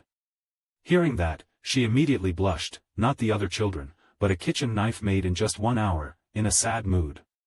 It's complicated. He immediately picked it up and examined it. He immediately noticed her name on the knife. There's nothing left over, the weight is appropriate and sturdy, and the flavor will definitely be delicious. Hu happily said, good, the others don't know but I will definitely use this child well. This angered her, please use the others well too. He affirmed, I have already agreed everything with your children. If a suitable owner appears, I will hand them over to that person, so it is better than leaving them in storage, I know. She wondered, but will the right owner appear? She hasn't met anyone in the past 2 years. He confidently said, there is a way. Sang arrived the next day at Hu's restaurant. On the sign in front of the restaurant, there is a notice that the challenge, the cruel dish, the restaurant of the brave, within the specified time, when successfully finished, will be awarded the equipment of a skilled artisan with an official certification.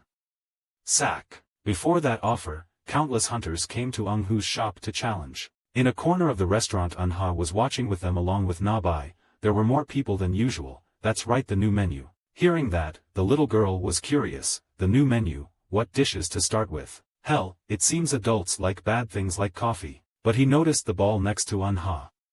If the ball broke, he would hate it.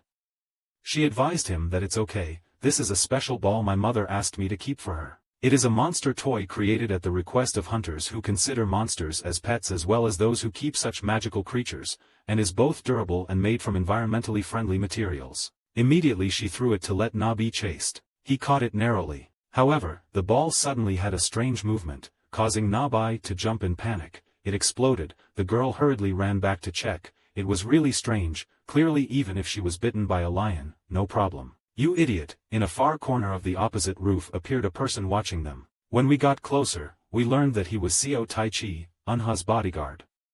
This level 88 ability is magnetic force. It turned out he was checking Nabai's level. Even at level 80 I couldn't compete. If so, then return to the owner of this pet. Suddenly Hu glanced at his place. This made him aware. Immediately hide after that. In a panic, he thought that even if he was discovered, he would have to pretend to hide, but still. What has he been cooking since just now? After a while, he stood up and announced to all the hunters at the shop. Before starting the real ghost challenge, there are the following notes. This challenge will not be won or lost based on quantity. We only provide servings for one adult, so we warn in advance that the taste will be beyond imagination. Real Devil Challenge 3 rounds. If you can't complete round 1 you can't challenge the next round. Time limit is 30 minutes. If the challenge is successful, you will be awarded a work by an artist recognized by AI SAC. The challenge cost is 100 million per person. This amount will be donated to the Natural Disaster Recovery Fund. One person below seemed quite surprised at the fee amount. He thought very carefully, 100 million for a meal is truly unbelievable. But in front of the equipment was a sword burning with spirit fire. If you pay 100 million for this item, it's considered free. Because they haven't tried it yet, they still have the courage to joke around and give this challenge to the hunter. It seems like you want to go bankrupt, that's why you're so determined. I heard you're a fake, so you must have a lot of money. It seems like you're doing charity work. Not long after, someone approached. He confidently sat at the dining table. I have the ability to endure. He is Kim Chan-sit, the protector. The ability to endure. The strength of the body increases with the strength of the spirit. He called out arrogantly. I challenged him to round 1 of the Real Devil Challenge. Hu saw that and smiled and said, good luck to the participants in the first round of the Ghost Challenge. I'll start cooking. The sky is really gloomy right now. He just thought to himself, it seems like the rainy season is coming. At this time it certainly is. He immediately thought of a dish to challenge, fried onion cakes with rice wine. He spoke up to let everyone know that the dish I would cook was the dish in my previous world. The name of this dish was quack. In the language of that world it could mean look away. The challenger felt a bit apprehensive when he heard it. Why did it have a name like that? That's why he replied that it's very simple. If you finished cooking, you won't be able to look away for 5 seconds. If you just close your eyes for a moment, it will burn immediately. They then discussed with each other that, it's like our country's traditional dish, Turkish dish, something similar to fried cake. In short, the dish I'm cooking right now, is probably similar to fried cake or its pancakes. Eung-hoo said excitedly, yes, it's almost like pancakes, but food can be eaten, food is a bit harder to swallow. At this point, he is still confused. Is there any food as bad as pancakes? After a while he asked Nabai to bring it here. Immediately he brought out a plate of very strange ingredients. The history of cooking is a brutal history of research and consideration to make food better. But Taere's food is different, it's a historical process that no longer tastes good. A few moments later, the cake was almost finished. Everyone below must be craving for it. It's just fried dough cake. That fried cake looks delicious. Good things are a crime, bad things are the food's responsibility. Eung-hoo smiled and said, making a delicious dish become obsolete will prove the chef's ability. Even though he spoke enthusiastically, underneath they still couldn't understand. The fried cake is finally completed. He immediately put it on a plate. Before his eyes was an extremely attractive cake. The challenger must gasp at its attractiveness. Hell, on the contrary, I was quite looking forward to it. He immediately took a piece. At first he seemed excited, so he tried to take a bite. And then he put it in his mouth. Everyone around is very curious about its taste. Why is it delicious, and we have to drink wine too? However, at this moment his expression seemed dumbfounded. Going back to the past, the history of cooking is a history of making cuisine better. The talent and experience of the chefs have been accumulated, when recognized as delicious. That recipe becomes someone's recipe and is recorded in history. The same goes for fried dough and pancakes, using 100% original potato starch according to a recipe filled with authenticity and history, which is how to make delicious fried dough. But in Taere it is completely different. Use warm water to knead, use starch instead of potatoes. Everyone heard him speak and was shocked. One of them spoke up, did they intentionally make it not delicious? Hell, it was as expected, but, what is starch? He immediately explained that this is the end starch of the Konkweo region. If it was called a monster that looks like a tree, you would know it, right? A monster with green shoots growing all over its body. Like potato sprouts, poisonous. He looked extremely miserable after eating them. Then someone banged on the table and said, if you eat it, you will die. But Seong-hoo firmly believes that I'm an expert. I won't die in battle, and if I add it in moderation, it will help increase poison resistance. This is a high-quality ingredient, anyone can see it.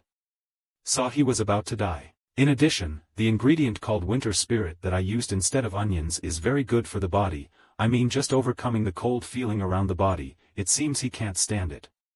Then yes, it's worth it, it's amazing 3 dishes of Malta in Taere. But what if we let customers eat from the beginning?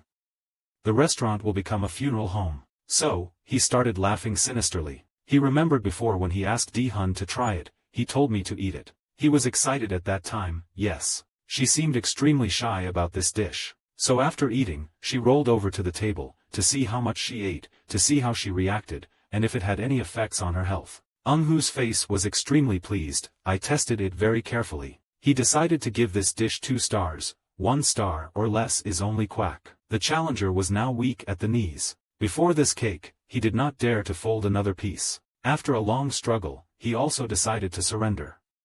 The person with the ability to be patient, Kim Chan-sit, failed. The other hunters immediately gathered to see, what is this, quickly say something. He couldn't say how to use his hand to dip into the bowl of soy sauce or soy sauce. The scribbles he wrote were not of this world. Everyone had to frown. In the end, what does it taste like? It's edible. Next, an extremely confident person stood up to challenge, next will be me. However, some time passed, and Eung-hoo's shop became like a morgue with even the hunters in a lifeless state. On the contrary, Eun-ha was surprised by the piggy bank, it was almost full. Seeing that, he said, is that so? The guests who come to eat are not full, but the piggy bank is already bulging. In the end, no one won today. I ate a very difficult anti-poison dish. Resistant to poison no matter how strong you are. There are still many cases of poisoning. Just like the demon world is the final destination of adventurers and heroes, the air itself is also a toxic environment, which is why adventurers and heroes consider it important to acquire poison-resistant skills and primary care. Hu had to work hard to move the hunters into a corner, but on Earth there are rarely people who can resist poison. As science and technology develop, you can wear a gas mask. If you wear it too late, you will die. What if you are suddenly attacked? What if it breaks? If the gas mask cannot block the poison, then there is no other solution.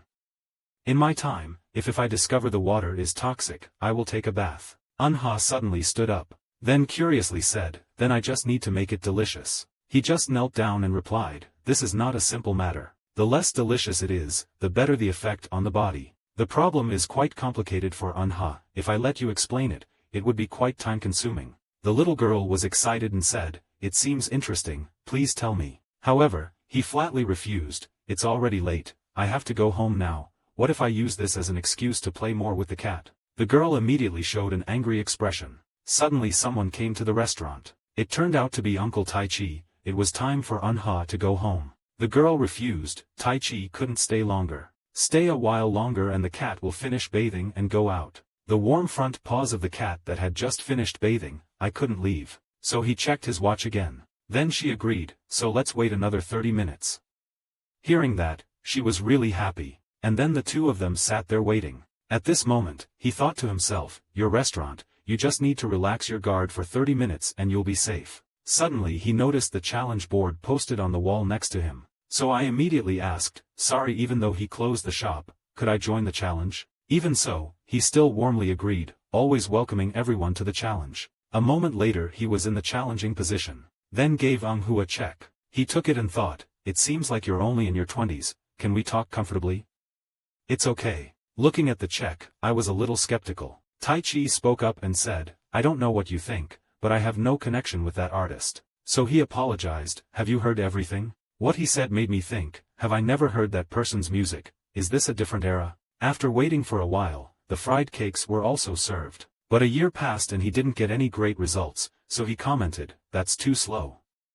If your ability doesn't improve in a year, it seems like you don't have any talent, or the dosage is too light. He then poured a glass of water and said that the strong poison would interfere with the protection, but the owner's dish was so poisonous that it looked very safe. So I cannot miss this opportunity. What he said surprised him. After everything, he immediately took a bite to try, I will eat deliciously. Unha gradually paid attention to his expression. A moment after swallowing it, yet his face didn't change a bit, but after a few seconds it became extremely disgusting. It's terrible, the offensiveness is so strong, how can there be such an offensive dish like this? That person was right, you must always stay calm, you must find a way to analyze the dish. This portion was not much, so everyone tried to eat and swallow it all with one spoon. If that's not the case, don't think that this is food but that you are being attacked by it. My defense is 3, let's assume this fried cake's attack power is 100. Is it more beneficial to be hit with one blow, or is it more beneficial to be hit 10 times? If you get hit once and resist 3, the damage will be 97.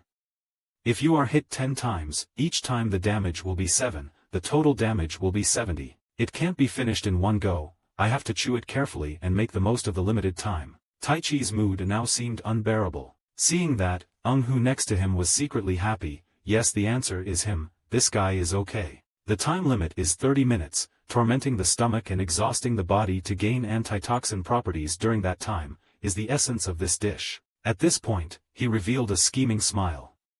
If I told the truth, it wouldn't be interesting anymore, so I didn't say it. Unha next to him saw and worried, Tai Chi has become an adult, he likes to eat bad food. Even so, he still tried to continue eating. Not long after, he also passed Unhu's test. He was extremely impressed, congratulations, very good. At that moment, his phone also announced that he had just received the poison tolerance skill.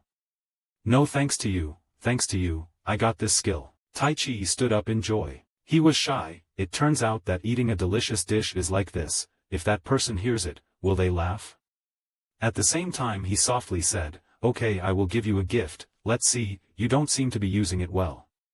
I mainly use my hands to fight, a sword is fine. In short, if you want to marry a princess, you must overcome challenges. When a brave warrior wanted to propose to the princess, she said this. If you want to marry me, you must catch the dragon behind the mountain and cut off its head. Confessing love, testing, overcoming challenges, finally getting married is a happy ending, isn't that the usual scenario? Tai Chi listened and asked again, considering the equipment is a princess and I am a warrior, you understand quickly. He said, eating my cooked food is considered a challenge and practice. He looked scared, this challenge is too terrible, I don't want to compete anymore, but he reminded me, don't forget that today is only challenge 1, I promise to give these equipment to you.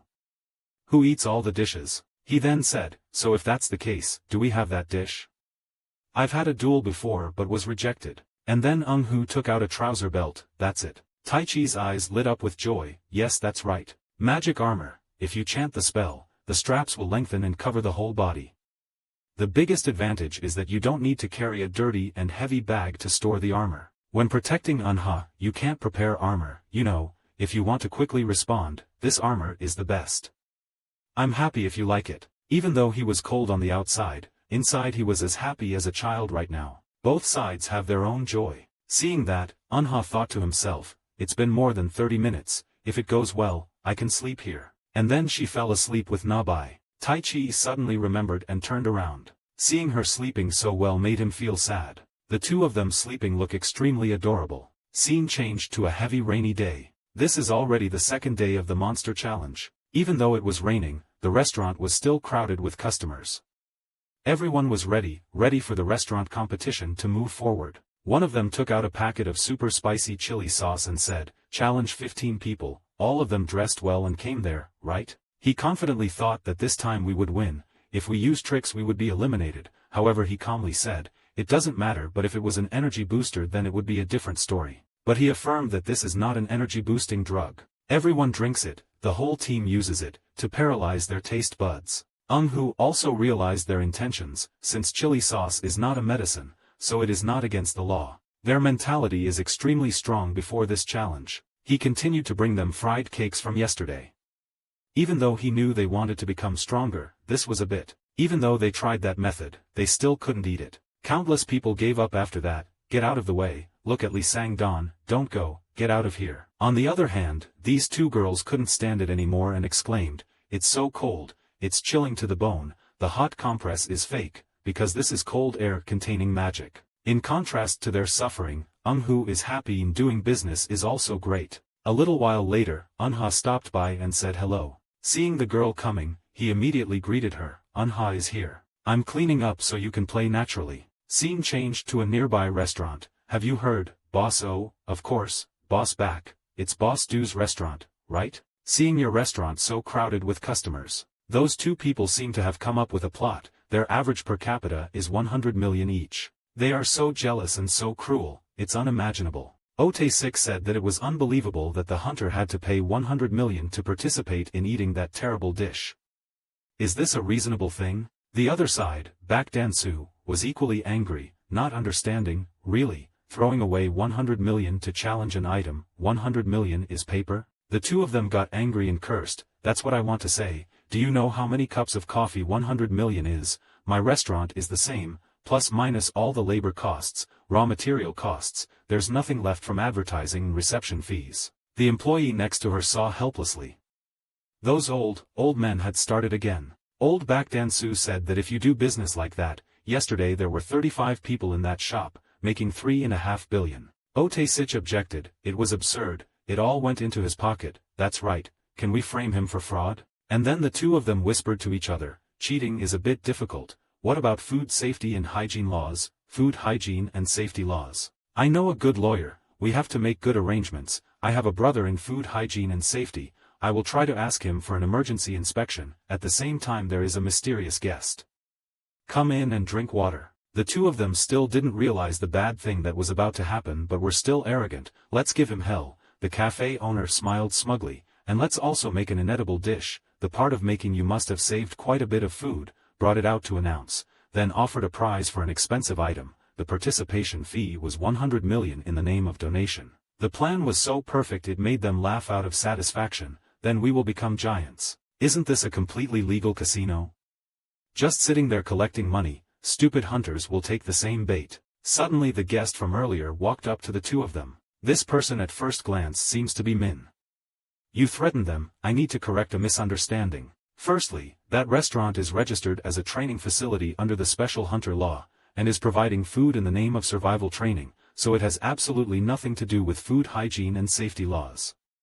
Products. Second, us hunters in an emergency, regardless of whether it's trash or monster meat, we can eat it all. Even if you put up a terrible pile of trash, we can eat it all, so we can eat it all. That person will go bankrupt. Faced with that threat, they immediately changed their attitude. There was some misunderstanding. Seeing that they persisted and refused to admit it, he showed off his strength to frighten them. His eyes are filled with determination. Third, don't think badly of him, he's not a fly crazy for money like you guys. And finally, at this point, the two of them turned pale. It would be better if you behave moderately, if you don't want to meet that talented lawyer, or be subject to an unexpected food hygiene and safety inspection. After speaking, he turned away and left before their trembling. In an instant, they fought and fled. The employee saw this and shouted, "Boss, where are you going?" Suddenly Min called her back. Then asked for another glass of iced Americano. Watching them run away made her very confused. She had to ignore it and continue to serve him.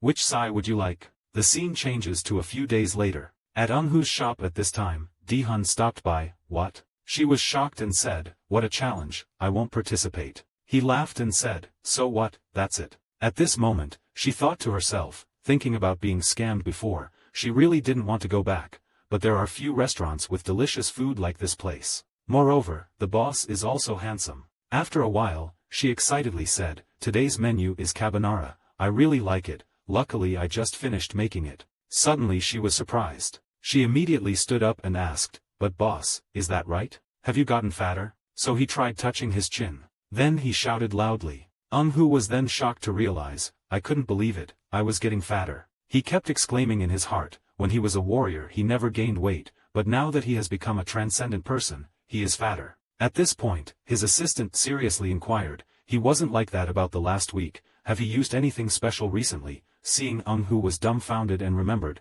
"I only drank a little Coke and just a pizza while watching a movie." Make her confidently assert that with that much weight, it's impossible to gain weight like this. His voice suddenly sounded confused, "That's strange, I only eat 8 a day." Making the assistant suddenly startled and said, "Wait." One day he watched a few episodes. Eunhoo calmly replied, "I watched about 8 to 10 episodes, and lately there are so many good movies that I can't sleep." The assistant's face immediately became fierce. "That's it." Making him startled and scared, "Why are you like that?" She enthusiastically emphasized again, "It's that's it, so why are you drinking Coke?" When she received the answer of 15 liters, she had to shake her head in frustration. There was no way she wouldn't get fat by eating like that. Besides that, what else do you eat? Eunhoo started enthusiastically listing again, the snacks and some of the food Nabai made, causing the assistant to shake in terror. Snacks. Then, in her mind, she couldn't help but wonder, shouldn't she be hospitalized? For a moment, Eunhoo's voice suddenly became confused.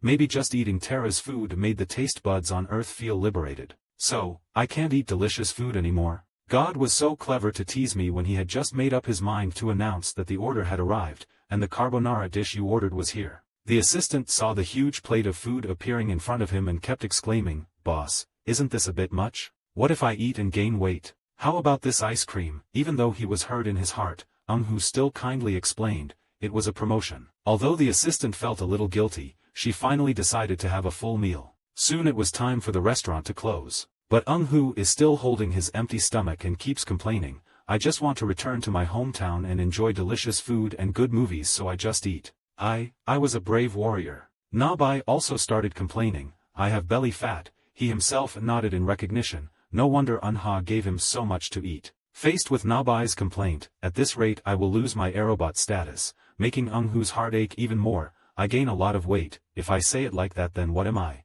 They also just say a cute cat, damn it." Nabai's comforting words, "the brave warrior," were also lovely, making him even more angry, unable to comfort him, so he stopped. "That's why. This is my punishment." Even Nabai also boldly continued, "This is my punishment too." Just pre-processing the ingredients. Eunhoo said to himself, "I'm just cooking for 3-star hunters, but from now on, would be 4 stars. The main ingredient is black crow meat, it is so rare that it is not inferior to dragon meat. Before slicing and marinating, let's evenly apply the crystal of the Flame Elemental King. The Flame Elemental King's crystals are used as a substitute for salt. If they fail to use magic power, they will explode. Each particle has the power of a grenade. Flavoring powder from the Anke region. Medicinal powder used as a substitute for sugar. In Turkey, It is called the king of craving flavor and was once a banned item hundreds of years ago, effectively amplifying the flavor of food to the point of explosion. The next ingredient that Hu added was the fruit of the evil eye tree. Because it is too spicy, it is used as a weapon. It is not used much in food, but it is extremely effective in burns fat and helps keep the heart healthy. Finally, it's time for you to make an announcement. The marinating is done. The assistant is ready to go. Nabai also hastily announced. Preparations are complete. After admiring the meat tasted delicious for a while, he immediately used the drainage method. In addition to this method, it contains magic power to remove fat and moisture from the meat. At the same time, the ingredients applied on the outside also penetrate into the meat. After that, Hu quickly signaled, turned around. It seems okay. The two began to move on to the next processing steps. Looking at the hot piece of meat fresh out of the oven, it made him feel a bit disappointed when he thought that his appearance was not attractive, but, as he hurriedly cut out a large piece, put it in your mouth and slowly feel it. Then the emotions suddenly burst, this taste. His body suddenly felt like someone had attacked him with great force, then tossed into the air. Then he fell flat on the ground. The unexpected success made Hu shout with joy. It was this, a sober blow as if being hit directly by a demon king. The final weight loss dish has been completed. Good, let's lose weight. Nabai saw him succeed and cheered happily, goodbye belly fat. The next day, the assistant was leisurely walking, with a cheerful smile, hello boss. Immediately I saw Hu, handsome, appearing right in front of my eyes with a reply, good morning, making her suddenly widen her eyes in surprise. You've lost weight in just one day? Boss, tell me, what method do you use?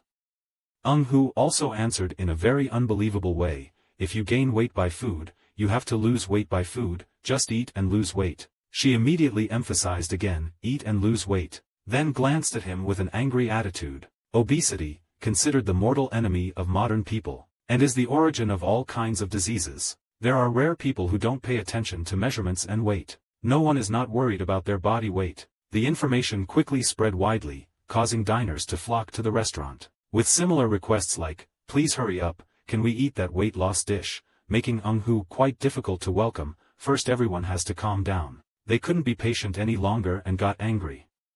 Are they still calm now?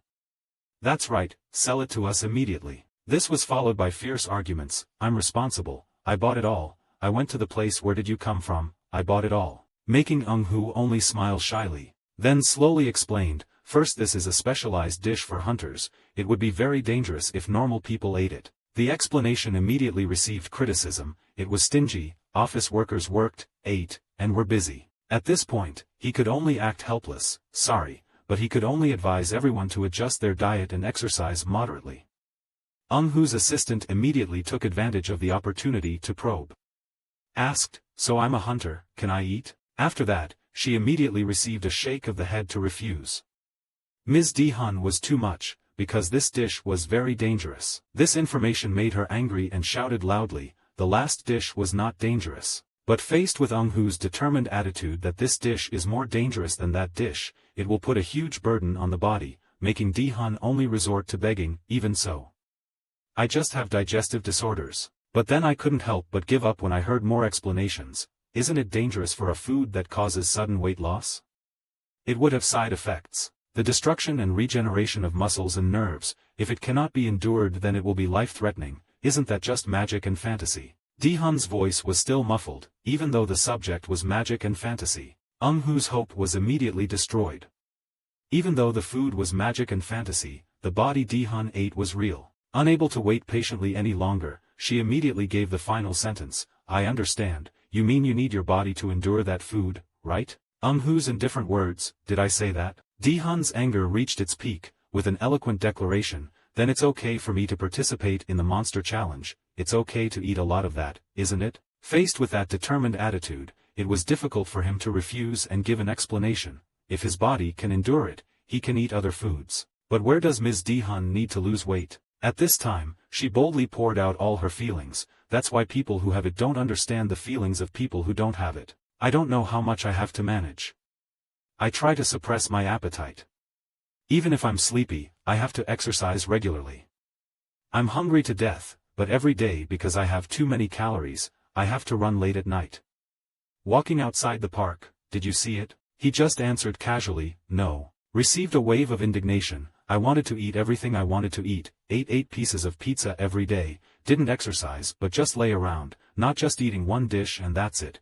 Everyone in the world will want to live like that, that's why only a turtle can't understand the feelings of ordinary people. Eun-hoo foolishly added, she herself is a hunter. I continued to receive lengthy explanations. Clerical hunters are almost ordinary people, office work is done in the office, and only when like this can we be considered hunters, different from the Goths. Rila, we hardly go out to work. Until Eun-hoo reluctantly nodded, okay I understand. Dihun seems to be happy again, so I'll take on the challenge and give me a part. I don't have any money so I'll just pay for the food, so even if it succeeds, it's still a reward. At this moment, a thought suddenly appeared in his mind, I have to say this dish is bad. Eun-hoo turned around and left without forgetting to remind the guests that after the guests finish eating, I will make it for you. The diners all expressed their disappointment. After all, it's still about exercising. That's right, actually the saying is true, the more you eat, the more you exercise to lose weight. That's right, this is all about weight. No matter how delicious you are, it will turn into weight. Seeing their bored looks, Eun-hoo can't help but feel uneasy. It's not that he doesn't know that feeling. But in Teresa there is no such thing as obesity, so I forgot about those things here. What should I do? Seeing Nabai suddenly reminded him, wait AI robot. Then he gently called out, Nabai, come here. He heard that and responded eagerly, what's the matter? Seeing his brother's question, do you know gymnastics? Nabai heard that and confidently replied, what are you talking about? There is no AI robot who doesn't learn that. This information made Eun-hoo also happy and shout, that's great, causing all the diners to glance at him curiously. Eun-hoo's voice suddenly became shy, do you have any exercises to lose weight? Talking about AI robot, it is the most advanced multi-purpose housekeeping cat with the spirit of service. Thanks to that characteristic, there are many cases where heroes turn into pigs, losing their fighting strength. If you don't exercise, even esoteric massage techniques are useless. Because you don't exercise, you become a pig. Get up quickly. The AI robots will enthusiastically urge humans to practice, so the secret techniques of the gods, passed down to the AI robots, with enthusiasm for practice, will inspire everyone to practice hard. Nabai, as an instructor, is diligently and enthusiastically giving the lecture. Everyone is following along quite well. Next comes this movement, not like that but like this. While Dihun was looking quite angry, how could he turn his leg at that angle? He immediately received Nabai's complaint, just do it, it's because he didn't try hard enough. While Eun-ha received countless compliments, as expected of Eun-ha, that's exactly what he did. Eun-hoo, who was watching attentively, was also surprised. After just an hour, Eun-ha had already practiced so well, right? Nabai's commands continued to resound loudly, 2, 3, 4, this place said loudly, don't be shy, say it out loud, one more time. Assistant Dihun, despite practicing hard, still getting grumpy words, it's not like that, lower your back again. Eun-hoo even mocked her in her ear, probably telling her to do this. It makes Dihun angry. Eun-hoo is so hateful beyond expectations. The conversation between the two was immediately interrupted by the Nabai, let's practice walking quickly, making her not dare to disobey the order but obediently obeyed, I know, I'll do it right away. She threw away all her dignity and finally uttered a loud meow. In response to Nabai's praise, good, what's the next move? Eun-hoo now feels that sometimes exercising isn't a bad thing. Then I suddenly realized. Everyone watching was embarrassed and ashamed. After returning to the restaurant, Min then loudly declared, I will begin the challenge. Eun-hoo also nodded in agreement, that's right, now it's time to graduate. Thinking about the image from the beginning and now, makes Min even more determined to take the next step. Eun-hoo also kept encouraging him at this time, very good. How is the guy with the last name back doing these days? When Min heard that, he immediately shook his head, you said that guy, he's been resting well lately, right? Looks like Bono syndrome. Overtime, with no time to rest so that's it, besides the situation he faced was the biggest problem. When Eun-hoo asked in surprise, the situation he had faced, Min persistently explained again, that's the 100th line, if they get pushed out then it's over, they don't know when the ranking will drop so they're very scared. Hearing this, Eun-hoo was also a bit surprised. He didn't expect him to be such a mentally fragile person. Min nodded in agreement and hastily added that before, it seemed like he wasn't focused on his tasks. Just think about it and rest and you'll be fine. He's resting at home, seems like he's been drinking. Hearing this, Eun-hoo immediately started working. Now, let's move on to round 1. Min just looked at the plate of food, just trying to calm my mind. Then keep telling yourself, calmly follow the strategy. When Min asked what was going on, Eun-hoo immediately said, I plan to hang the photo of the challenge winner on the wall. Making Min look extremely confused, I haven't eaten a single bite yet. Eun-hoo quickly understood and spoke up to encourage, when a tiger hunter loads his gun, that's when he's sure he can catch it. If he thinks he'll win, he'll join in. He'll definitely win. Making Min's eyes sparkle with hope, but confidently taste the first bite. 30 minutes later the plate of food was cleaned. Min's image has been placed in a place of honor. The reward he received was a magic short sword with an electric current running around his body.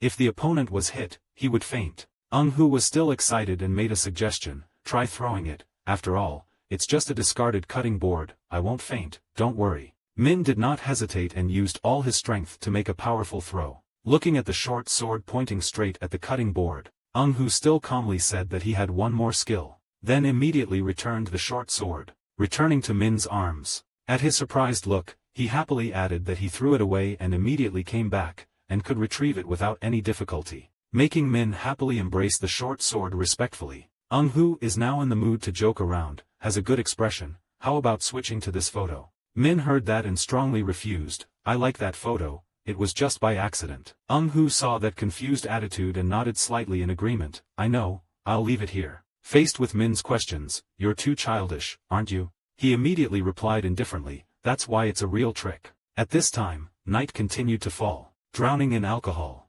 Northern Hondok is still constantly complaining, ignoring being the protector of the world, it really doesn't suit me, right? I don't have any friends or girlfriends, no more. I don't know if that guy considers me a friend or not. Why? After gulping down a bottle of wine. Only then did he regain his courage, he became stronger, he just put on his shirt someday. After a while of tossing and turning, Northern Hondok still can't sleep. Strange thoughts continue to wander around, what about this and that? His eyes suddenly lit up when thinking about familiar images. Then immerse yourself in the feeling of boredom, the invincible return will solve it. Just rolling around in bed. Northern Hondok felt helpless again. Then he continued to blame. If I were also a turtle, it would be the same. As long as this world has it, we will be better, can be stronger, can do it. After landing with a painful fall, he looked bored again at the remaining drops of wine. Then without realizing it, I fell asleep. The door to back Hondok's room gradually opened. Along with Eun-hoo's question,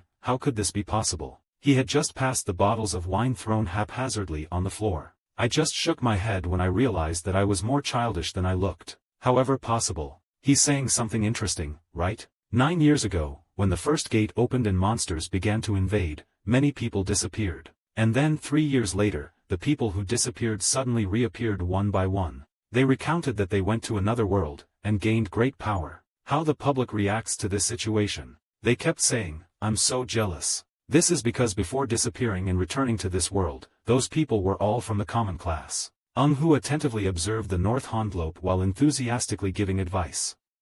As someone who has experienced it, I do not encourage you to do that. But if this is what you want, then I will help you satisfy it. Until I woke up. Seeing himself trapped in an unfamiliar space made back Hondok suddenly realize in shock, am I still drunk, is this a dream? Suddenly a loud voice was heard, welcoming Terra. Warriors from another world. Seeing the Northern Hondok looking at him bewilderedly, Eun-hoo hastily spoke up, from now on he must go to Terra, and save those in danger, he still does not understand what is going on. Came out and asked curiously, brother, don't ignore me, what exactly are you doing? Eun-hoo immediately sighed and explained, just sit quietly and listen, I'm trying to explain to you. That announcement made Hondok angrily shout loudly, how do you explain this crazy thing, what the hell is this place? Faced with his extreme reactions, Eun-hoo immediately spoke up to correct him. Crazy, this is the traditional way to greet warriors from another world. After remembering that meeting, Eun-hoo's eyes suddenly lit up, although initially this was said by another beautiful woman, also known as a goddess, he should feel lucky. But anyway, what do you think is going on? After carefully observing the North Han slope, just started to confidently shout out loud, is this what I'm thinking? Receiving Eun-hoo's nod of confirmation, everything before his eyes seemed to collapse with complaints, transferred to another world, am I dead, I shouldn't have drank so much. Position. At this time, Eun-hoo still calmly explained that if it were the normal way, he would probably have died, such as from an accident or a stroke. But he hasn't died yet, so perhaps one day he will die from all that alcohol, but not right now. Baek Han-dok's eyes suddenly filled with hope as he earnestly asked, but this place is still like that.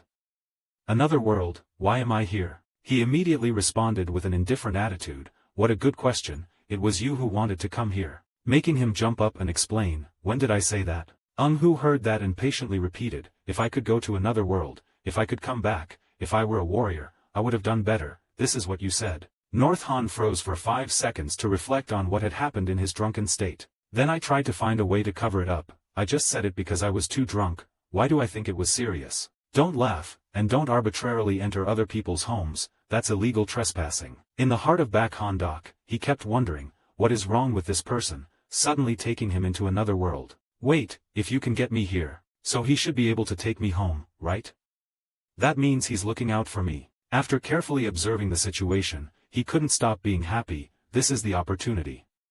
Then he suddenly lowered his voice and whispered, okay, he can't go anywhere anyway, that feeling of submission makes his cancer worse.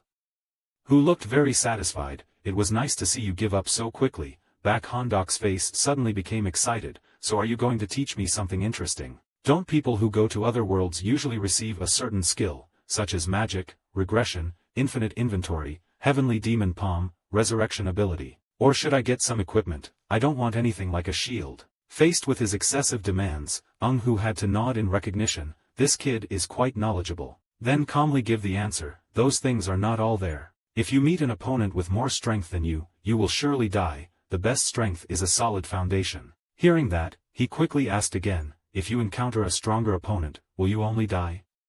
He didn't expect to immediately receive confirmation. Unfortunately, that's true, if that's the case.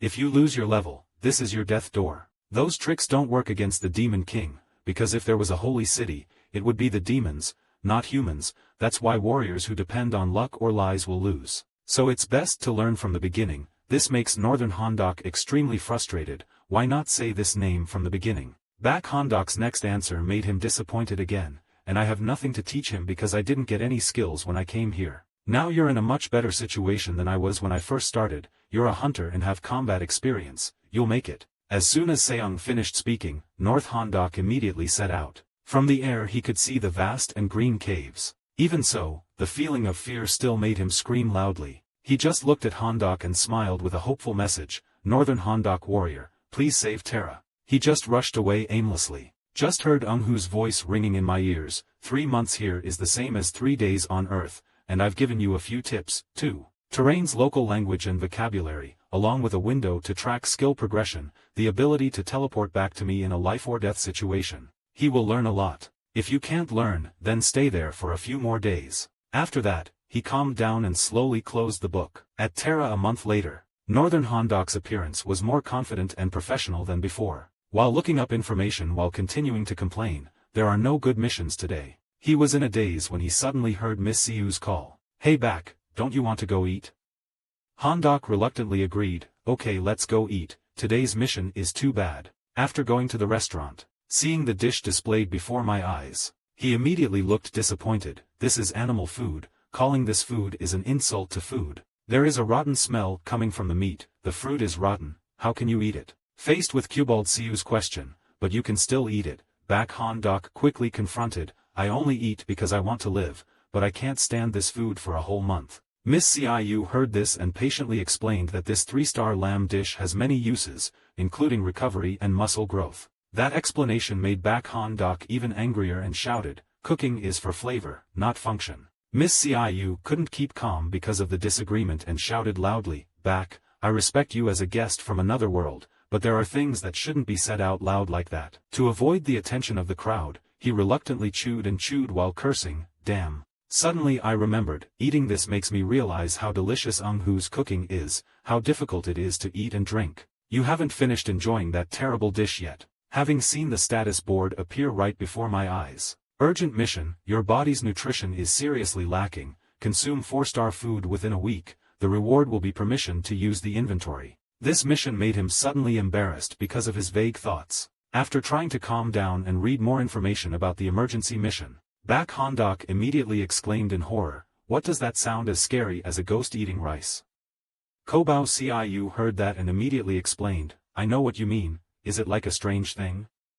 The two-horned unicorn grazes. The two-horned unicorn was, before he could finish speaking, he interrupted, stop, don't explain, let me think for a moment. After that, North Hondok suddenly fell silent to concentrate on thinking. If it was an urgent mission then it was that, the mission of a brave man. Adventurers are divided into two types, those chosen by the gods, and the one who is not chosen. Specifically, whether I received a quest from God or not, is it possible that I have been chosen by God? These thoughts made him really quite disturbed. Then decided to ask, honey, I'll ask you something. He also enthusiastically replied, okay, it seems like an important question so I'll exchange it with dog treats. Maybe 3 coins is enough. Reluctantly accepting the invitation, Hondok quickly asked the question, what is the difference between the chosen and the unchosen? Siayu confidently answered, the biggest difference is in the mission. Receiving my mission will make it easier to level up, and the things you receive from me are also an advantage. He shook his head slightly and continued to look up more,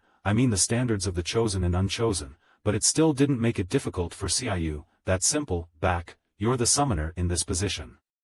Is this world right? When summoning, if it is done personally by the god, it is 100% the chosen one, or you will ultimately be the chosen one on behalf of the god. Hearing this, Hondok suddenly remembered, if so, could it be that the uncle at that restaurant is a god or a representative of the god? Even if he's a reincarnated person, calling him a god is a bit unreasonable, even though he's likely a representative. The price of 3 dong is not even 1 dong. Faced with his anger, Siayu still calmly continued, wait, there is one more case. That's finding hidden puzzle pieces, exploring hidden dungeons, or finding treasure. Or if you do something to catch the god's eye, there will also be a case of being chosen a little late, which is the hidden piece. This phrase is borrowed from the earth, but it seems like you don't know. Back Hondok quickly corrected, I don't know what I don't know. When I was young I found so many hidden puzzle pieces in games. After uttering a firm affirmation, he immediately turned around and thought, I've searched a lot in the game, 2 pieces right, if it's not a piece then it's plural. Meanwhile, Siayu was extremely surprised, he had found many hidden pieces, so it wasn't like he had no hope of becoming the chosen one. Northern Hondok also had to nod in recognition, yes, that must be it. It seems like the condition of the hidden puzzle is that, you can only eat 1 food a month. Siayu immediately panicked and Back Hondok just took back the money. Just continue to question, is there anything else, like a way to find out who the god giving the quest is? It quickly confirmed with certainty, yes, on the lower right side of the mission window there is a pattern engraved, bring it to the temple to ask. At this time he also began to accept, okay, now it's worth 3 copper coins. Hondok even had to nod in recognition, thinking that the idiot's explanation would be useful, right? The two finally ended the interrogation with an ending that everyone felt satisfied with. After actively exploring, Hondok finally received an answer. It was also the first time I saw this pattern, so I had to ask to find out. He is the god of victory and monster swords. Hearing this, he immediately burst into joy. If it was a divine sword, it would have to be some kind of majestic sword, the best sword weapon of all, the king of 10,000 weapons. The god of victory must be no chef, right? I heard he was victorious, like he will finish off anyone he meets. However, what is the real monster? After receiving the answer, I was not sure. I had never seen a god with 3 attributes like that, which made him suddenly realize that he was not a cooking god but a real monster. Inventory, if you have it, then you won't need to carry heavy luggage anymore, nor will you need to hide your wallet in your pocket for fear of pickpockets. Then he loudly declared, okay, I'll do this mission. Is it okay to go to the north? Is there a winter festival there? The name that appeared in the dream turned out to be like that. I will go there. After a long period of travel. At this time in the temple of 10,000 gods, Hu is still attentively observing the words carved on the cliff, divine sword, victory and monster. According to the limit of level 98 humanity, that person will become a god after adding 1 level here. When you become a god, your direction and divine name consistent with your achievements will be engraved in the temple of thousands of gods. Hu's first fame is the sword, which must be proven by reaching the highest level as a swordsman. Next, the god's level is 198, up to 199, he will receive the god name. After a long journey and the end of many battles Hu reached level 200, and then attacked the great demon king. Then win the second fame, victory at the same time proves 2 achievements, the god of victory cannot fail, and the god of sword is the strongest sword user. If you can't do it, you will lose your power. At this moment, Hu kept thinking to himself, if he carelessly searches, no one can win against him, and he also has no intention of losing. The third divine name is really weird, I don't know this one either. Going back to Earth to surpass the limit or something, I thought I wouldn't level up anymore, cooking for others to level up, yes, but I'm not a god of food but a god of food. After thinking about it I thought for a moment, I also patted myself. I don't know, but for now it's good to level up. I don't know if someone like the Great Demon King will appear, so I need to rest my strength. What's the point of feeding other people monsters to level up? It seems like I'm doing a good job as a restaurant owner, right? Hu then received another piece of good news. North Hondock had completed its mission. He was allowed to use the power as he wished, received 155 experience points from Hoasin's treasure, and was rewarded with a sword filled with Winter's resentment. This announcement made him wholeheartedly praise. Good job, Gaie already told me about receiving experience points. Wait, it looks like he also asked for items, huh? I forgot to retrieve the reward item. At this time, Northern Hondock is also constantly complaining, that damn god. You poor bloodsucker, at first you were happy because you thought you had a grade A sword, but why did you take it away? The god of beggars. As soon as he finished speaking, he received a heavy sword blow. The people of Terra call this divine punishment. The sun gradually rises behind the snowy mountains. Northern Hondock doesn't know how long it's been on the run. Even though his strength was gradually running out, he still did not dare to stop for a moment. If he was caught again he would definitely die.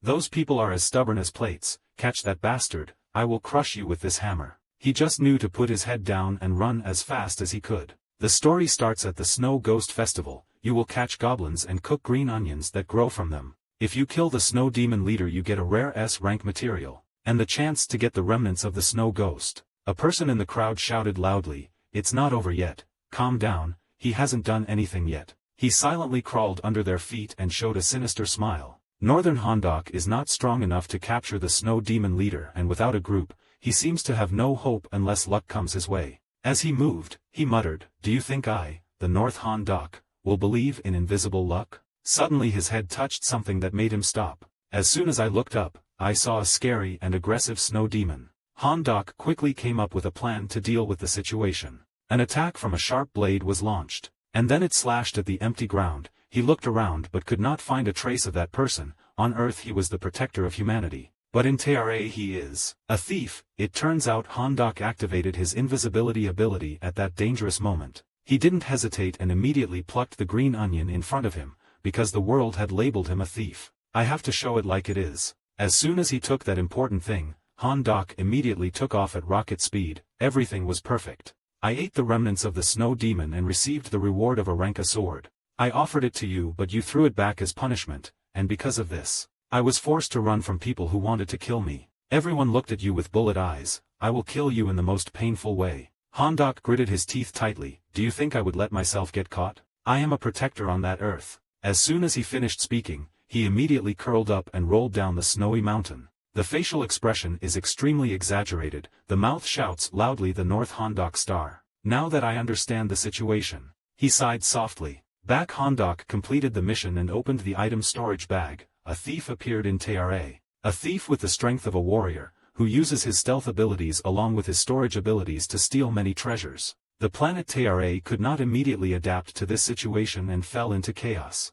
Suddenly felt cold down my spine. It turned out that someone was behind him staring. The blonde girl asked boredly, "Your third genius is really weird." He could only softly say yes. She immediately radiated heat. "You are the god of monsters, not of thieves, so what is going on here, can you explain?" He closed the book in his hand. I underestimated his abilities, sorry. He is a quick-witted person and his specialty is hiding, but the main problem is that his talent is a superstar codename. The more people notice him, the stronger he is. She also understands, so as his reputation for stealing increased, he became stronger. He honestly admitted, moreover I accidentally unlocked his storage skill, basically a tiger with wings. He was called He's the King of Thieves. He's still over level 80. EXO listened attentively without missing a word. He was a person with an eye for judgment and made such a mistake. It was unbelievable. He became sad, precisely because I have an eye for judgment.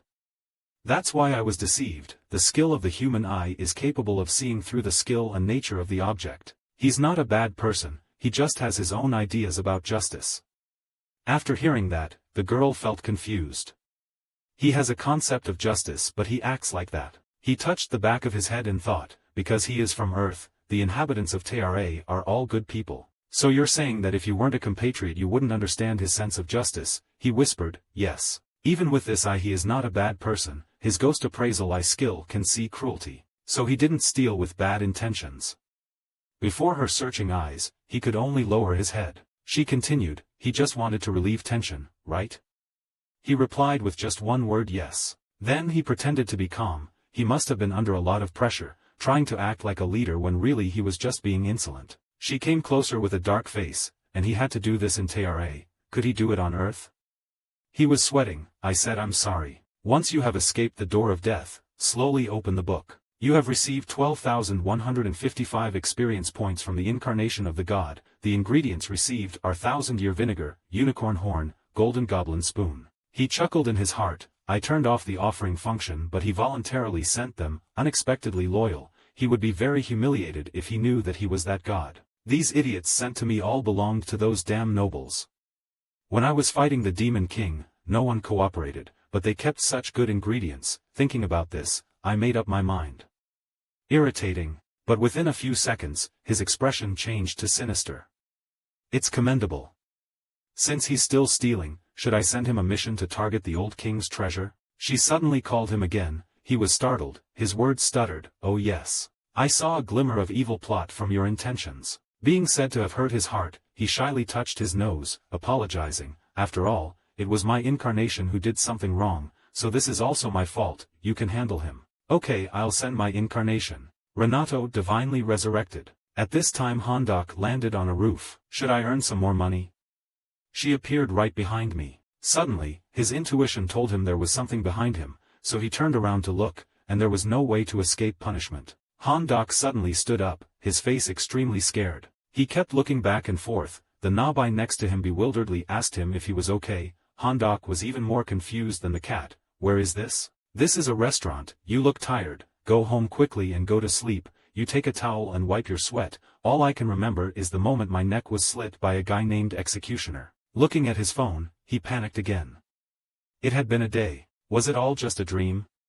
My limbs became weak. Immediately after hastily searching the status board. No way, 6 months in Tara, I should check the gem system. The screen shows the text that your level is 43. Seeing this number drop like an electric shock, he threw the phone on the table. Even though he was a genius, he jumped from level 28 to 43 in one night. The face gradually gains vitality, which means, he knelt down and shouted loudly in happiness, "Oh my God, I love you God." I couldn't hold back my emotions and kissed the ground. I love you, I love you. That's right, when I return to being on the front line, I will use my authority to build a statue to worship a real monster, constantly begging, stop this idiot. If not, I'll build a temple, try to suppress your anger, stop, he's still full of energy, wonderful. Unable to look at this look any longer, he slapped the other person's head and stopped immediately. Today is a beautiful day. At branch area A. A piece of paper was brought before me. He attentively read every line, the registration form for the promotion match. He had never participated in this before. His eyes began to wonder, what had happened, right? Hondak was extremely arrogant. Would you believe it if I said I was a return to the realm?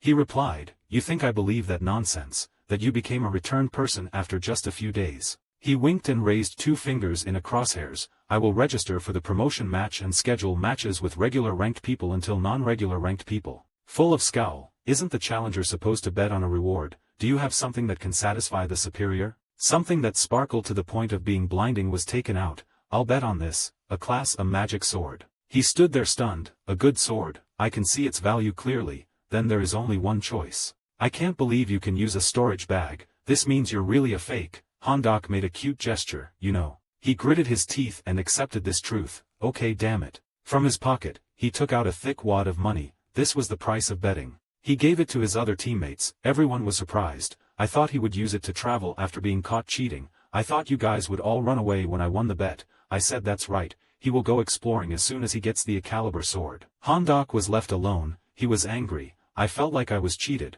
In that case I would take the support team's funds to the casino. When you return home, you can have a moment of relaxation. He was sipping a cup of coffee while watching TV. Respected Korean hunters, the North Korean superstar had climbed the rankings. He was at number 92. He said he would surpass rank 90 but in the end he couldn't get to rank 91. He stretched and relaxed. Anyway, He was quite relieved that he was no longer depressed and no longer had the days of crying for death. Even though his blessings and powers have been revoked, should I keep them in my storage bag? Make a souvenir, right? Drowsiness came, I yawned, I had prepared food and simple groceries, what to do now? Just as he was about to turn off the TV, a program caught his attention. Lively music rang out. Welcome to the Gion Fishing Grounds.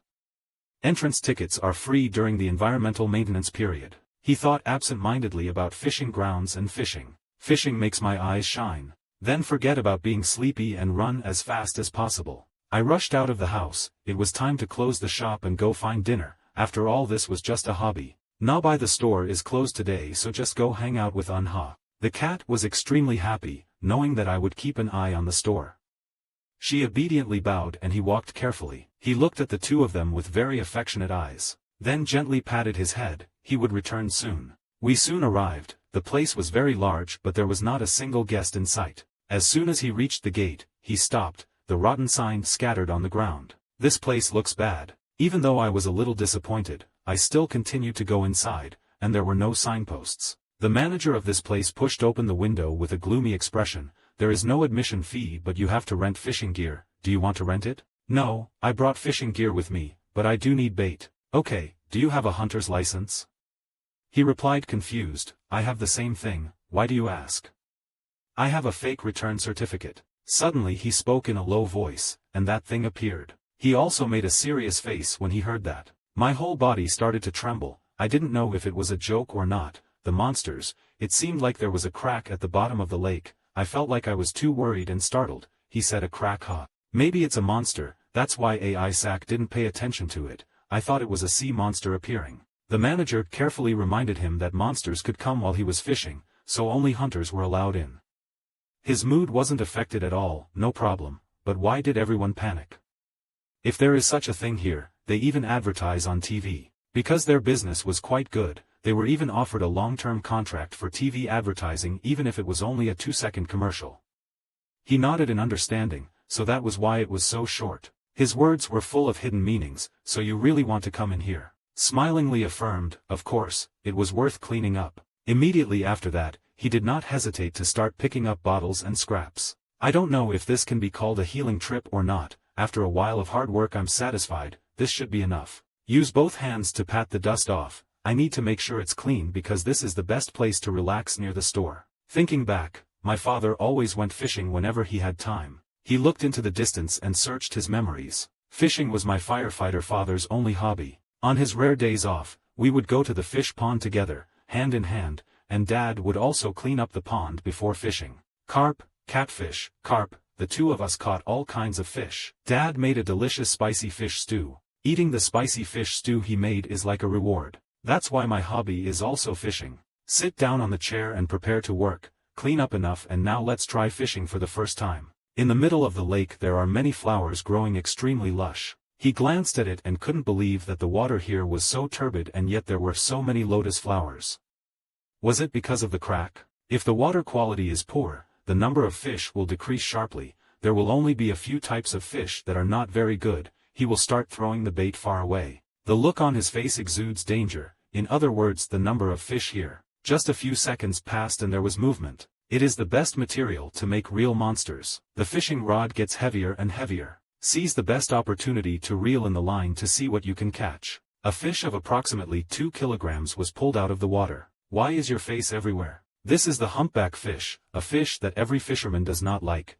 They appear everywhere, and if you pull the fishing rod, you will definitely catch this fish. As for the taste, it 100% kills the taste buds. That robe is chewing the ground. This bad smell will linger for hours. And choking on a bone is almost unavoidable. The bone is both strong and sharp and can easily stick in the mouth. Honestly, the type of fish that should not be caught the most is this one. Look at it struggling in the water tank, but it's okay. He flashed a despicable smile. What I want is to catch this fish. At that time, there was also another figure walking towards the Gion fishing grounds. Lee Gion Hun is a supervisor in the Isaac Disaster Recovery Department.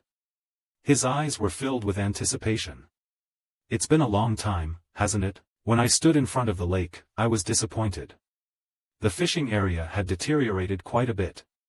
This place was originally a very beautiful place. The manager from before suddenly appeared from behind. When he saw him, he turned around and left. He opened the door and went straight inside without being greeted. Ji-Yeon-hun scratched his head in confusion. It's been 9 years, right? It all started when the owner of this fishing area requested to resolve the problems occurring in this area. Even though he was a regular visitor, Ji-Yeon-hun turned them down.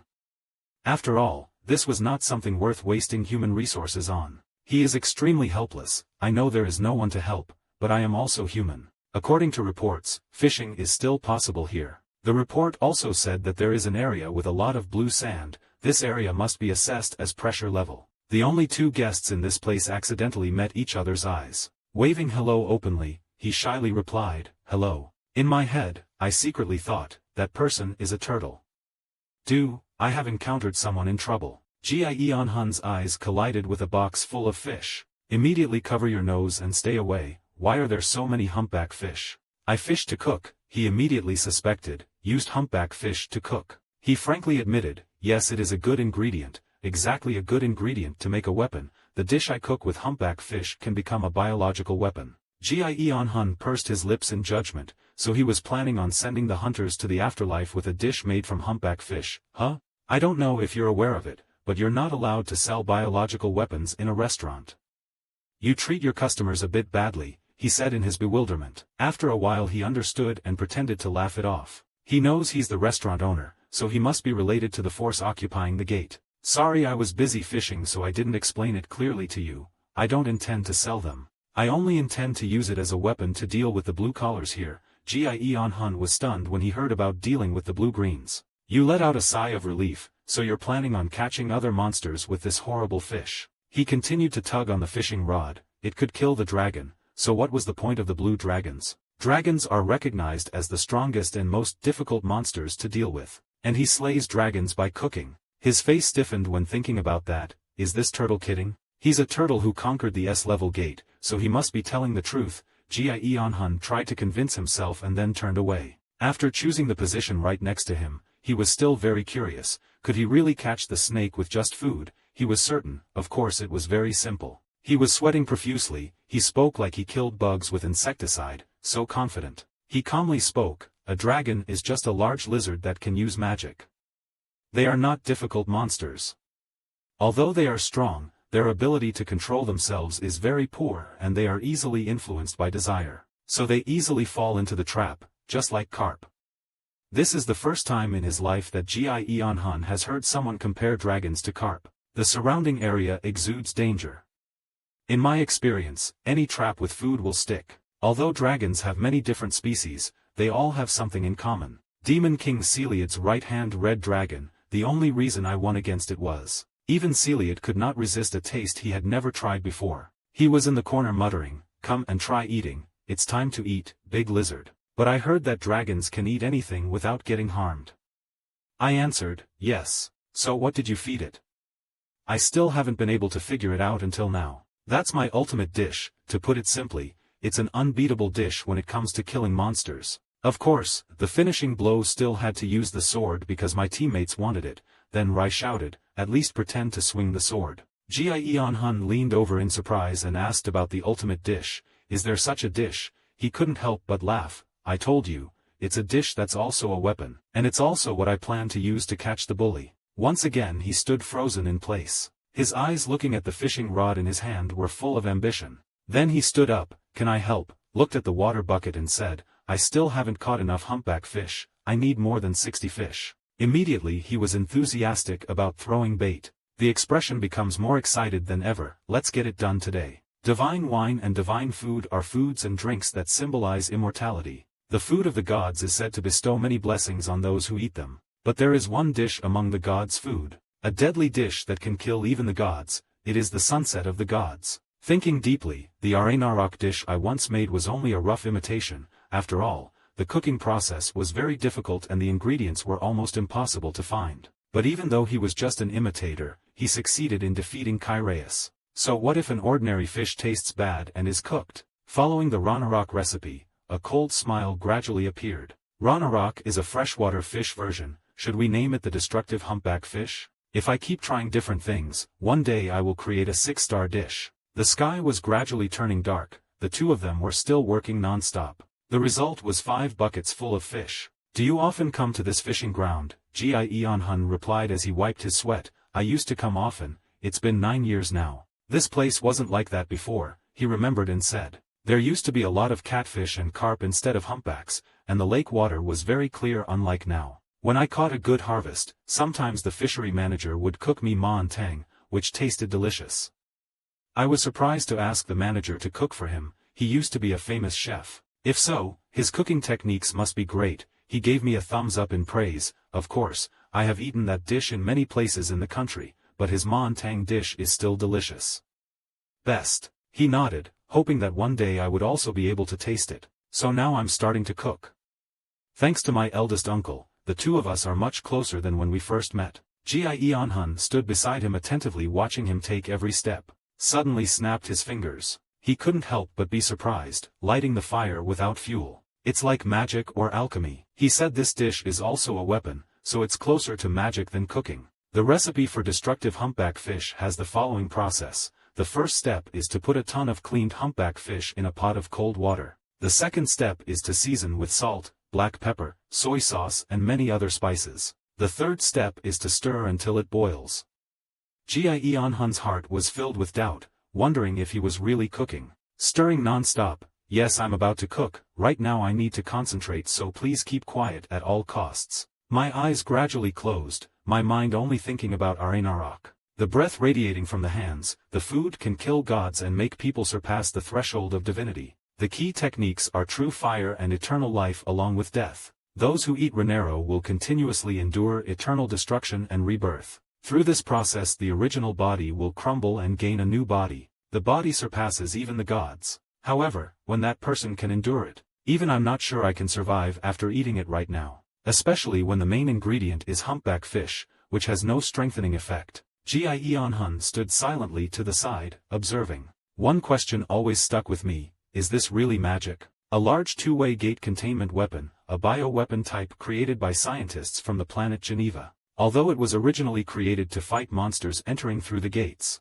As soon as I opened the jar lid, that scary thing immediately attached itself to the scientist. After escaping from the container, the Gero form absorbed everything it saw and expanded, ultimately becoming the first creature to destroy his own planet. Then, when the Gero mode had nothing left to devour, it discovered a crack that had shrunk to hide in, it came to Earth and was continuing the expansion process again. When the form realizes there is no more new prey, it gradually rose to the surface. At that moment, something square fell before its eyes. "What is this?" It quickly held on tight. "We've never tried this before. This tastes like stuffing it into your mouth and chewing it." In less than 2 seconds, his eyes widened and he kept screaming. "Our cells are burning, a neurotoxin. No, this is a chemical weapon that self-destructs cells.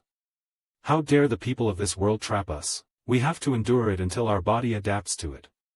Once we absorb it completely, we will become an even more powerful weapon. The Gero mode is getting more and more painful, otherwise it's burning, I'll die like this. So that's it, this chemical weapon is real. Suitable as a weapon to block a two-way gate, its body shattered into hundreds of pieces. Looked at the glowing spot in the middle of the lake and pondered. It's been destroyed, there's no way to know if it's gone. He let out a sigh, that's all. Just check the crack yourself. In the blink of an eye, I passed through it and arrived at the remnant planet Genia. He was stunned by what was before his eyes. This thing is no longer within the touch blue range, this is enough to be considered at the level of a demon king. But seeing as the rest is still melting, I guess this is the temporary solution. Suddenly there was something unusual about his body. Don't call this feeling a level up, from level 256 he has reached 257.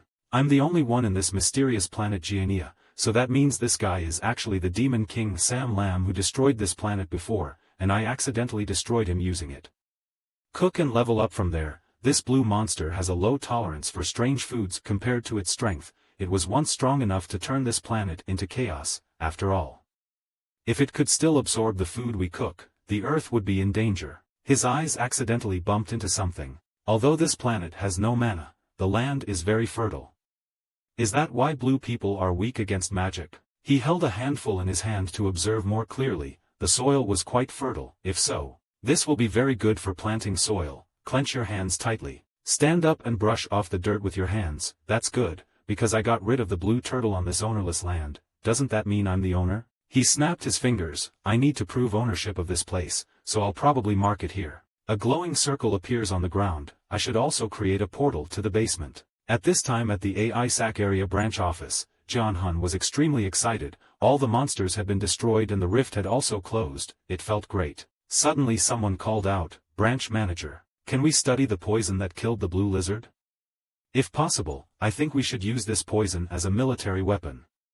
It would be the discovery of the century." He was extremely excited. As long as I know the materials used, reproduction is possible. You just need to introduce me to the inventor. Regenerating his head, he received a bucket of cold water. "Please excuse me," he said with a serious face. "What ingredients are used?" "Humpback fish with salt, pepper and garlic. By the way, let me tell you how it's made. You mix the ingredients well while boiling them in water." "That's just," he sighed. "That's right, that poison is just a dish, an absurd dish called the destruction of humpback fish." He pushed up his glasses and pondered, could he really destroy the blue collar with just one dish? And the brain system immediately reported an error. He just had to give up. "All right, I don't know." In the report, he also agreed, "That sounds reasonable." When he walked away sullenly, Min Oku Fu also walked in. "Do you understand the teacher's skills now?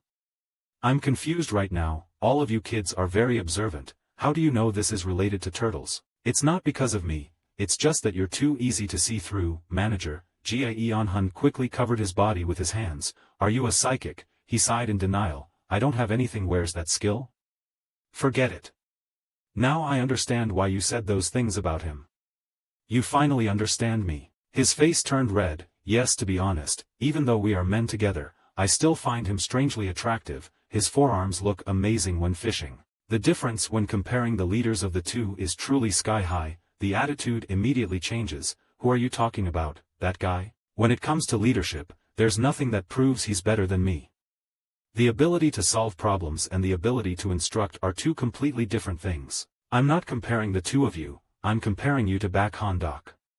After hearing this, Jia Yeonhun immediately felt happy. "So yeah, who is better than him?" Okef spoke. "You are in the top 3 most trustworthy people I have ever known, manager. The second person is the General Secretary." "Secretary General, yes, he is a trustworthy person." You continue to say, "It is true that he is completely different from the teacher, but even so he is still a trustworthy person, right?" Those two people different like recovery in horror movies, more like righteous heroes and dark heroes. Secretary General Aisak Du Huindin is a cold person who will use every possible trick, with quick reflexes that leave others speechless, and the ability to make sharp decisions has never surprised him. Disappointed in every game, the above 3 phrases are what people use when describing him. Jia Yeonhun was a little worried, the day the Secretary General and Du met. "I don't think I have enough confidence to control everything, it's like a volcano erupting." He put his hand on your shoulder. "Listen to me, Min. As the branch manager, I will give you a privilege." He asked bewilderedly, "What is that?" "From now on, don't give me any information about Kui Hon Jia Du, you don't need to share or report anything." As soon as he finished speaking, he went crazy. "What the hell are these privileges? Are you telling me to take those things to my grave?" Jianhun covered my ears tightly. "If I knew, the Secretary General would also know also. Sometimes stupidity enjoys peace, you know. So please keep that in mind and report today's activities to me." Okef shouted angrily. "I passed by the store today." He was startled because the volume was too loud. "What store? This kid told me not to report these things. I sensed an unusual object in the basement. I'm reporting this because I'm worried that it might spread." Jia Yeonhun shook his head frantically. He didn't hear anything. Then he started singing the Korean national anthem. He clenched his teeth to suppress his anger. The door slammed shut, and as he left he muttered, "Oh my God, he's a northerner, he's not sure who knows." "Child, never mind what is in the basement, I can only feel it moderately but it feels like a bat." In the basement of the Warrior restaurant, which was a gift from his former colleague Renato, a pudding turtle is being raised here. It is a rare creature with the ability to create pudding sweets in return for leftovers. Look in the corner, there's also another blue turtle here. It's amazing to be able to hold out until now, but what should I do? It's a great two-way weapon, Fomuajiero. Although the entire body of the Fomuajiero was oxidized after eating the destruction of the humpback fish, by adjusting and separating itself it remained alive. It went through the open gate. Good, here is something that looks like me. If I absorb it then I will return to normal. Then I will absorb all of you. After chewing for a while, the cheese became angry. Why don't I become bigger, even if my body changes color from green to blue? Does this bastard have any good skills that I can steal? It trembled and spit out something similar in shape to itself. What is this? Basic division. If it takes this much effort then it should be a good skill. At this moment, there was the sound of the door opening and footsteps slowly approaching. It was pudding, a type of food. It quickly hid that thing behind its back in fear. Speak up, you went through the gate I created, and you're still alive, that's quite good. Furthermore, it seems you have absorbed my blue pudding. But looking at your unchanged size, I guess you have lost the ability to multiply your size. Fomuajiero's eyes show a pitiful expression. It's impossible, you can't speak without your vocal cords. Huh. I started to take action, but no matter how calm I usually seem, I'm still a little angry about you eating that blue pudding. The weapon is in my hand, my face darkens, I can't tolerate it anymore, I will destroy you in one blow. Tears fell, the game ended, Fomuajiro closed his eyes tightly, please forgive me. After a while, still nothing happened, it slowly opened its eyes. Turns out he suddenly smelled something so he stopped. What is this smell? Is it from that pudding? Bewilderedly wondering, this scent. It comes from the pudding. Let's see, then he didn't hesitate to taste it directly. As soon as the food melted in his mouth, he felt strange. Apple mint apple, is a flavor I have never tried on Earth or Terra. Is it because this thing comes from another world? The young man thought to himself, what should he do with it? This certainly tastes better than the last time, but even though it looks like this, it is still the Devil King, and from that perspective, my morals cannot forgive him. Looking at the serious appearance of the male lead, I couldn't help but tremble in fear. You are debating whether or not you should kill me, right? Finally stood up and said, I have decided. First I will look at your memories. Immediately a strange clock appeared. The man continued, then I will make a decision. This is a time loop, a divine item that allows you to glimpse your target's memories. Solam saw that and was a little worried. He would read my memories. The male protagonist quickly brought the time loop in front of it. A stream of magic gradually appeared. The boy closed his eyes and concentrated hard to read the target's memories. As for Delam, he was extremely nervous about what was about to happen. Feeling hesitant, it became even more scared. Why did he deliberately hum? This bastard was scared to death. A few days later, on the way to North Korea, we kept talking endlessly.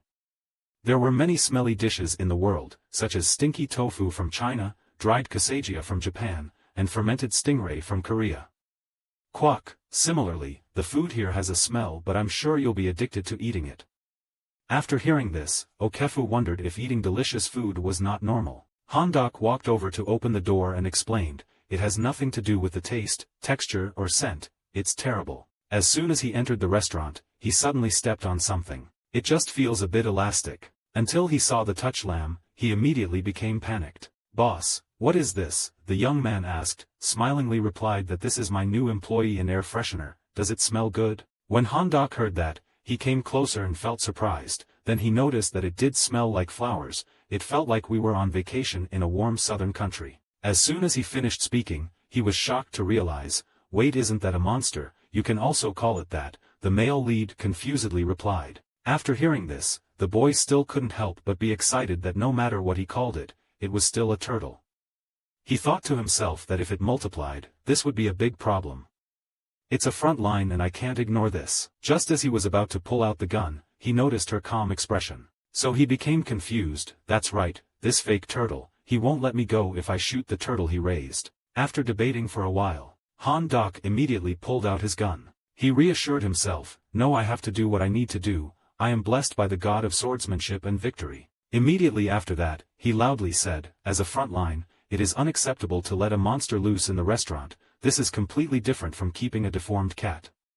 After listening, he calmly replied, I guess you're right, is there a solution? Do you think there is a solution? The young man answered angrily, the male lead sighed sadly. I waited for you too because I thought you knew how. At this moment, Okefa's voice rang out, it was not impossible. But first, I want to ask the question. Exactly what type of palm lamb is this? It is not like normal palm lamb, the body of this species is usually acidic but this one is more harmless, it is also fragrant and soft, the palm lamb is being hunted. The caressing man can only bear his own anger, let go, do you know who I am? How dare you treat me like a dog? Immediately after that, he spoke, I removed the poison from his body last night. After listening, the young man replied, so if that's the case then there is a way. Please report that one of your abilities is taming the male protagonist and asked, Okef continued to say that it was the ability to tame and control monsters, because he was raising a cat. Shape-shifting, so it's not strange. What is the name of the Sun Lamb? Dongsit. That is my name, the Sun Lamb thought to himself. Okef started taking out pen and paper to take notes, because it would be classified as a combat monster, and he might even receive a training allowance if he registered it as a combat monster, but he will also be summoned if they appear again. Hearing these words, the male protagonist said awkwardly, I really don't want to be called away. Then let's forge the documents and write them down as hard-pressed documents, Okef suggested. Can I do that? Startled and asked, the man calmly replied, okay, you know the branch manager has left all your problems to me. After hearing this, the male lead felt a bit more reassured. Maybe he saw everything about Dongsit, but it seemed like he didn't want to dig deeper. As for the Dao Lam, he was extremely resentful. Dongsit had such a name, and above all, he also pretended to be a former demon king in his 30s. Finally, Okef spoke up, so I will report this bastard's rating as forced. Your business will not be affected, thank you and express my appreciation, no need for customers. The flute boy quickly responded. In the midst of the happy conversation between the two of them, do you want to eat pudding if I invited you? Only back Hondok was thinking worriedly, the branch manager, I thought they were plotting in here, what should I do? At this moment, Nabai happily came, the coffee is here. Hondok sipped the cup of coffee in his hand, thinking to himself that damn it was enough that he had tried to stop them. Let's see the hunter's menu today. It's lamb steak. After listening, the man happily ordered, I ordered 3 portions of lamb steak. Yes, you really are a glutton, Nabai teased. Hondok proudly said, I am the one who has returned after living in Tara for half a year. It can be said that it is no longer a challenge but a part of my daily life. After hearing that, Nabai couldn't help but admire, it's so great. Just for today I'll give it to you for free. Okay, what a sharp cat, the young man exclaimed in his heart. A moment later, Dongsit brought out a plate of hot food that had a bit of a strong smell. His expression suddenly became brutal. I couldn't believe he would accept to come here to eat this terrible thing, a person from this world. So weird. When the food was brought to the table, Hondok immediately showed his joy. Then the guy quickly took and bit a piece of lamb. He happily exclaimed, that's right, the more you bite, the more the flavor explodes, and compared to Tara cuisine, this is much more delicious. Looking at the appearance of Hondok enjoying Dongsit food, I was a bit confused. I almost died after just one bite. How could he eat so well? At this moment the door opened. A group of people happily greeted, hello, our boss is here, please come in everyone, the male lead and Nabai said enthusiastically. Everyone started sitting at the table. Our boss wanted to order this side too. We also wanted to order food. At this time Dongsit had to carry the dishes and serve them like he was running, making him frustrated. Everyone kept coming in, these people should stop eating out and go cook it themselves. The more he thinks about it, the sadder he gets.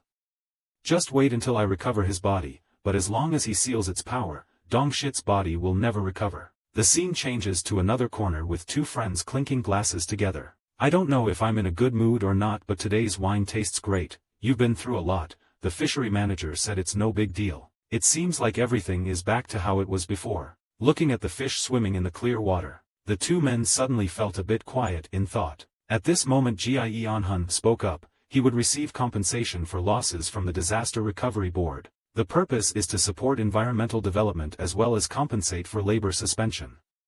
It's not much, but it will help somewhat. After listening, the fishery management suddenly asked, really? Jie Anhun continued, I'm not doing this because of our personal relationship. You deserve it. It was our fault for not supporting him when necessary. Hearing this, the man was moved to tears. Thank you, branch manager, it was a quite difficult time. Jie Anhun quickly came closer to comfort. It's okay, I understand, sir. Everything will be fine from now on. At ISAC Korea branch, in that office, the man worriedly asked, was an official dispatch really sent? Is it real? Please take a look, Dihun replied confused. Read the document in hand. Jie Anhun immediately showed surprise and officially granted permission to the mobile armed squad. It was real. I couldn't believe it.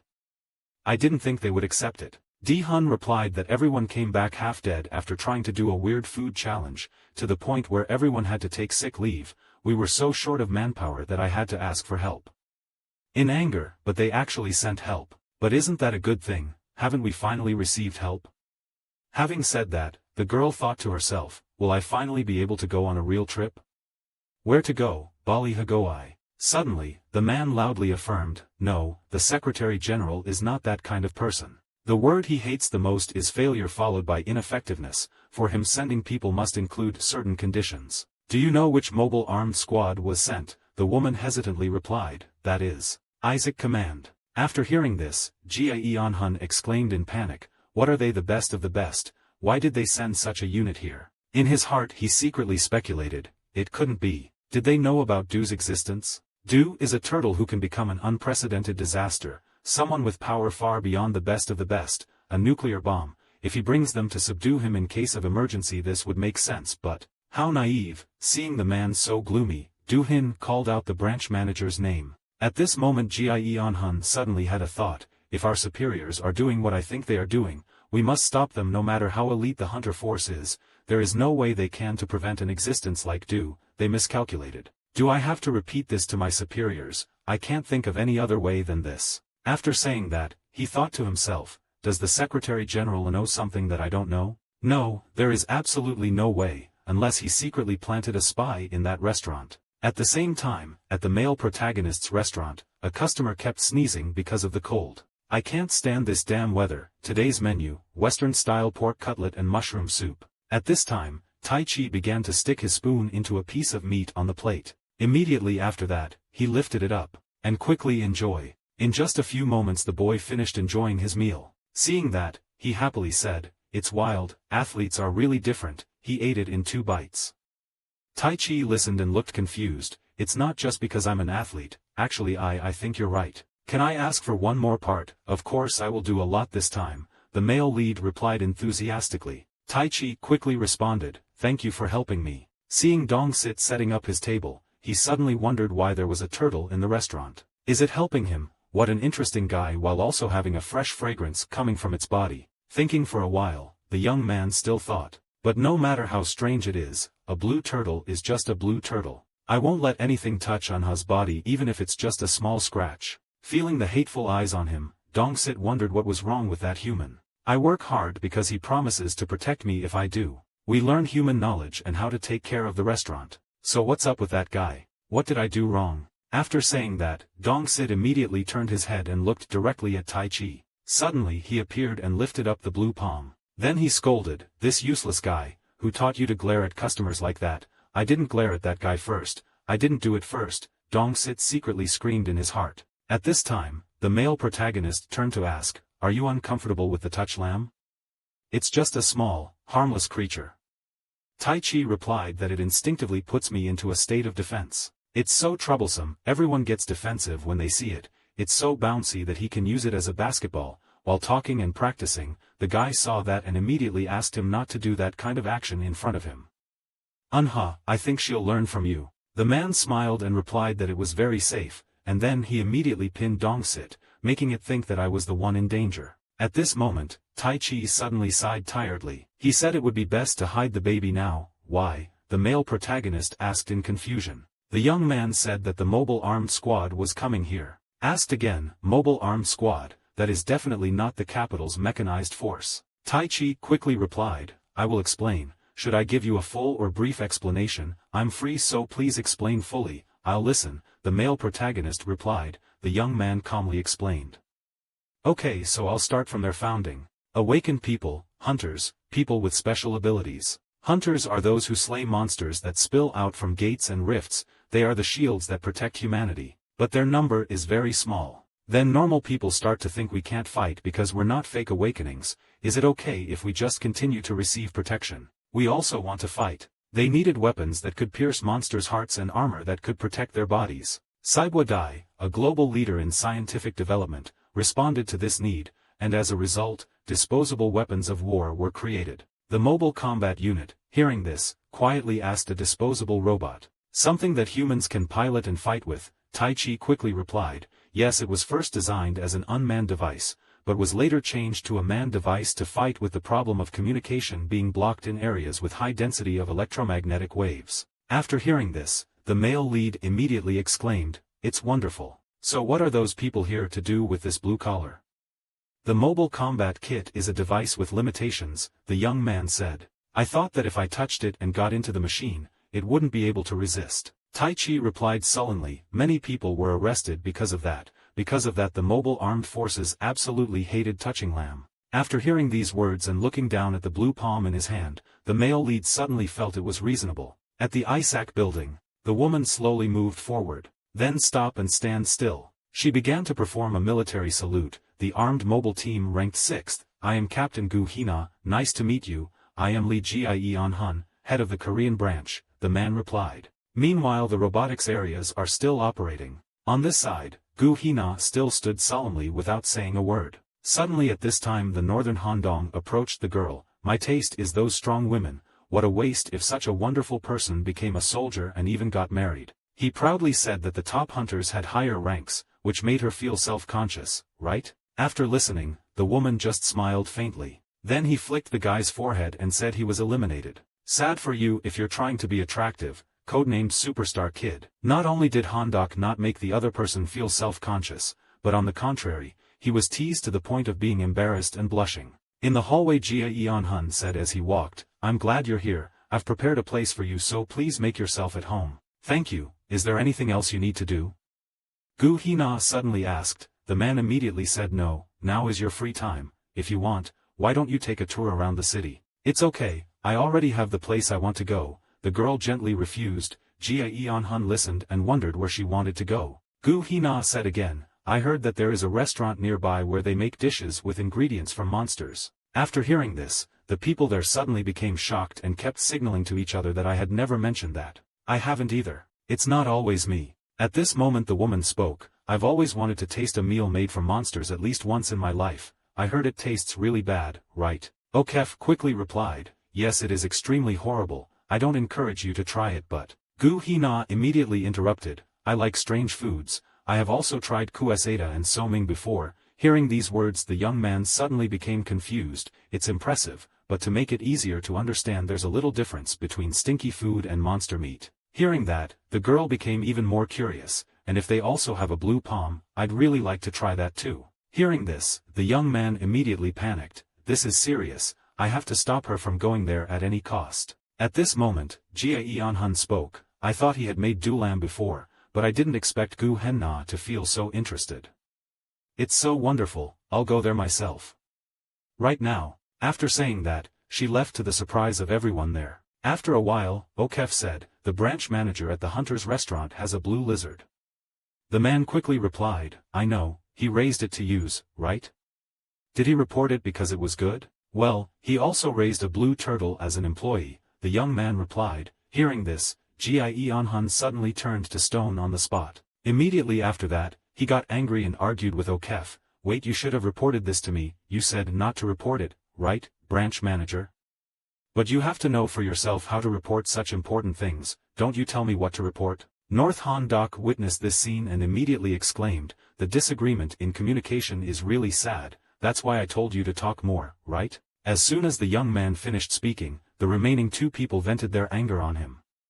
He shut up. As for Gu Hina, she quickly arrived in front of the male lead's store. Hearing footsteps, I immediately realized, as expected, there she was. Immediately after that, the woman directly pushed the door and walked in. Nabai quickly walked over to greet her. The girl couldn't help but be surprised. Oh my god, where did I find such a lovely cat?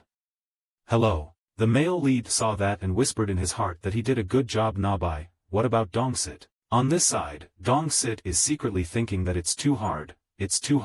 Briefly speaking, Dongshit can change its shape if it gathers strength and concentration, and Dongshit actually turned into a boy. He trembled thinking I could change. According to what he told me, but I can't keep it any longer. Suddenly Gu Hina discovered something at this time. I think I heard a thump just now. After listening, the Nabai confusedly explained, Dear diners, the dish you requested is only suitable for dessert, like ice cream and pudding, and that is a note that it doesn't taste good, the girl suddenly asked. Nabai replied that it was very delicious, but instead its calorie content is so high that you will become a pig. As for Dongsit, it returned to its original appearance and breathed a sigh of relief. Almost got caught. The more I thought about it, the more strange it became. Why did I have to hide in front of that customer? Couldn't I just stay in the basement? Why did I have to hide while working? In any case, I can only maintain this form for 2 seconds, I have to hurry up and hide, and then Dongshit turns back into a human. Then he ran to bring food. Standing in front of this guest, he still couldn't suppress his fear. But he still tried to calmly work, thinking to himself that it was too difficult. As soon as the woman finished enjoying the dish, Dong-sit quickly tidied up the dishes on her table. Suddenly at this time, Gu Hina cried out, "Hey, you are a turtle, right?" Hearing this, the animal suddenly became so scared that he started sweating. The girl seemed to want to confirm it again. Immediately Nabai stepped forward and stood in front of Dong-sit. However, the next moment the woman readied a knife. Looking at what's in front of you with eyes filled with murderous intent, blue eyes. In a certain battlefield, the injured girl was cursing, "Damn it." At this time one person asked, "Is everyone okay?" "Yes, somehow." "Okay, Captain," the rest of the people replied. A voice suddenly came to Hina's ear. It was by SOV. "Solam is crawling into the control room, it's trying to melt me, save me." After hearing this, Hina quickly said that she heard Bysop clearly. "Wait for me a moment, push the engine to the maximum, we must find it and be ready to fight it." Finally, the mobile armor is assembled before the mission and disassembled afterward. The operator cannot remove the armor themselves. The woman could only be helpless in the face of the death of her comrade, Bysop Kuyusi, a combat armor operator and a civilian who had no way to resist the penetration of the razor into the machine's body.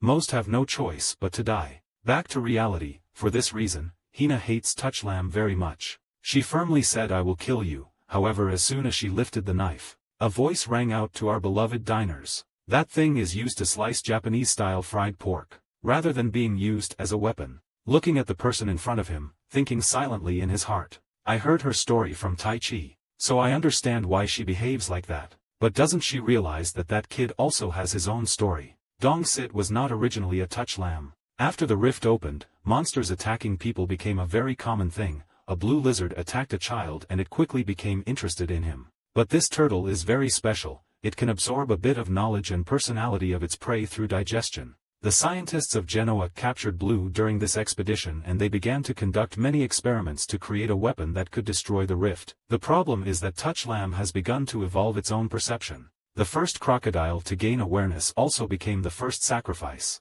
Solam had to endure endless pain from the experiments conducted on their bodies but had no resentment or hatred. They could only feel those emotions if taught. The only thing they know is to eat. That's why Dong-sits eat everything. The male lead thought, after seeing that memory, "I can no longer consider him an attacker. Dong-shit is still just a child, he needs a guardian. It's not the scientists who order it to eat and kill everything, but an adult who will teach it what is right and wrong." After saying that, the young man came forward and asked, "What are you doing to my child?" After hearing this, Hina looked puzzled. "My son, this blue monster is yours," quickly replied that it is an officially registered domesticated monster. "Is there any problem?" Even though the girl was angry, she still had to suppress it because she knew that she couldn't start a fight here. "Even though I'm very confident in my close combat skills with knives, well, I can't fight back against a false awakening either." At this time, Hina's body reeked of murderous intent. She glared at Dong-sit thinking about how to kill it. Then she said, "No, there is no loophole, it is impossible." Immediately after that, the girl asked, "Do you know what it would be like if a member of the mobile armored team saw a blue turtle?" After hearing that, the male protagonist asked in return, "Do you know if you attack? What would it be like if a monster was tamed right in front of the person who tamed it?" Hina replied that, "I will compensate you, that bastard." Before he could finish his sentence, he quickly interrupted, "She would kill him and I should stand by and watch this joke, which is not funny at all." "Miss, I will only skip twice, there won't be a third strike." The woman listened and loudly asked, "What will you do if I strike a third time?" "If you're curious, try it," the young man said seriously. Hearing these words, Hina became extremely upset. "Think for a moment." Finally she spoke up, "I'm the captain of the armored mobile team. If you make enemies with me over something as trivial as this, you'll have a hard time continuing to run this restaurant," she replied calmly.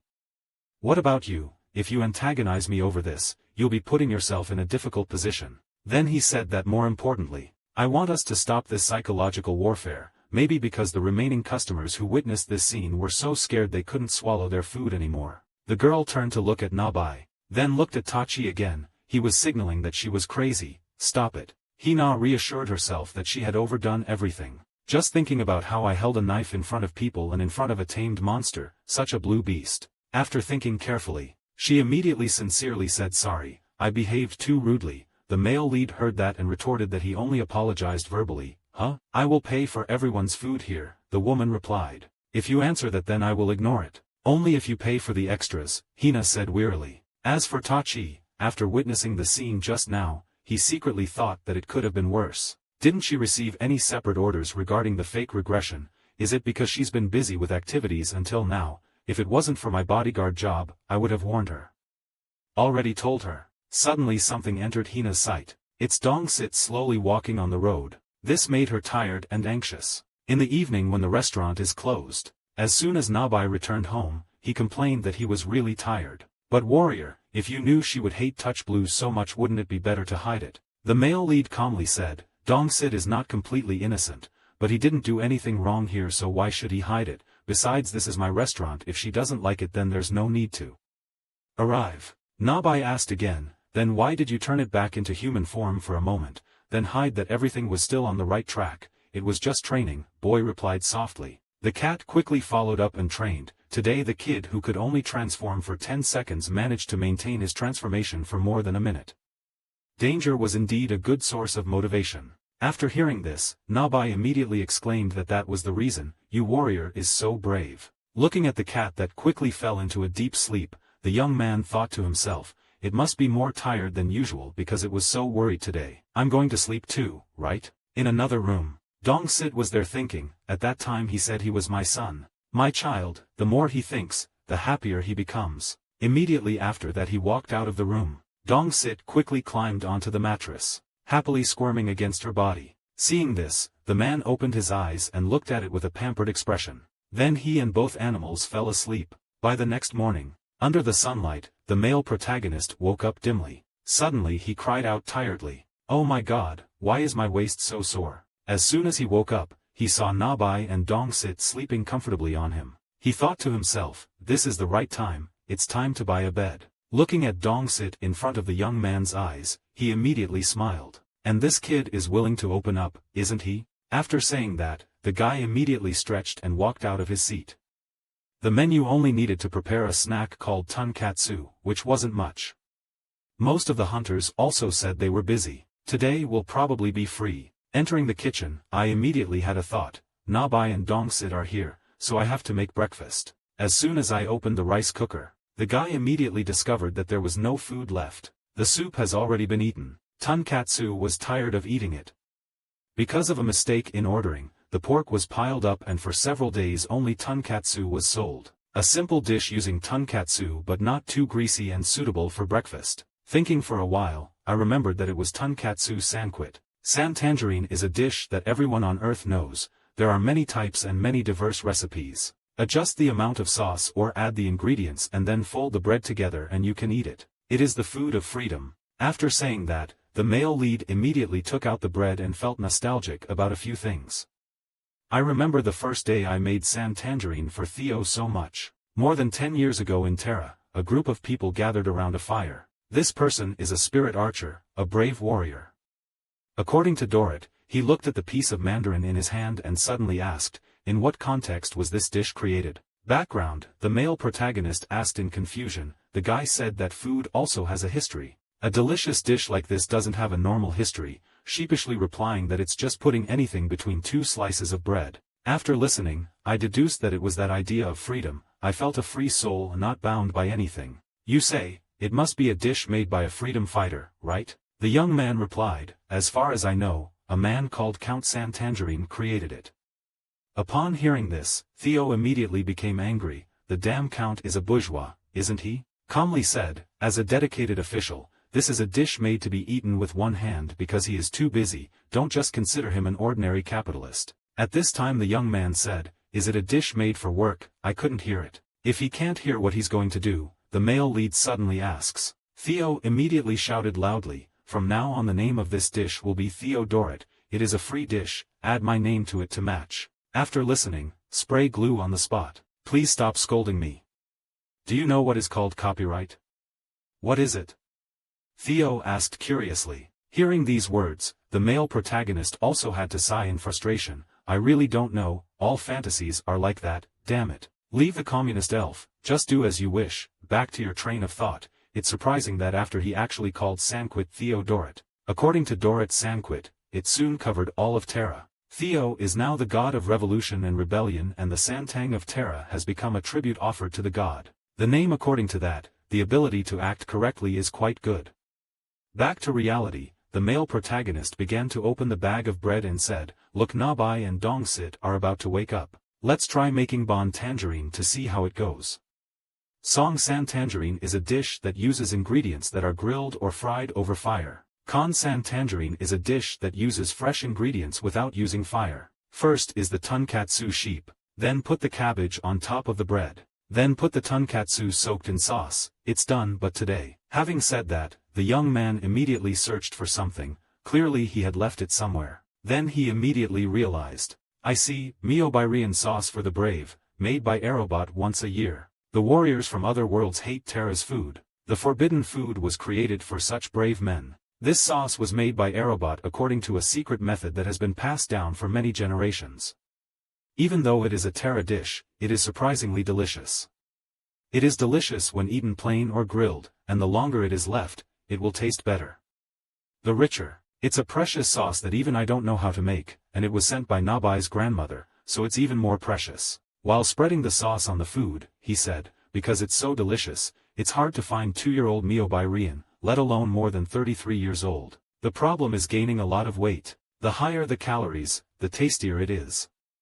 The super high-calorie Miovirian has proven that saying, but the effect of the panzata I ate last time is still there. Finally, the male lead has finished the dish. It's done. The tangerine pieces combined with the tonkatsu and the smooth sauce blend together to look extremely beautiful. At this moment, I suddenly heard a voice. It was so fragrant.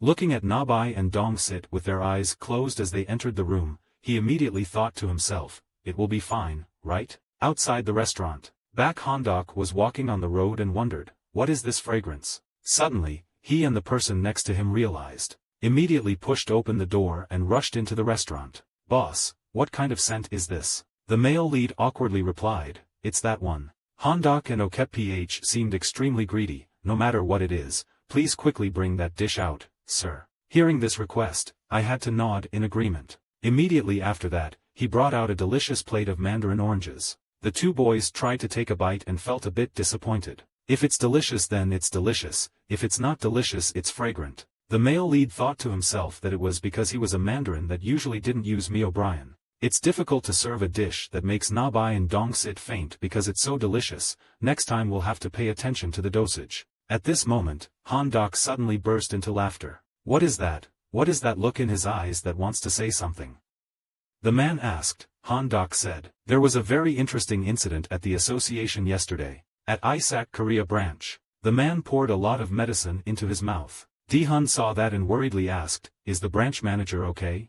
Eon-hun said angrily, you even asked me if I was okay. I was being tortured to death. That Kong Hyusi guy didn't expect to be so crazy. Doesn't he have basic knowledge? No matter how much Pilot Goi doesn't like touch, how could he point a knife at a fake jewelry store? The girl confusedly said that even though he was still the captain of the team under the general manager, what was the meaning of coming here? Eon-hun thinks that's the meaning. Yes. This is the general manager's test. Test Dihun asked in bewilderment. The man began to explain. Yes, his eyes and ears were everywhere in the world. Perhaps he knew that there were touch lambs in that store. The girl asked again what test it was. Jeon-hun replied, checking on me and Captain Gu Hina at the same time. A harsh reprimand to me for not reporting the news to my superiors, and for team leader Gu Hina to be tested for promotion. Hearing this, Dihun still couldn't help but wonder, but not reporting it was a serious matter. Recently, but in that short period of time, there was no way we would have received news about Touch Lamb. After listening, the person next to him said that the general manager was really scary. Captain Gu Hina was competing with Maxim Viscatai for the captain position, so why did he cause such an incident? This, the woman asked, leveling up through this method? This is serious, team leader Gu Hina will be angry, the branch chief also knows. The man replied, do you mean her husband was attacked by a barber? You're so straightforward. Dihun exclaimed. Eon-hun continued to speak with a serious expression. Even if he lost face and his face became a frying pan, there was still no justification for standing by and watching the captain die 5 times. If you let emotions, if you control it easily, you will lose your command status. A commander must know the difference between public and private because on his shoulders he not only carries the lives of one or two people. Hearing these words, the girl suddenly realized, I understand, so about the punishment for team leader Gu Hina, Gie Eonhun responded by reducing his salary by 1 month due to lack of leadership experience and 1 week of working at the team house. Dihun heard it and immediately replied that I would handle it. After saying that, she quickly left. Gie Eonhun sat there with a mess of thoughts. If this keeps up, people will run away, because it's too strict, sir. This is ineffective. Wait, it doesn't work. How is it possible? At the same time, towards the male lead's restaurant, a voice rang in his ears. You've been cut a month's salary and you're staying home to work for a week, huh? Other people's sad stories look happy, right?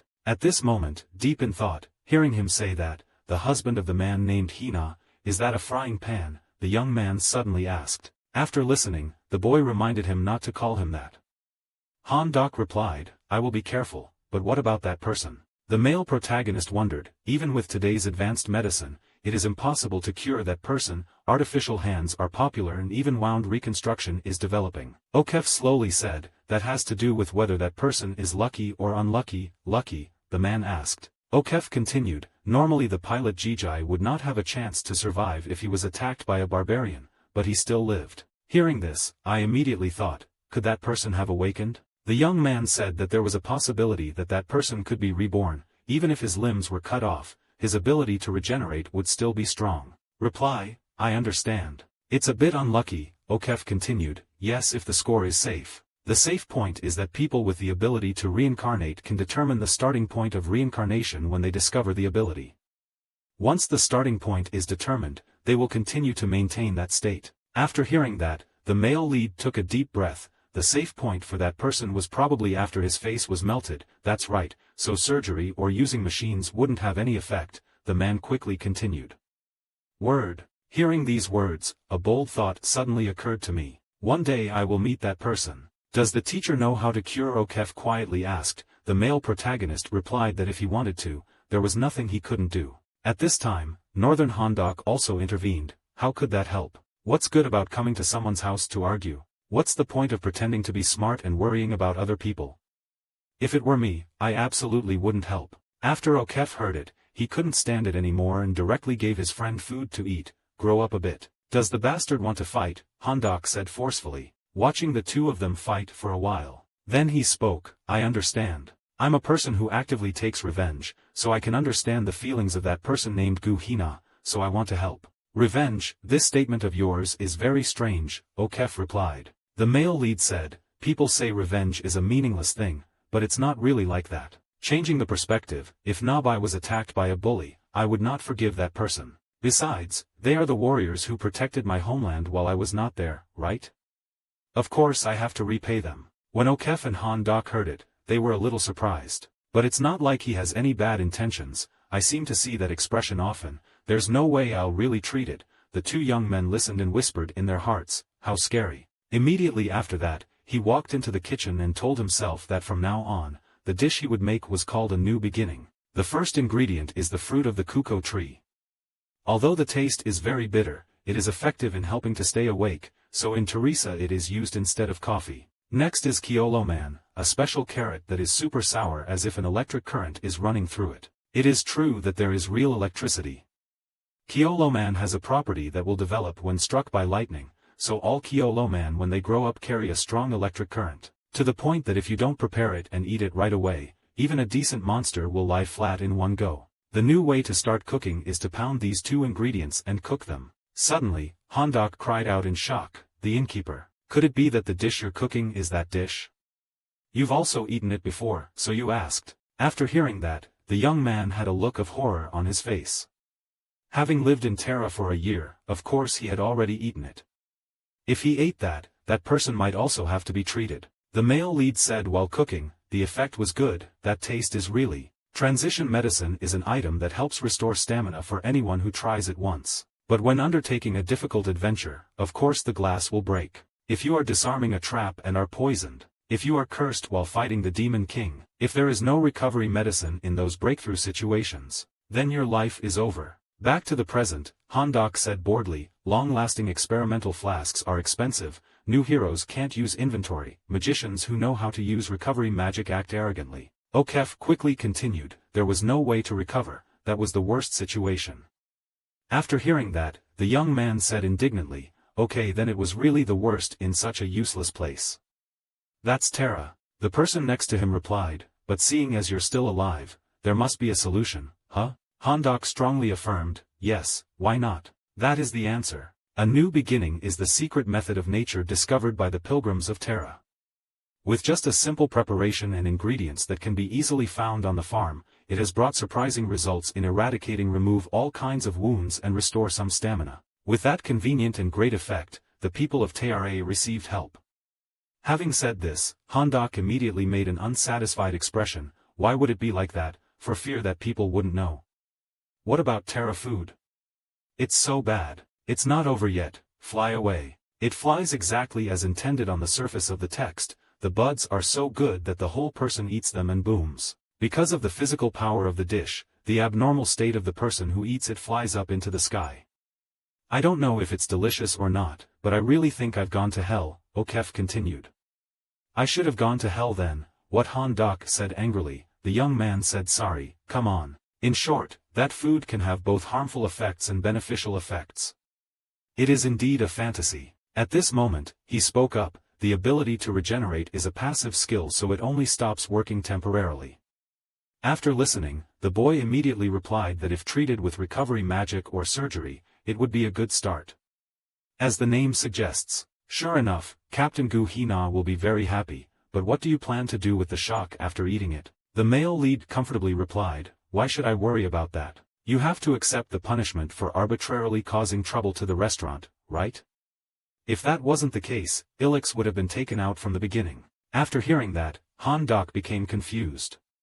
Sometimes I don't know if the owner is narrow-minded or generous. Smiled and replied, it's the same anyway, tell me I'm thoughtful. Hearing these words, the two boys could only laugh it off, telling themselves not to be rude to the shop owner. At Isaac Branch Area A, in the basement of the Grigi maintenance room, a voice rang out, Chief Kai was ready. The man calmly replied, he is the head of the maintenance department Goji Kai, his real name is Kim Vi Nam, because it didn't sound good so he used a fake name. Immediately after that, he spoke up and said, well, there are still 23 hours left before the Gogi performance, because it's the last step so please do it carefully.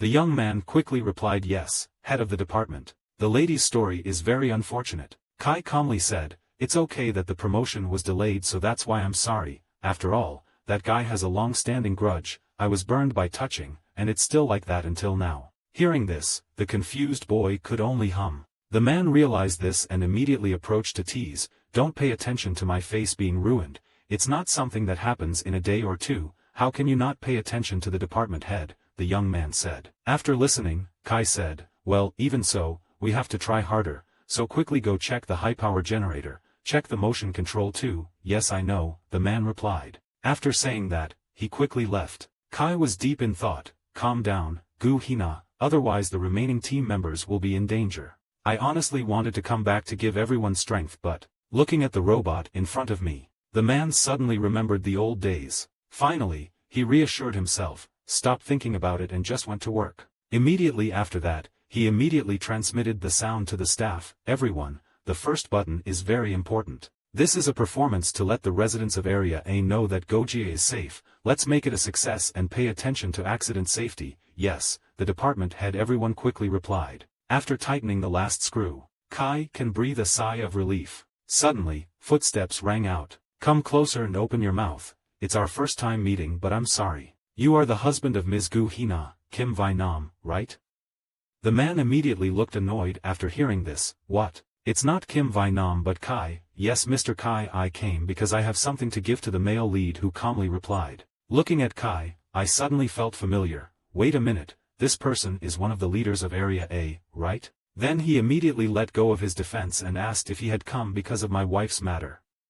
He took out an item from his pocket and replied that it was neither unrelated nor unrelated. Looking at what was in front of Kai's eyes, he suddenly felt a bit confused. The young man said, I came today because I have something to tell you.